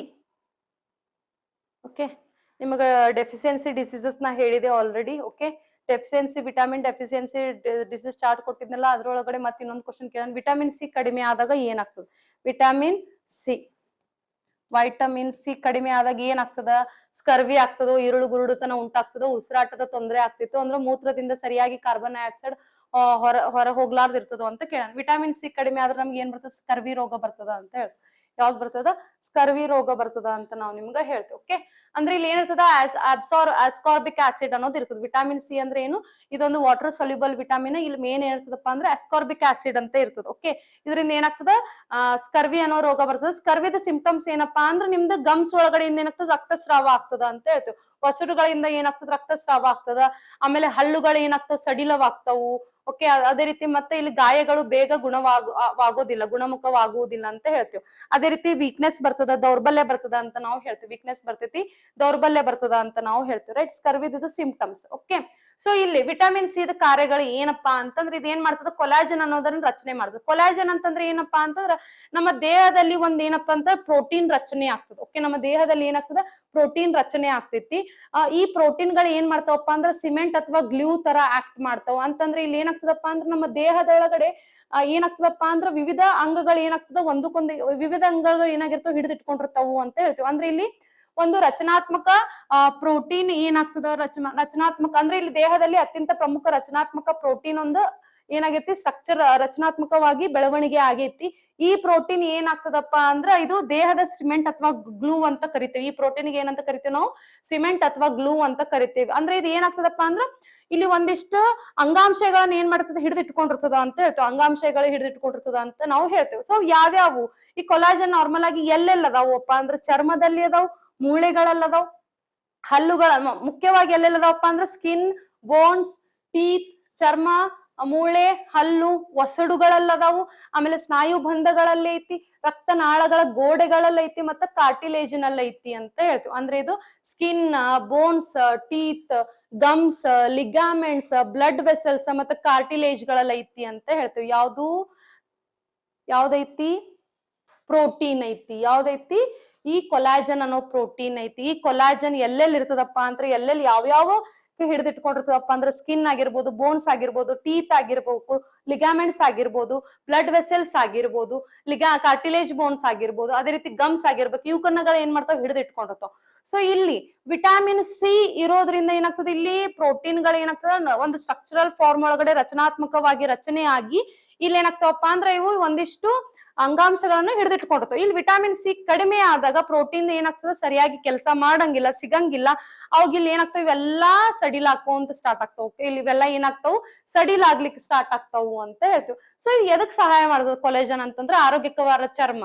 ಓಕೆ, ಚರ್ಮ ಏನಿರ್ತದೆ ಸ್ಟಿಫ್ನೆಸ್ ಆಗಿರ್ತದ, ಲೂಸ್ ಆಗಂಗಿಲ್ಲ, ಸ್ಕಿನ್ ಲೂಸ್ ಆಗ್ತಿರ್ತದ ನೋಡಿ, ಸ್ಕಿನ್ ಲೂಸ್ ಆಗಂಗಿಲ್ಲ, ಚರ್ಮ ಸ್ಟಿಫ್ನೆಸ್ ಆಗಿರ್ತದ. ಆಮೇಲೆ ಆರೋಗ್ಯಕರ ವಸುಡುಗಳಿರ್ತಾವ, ವಸುಡುಗಳ ಏನಾಗ್ತದ ಬಿಗಿಯಾಗಿ ಆರೋಗ್ಯಕರವಾಗಿರ್ತಾವ ಅಂತಂದ್ರೆ ಇಲ್ಲಿ ವಸುಡುಗಳಲ್ಲಿ ಏನಾಗ್ತದಪ್ಪ ಅಂತಂದ್ರೆ ನೋವು ಬರ್ಲಿಕ್ಕೆ ಸ್ಟಾರ್ಟ್ ಆಗ್ತದ ಅಂತ ಹೇಳ್ತೀವಿ. ಅದೇ ರೀತಿ ರಕ್ತನಾಳಗಳು ಏನಾಗ್ತಾವ ಶುದ್ಧವಾಗಿರ್ತವ ಅಂತ ಹೇಳ್ತೀವಿ. ರಕ್ತನಾಳಗಳ ಒಳಗಡೆ ಆಕ್ಸಿಜನ್ ಅಂದ್ರೆ ಬ್ಲಡ್ ವೆಸಲ್ಸ್ ಒಳಗಡೆ ಏನಾಗ್ತದ ಆಕ್ಸಿಜನ್ ಕರೆಕ್ಟ್ ಆಗಿ ಸಪ್ಲೈ ಆಗ್ತದ ಅಂತ ನಾವು ಹೇಳ್ತೀವಿ. ಅದೇ ರೀತಿ ಮೂಳೆಗಳು ಏನಾಗಿರ್ತವಪ್ಪ ಅಂದ್ರ ಸ್ಟ್ರಾಂಗ್ ಆಗಿರ್ತಾವ, ವೀಕ್ ಆಗಂಗಿಲ್ಲ ಅಂತ ನಾವು ಹೇಳ್ತೀವಿ. ಅದೇ ರೀತಿ ಇಲ್ಲಿ ಏನಪ್ಪಾ ಅಂತಂದ್ರೆ ಗಾಯ ಏನಾಗ್ತದ ಗುಣವಾಗಲ್ಲ, ಬೇಗ ಏನಾಗ್ತದೆ ಇಲ್ಲಿ ವಿಟಾಮಿನ್ ಸಿ ಏನ್ ಮಾಡ್ತದ ಗಾಯಗಳನ್ನು ವೇಗವಾಗಿ ಗುಣವಾಗಲು ಸಹಾಯ ಮಾಡ್ತದ. ಬಟ್ ವಿಟಾಮಿನ್ ಸಿ ಕೊರತೆ ಆದಾಗ ಅಂದ್ರೆ ಸ್ಕರ್ವಿ ಡಿಸೀಸ್ ಬಂದಾಗ ಇಲ್ಲಿ ಏನಾಗ್ತದೆ ಗಾಯ ಬೇಗವಾಗಿ ಗುಣವಾಗಂಗಿಲ್ಲ ಅಂತ ಹೇಳ್ತೀವಿ. ವಿಟಾಮಿನ್ ಸಿ ಕೊರತೆ ಇರೋದ್ರಿಂದ ಗಾಯ ವೇಗವಾಗಿ ಗುಣವಾಗಂಗಿಲ್ಲ. ಅದೇ ವಿಟಾಮಿನ್ ಸಿ ಇರೋದ್ರಿಂದ ಏನಾಗ್ತದೆ ಗಾಯ ಏನಾಗ್ತದೆ ಬೇಗವಾಗಿ ಗುಣವಾಗಲು ಸಹಾಯ ಮಾಡ್ತದ ಅಂತ ಹೇಳ್ತೀವಿ. ಅದೇ ರೀತಿ ನಮ್ಮ ಶರೀರದಲ್ಲಿ ರೋಗ ನಿರೋಧಕ ಶಕ್ತಿ ಹೆಚ್ಚು ಮಾಡೋದು ಯಾವ್ದಪ್ಪ ಅಂದ್ರೆ ವಿಟಾಮಿನ್ ಸಿ. ನಮ್ಮ ಶರೀರದ ಒಳಗಡೆ ಇಮ್ಯುನಿಟಿ ಪವರ್ ನ ಬೂಸ್ಟ್ ಮಾಡೋದು ಯಾರಪ್ಪ ಅಂದ್ರ ವಿಟಾಮಿನ್ ಸಿ ಅಂತ ಹೇಳ್ತೀವಿ. ಅದೇ ರೀತಿ ವಿಟಾಮಿನ್ ಸಿ ಏನ್ ಮಾಡ್ತದ ಕಬ್ಬಿಣವನ್ನು ಹೀರ್ಕೊಳ್ತದ, ಐರನ್ ಅನ್ನ ಅಬ್ಸರ್ವ್ ಮಾಡ್ಕೊಂತದ ಅಂತ ಹೇಳ್ತೀವಿ. ಅಂದ್ರೆ ಆಹಾರದಿಂದ ಐರನ್ ಅನ್ನೋದು ಏನ್ ಮಾಡ್ತದ ಅಬ್ಸರ್ವ್ ಮಾಡ್ಕೊಂತದ ಅಂತ ಹೇಳ್ತೀವಿ. ಓಕೆ, ಐರನ್ ಅನ್ನೋದು ಅಂದ್ರೆ ಇದು ಬ್ಲಡ್ ಕಡಿಮೆ ಆಗ್ಲಿಕ್ಕೆ ಬಿಡಂಗಿಲ್ಲ, ಐರನ್ ಅಬ್ಸರ್ವ್ ಮಾಡ್ಕೊಂತೈತಿ ಅಂತ ಹೇಳ್ತೇವೆ. ಅಂದ್ರೆ ಇಲ್ಲಿ ಏನಾಗ್ತದೆ ಅನೆಮಿಯಾ ಡಿಸೀಸ್ ಬರಂಗಿಲ್ಲ ಅಂತ ಹೇಳ್ತೇವೆ, ಅನೆಮಿಯಾ ಡಿಸೀಸ್ ಬರಂಗಿಲ್ಲ ಅಂತ ನಾವು ಹೇಳ್ತೇವೆ. ಅದೇ ರೀತಿ ಇಲ್ಲಿ ನೆಕ್ಸ್ಟ್ ಆಪ್ಷನ್ಸ್ ಒಳಗಡೆ ನೈಟ್ ಬ್ಲೈಂಡ್ನೆಸ್ ಅಂತ ಕೊಟ್ಟಾನ, ಅದು ವಿಟಾಮಿನ್ ಎ ಡೆಫಿಸಿಯನ್ಸಿ ಇಂದ ಬರ್ತದೆ. ವಿಟಾಮಿನ್ ಎ ಕೆಮಿಕಲ್ ರಾಸಾಯನಿಕ ಹೆಸರು ಏನಪ್ಪಾ ಅಂದ್ರೆ ರೆಟಿನಾಲ್ ಅಂತ ಅಂತೀವಿ. ಆಮೇಲೆ ಉಸಿರಾಟ ತೊಂದರೆಗಳು ಸಾಮಾನ್ಯವಾಗಿ ಅಸ್ತಮಾ, ಬ್ರಾಂಕೈಟಿಸ್, ಶ್ವಾಸಕೋಶದ ಕಾಯಿಲೆಗಳಿಂದ ಬರ್ತದೆ. ಉಸಿರಾಟದ ತೊಂದ್ರೆ ಈ ಮೇನ್ ಇಂಪಾರ್ಟೆಂಟ್ ಇದರಿಂದ ಬರ್ತದೆ. ಅಸ್ತಮಾ ಆಗಿರ್ಬೋದು, ಬ್ರಾಂಕೈಟಿಸ್ ಆಗಿರ್ಬೋದು, ಶ್ವಾಸಕೋಶದ ಕಾಯಿಲೆಗಳಿಂದ ಏನ್ ಬರ್ತದ ಉಸಿರಾಟದ ತೊಂದರೆ ಬರ್ತದ ಅಂತ ಹೇಳ್ತೀವಿ. ಅದೇ ರೀತಿ ಕಾರ್ಬನ್ ಡೈಆಕ್ಸೈಡ್ ಮುಖ್ಯವಾಗಿ ಶ್ವಾಸಕೋಶದ ಮೂಲಕ ತೆಗೆದು ಹಾಕಲಾಗುತ್ತದೆ, ಮೂತ್ರದ ಮೂಲಕ ಅಲ್ಲ ಅಂತ ಹೇಳ. ಹೌದಾ, ಕಾರ್ಬನ್ ಡೈಆಕ್ಸೈಡ್ ನ ಏನು ಮೂತ್ರದ ಮೂಲಕ ತೆಗೆದು ಹಾಕಲಾಗುತ್ತದೆ ಅಂತ ಆಪ್ಷನ್ ಒಳಗಡೆ ಕೊಟ್ಟಿದ್ದ. ಕಾರ್ಬನ್ ಡೈಆಕ್ಸೈಡ್ ಮೂತ್ರದ ಮೂಲಕ ಅಲ್ಲ, ಶ್ವಾಸಕೋಶದ ಮುಖಾಂತರ ನಾವ್ ಏನ್ ಮಾಡ್ತೇವೆ ಹೊರಗೆ ಹಾಕ್ತೇವಿ ಕಾರ್ಬನ್ ಡೈಆಕ್ಸೈಡ್ ಅಂತ ಹೇಳ್ತೇವೆ. ಓಕೆ, ಸೊ ಇಲ್ಲಿ ಜಸ್ಟ್ ಬೇಸಿಕ್ ಪಾರ್ಟ್ ಐತಿ, ನಾನು ನಿಮಗೆ ಆಲ್ರೆಡಿ ಚಾರ್ಟ್ ಕೊಟ್ಟೇನಿ. ವಿಟಾಮಿನ್ ಬಿ ಮತ್ತೆ ಸಿ ಏನದವಪ್ಪ ನೀರೊಳಗಡೆ ಕರಗುವಂತಹ ವೈಟಮಿನ್ಸ್. ವಿಟಾಮಿನ್ ಎ ಡಿ ಮತ್ತೆ ಎ ಡಿ ಇ ಕೆ ಏನದವಪ್ಪ ಅಂತಂದ್ರ ಕೊಬ್ಬಿನಲ್ಲಿ ಕರಗುವಂತ ವೈಟಮಿನ್ಸ್ ಅದಾವು ಅಂತ ಹೇಳ್ತೇವೆ. ಸೊ ಇಲ್ಲಿ ವಿಟಾಮಿನ್ ಎ ಏನಪ್ಪಾ ಅಂದ್ರೆ ರೆಟಿನಾಲ್ ನೈಟ್ ಬ್ಲೈಂಡ್ನೆಸ್ ಅಂತ ಅಂತೀವಿ, ರಾತ್ರಿ ಕುರುಡುತನ ಅಂತ ಅಂತೀವಿ. ರೈಟ್, ವಿಟಾಮಿನ್ ಬಿ1 ಅಂದ್ರೆ ಥಯಾಮಿನ್ ಬೆರಿ ಡಿಸೀಸ್ ಬರ್ತದ ಅಂತ ಹೇಳ್ತೇವೆ, ಬೆರಿ ಡಿಸೀಸ್ ಅಂತ ಹೇಳ್ತೇವೆ.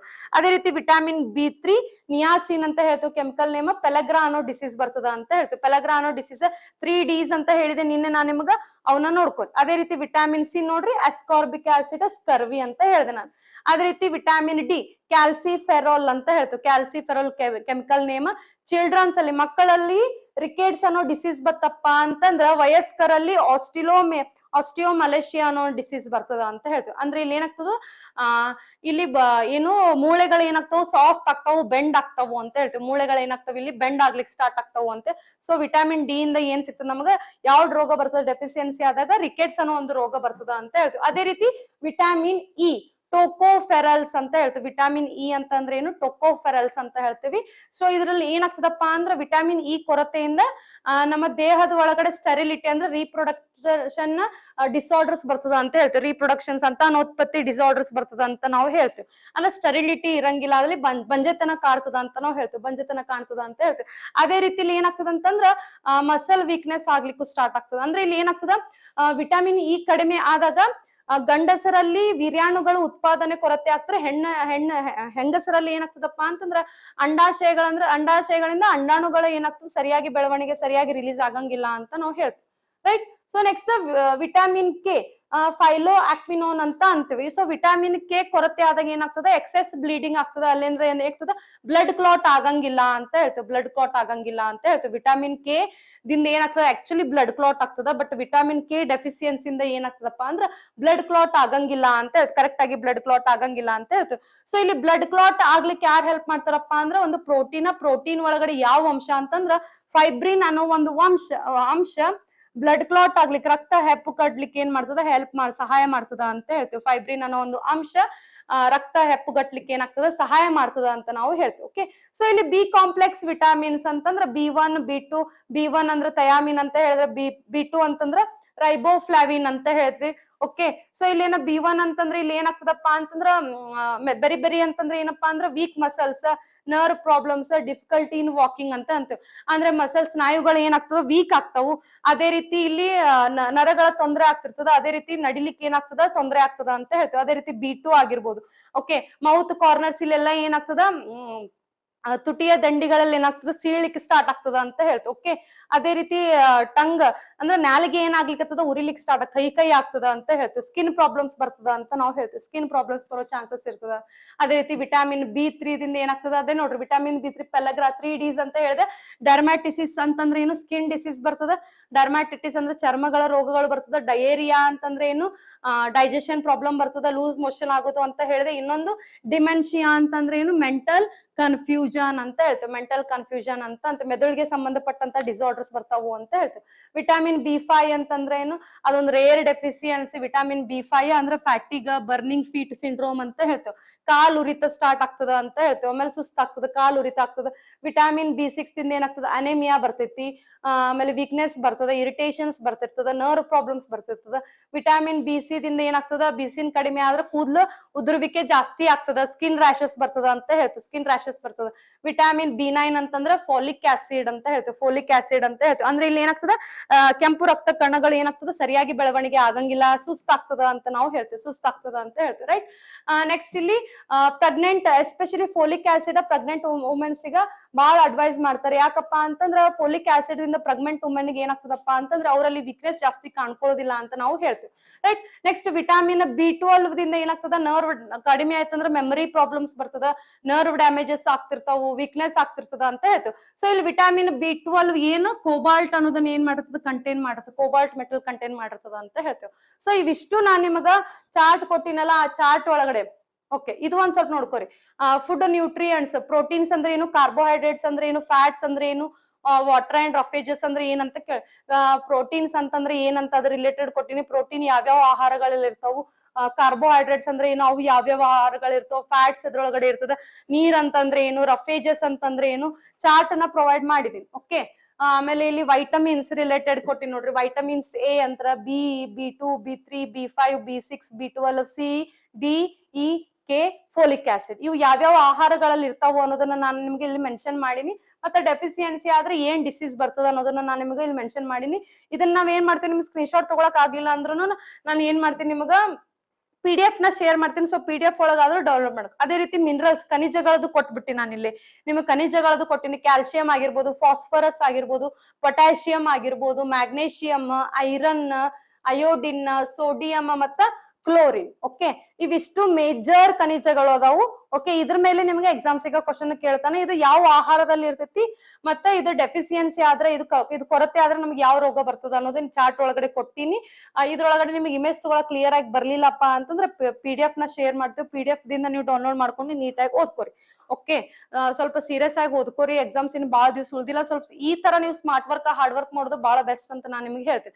ಆದಷ್ಟು ನಮ್ದು ಎಷ್ಟು ಪ್ರಯತ್ನ ಆಗ್ತದ ಅಷ್ಟು ನಿಮ್ಗೆ ಓವರ್ ಆಲ್ ಇಂಪಾರ್ಟೆಂಟ್ ಕವರ್ ಮಾಡಿ ಕೊಡ್ತೇವೆ. ಓಕೆ, ನೆಕ್ಸ್ಟ್ ಕ್ಲಾಸ್ ಒಳಗಡೆ ಏನೈತಲ್ಲ, ಇನ್ನೂ ಹೆಚ್ಚಿನ ಕ್ವಶನ್ಸ್ ಅನ್ನ ನಾವು ಸಾಲ್ವ್ ಮಾಡೋಣ. ಓಕೆ, ಯಾರ್ಯಾರ್ದು ಸ್ಕ್ರೀನ್ ಶಾಟ್ ತಗೊಳಕ್ ಆಗಿದ್ರೆ ಓಕೆ, ತಗೊಳಿಲ್ಲ ಅಂತಂದ್ರೆ PDF ನ ಡೌನ್ಲೋಡ್ ಮಾಡ್ಕೊಂಡು ನೀಟಾಗಿ ಓದ್ಕೋರಿ. Okay, take care, bye bye, have a good day. Stay tuned with our classic educational YouTube channel.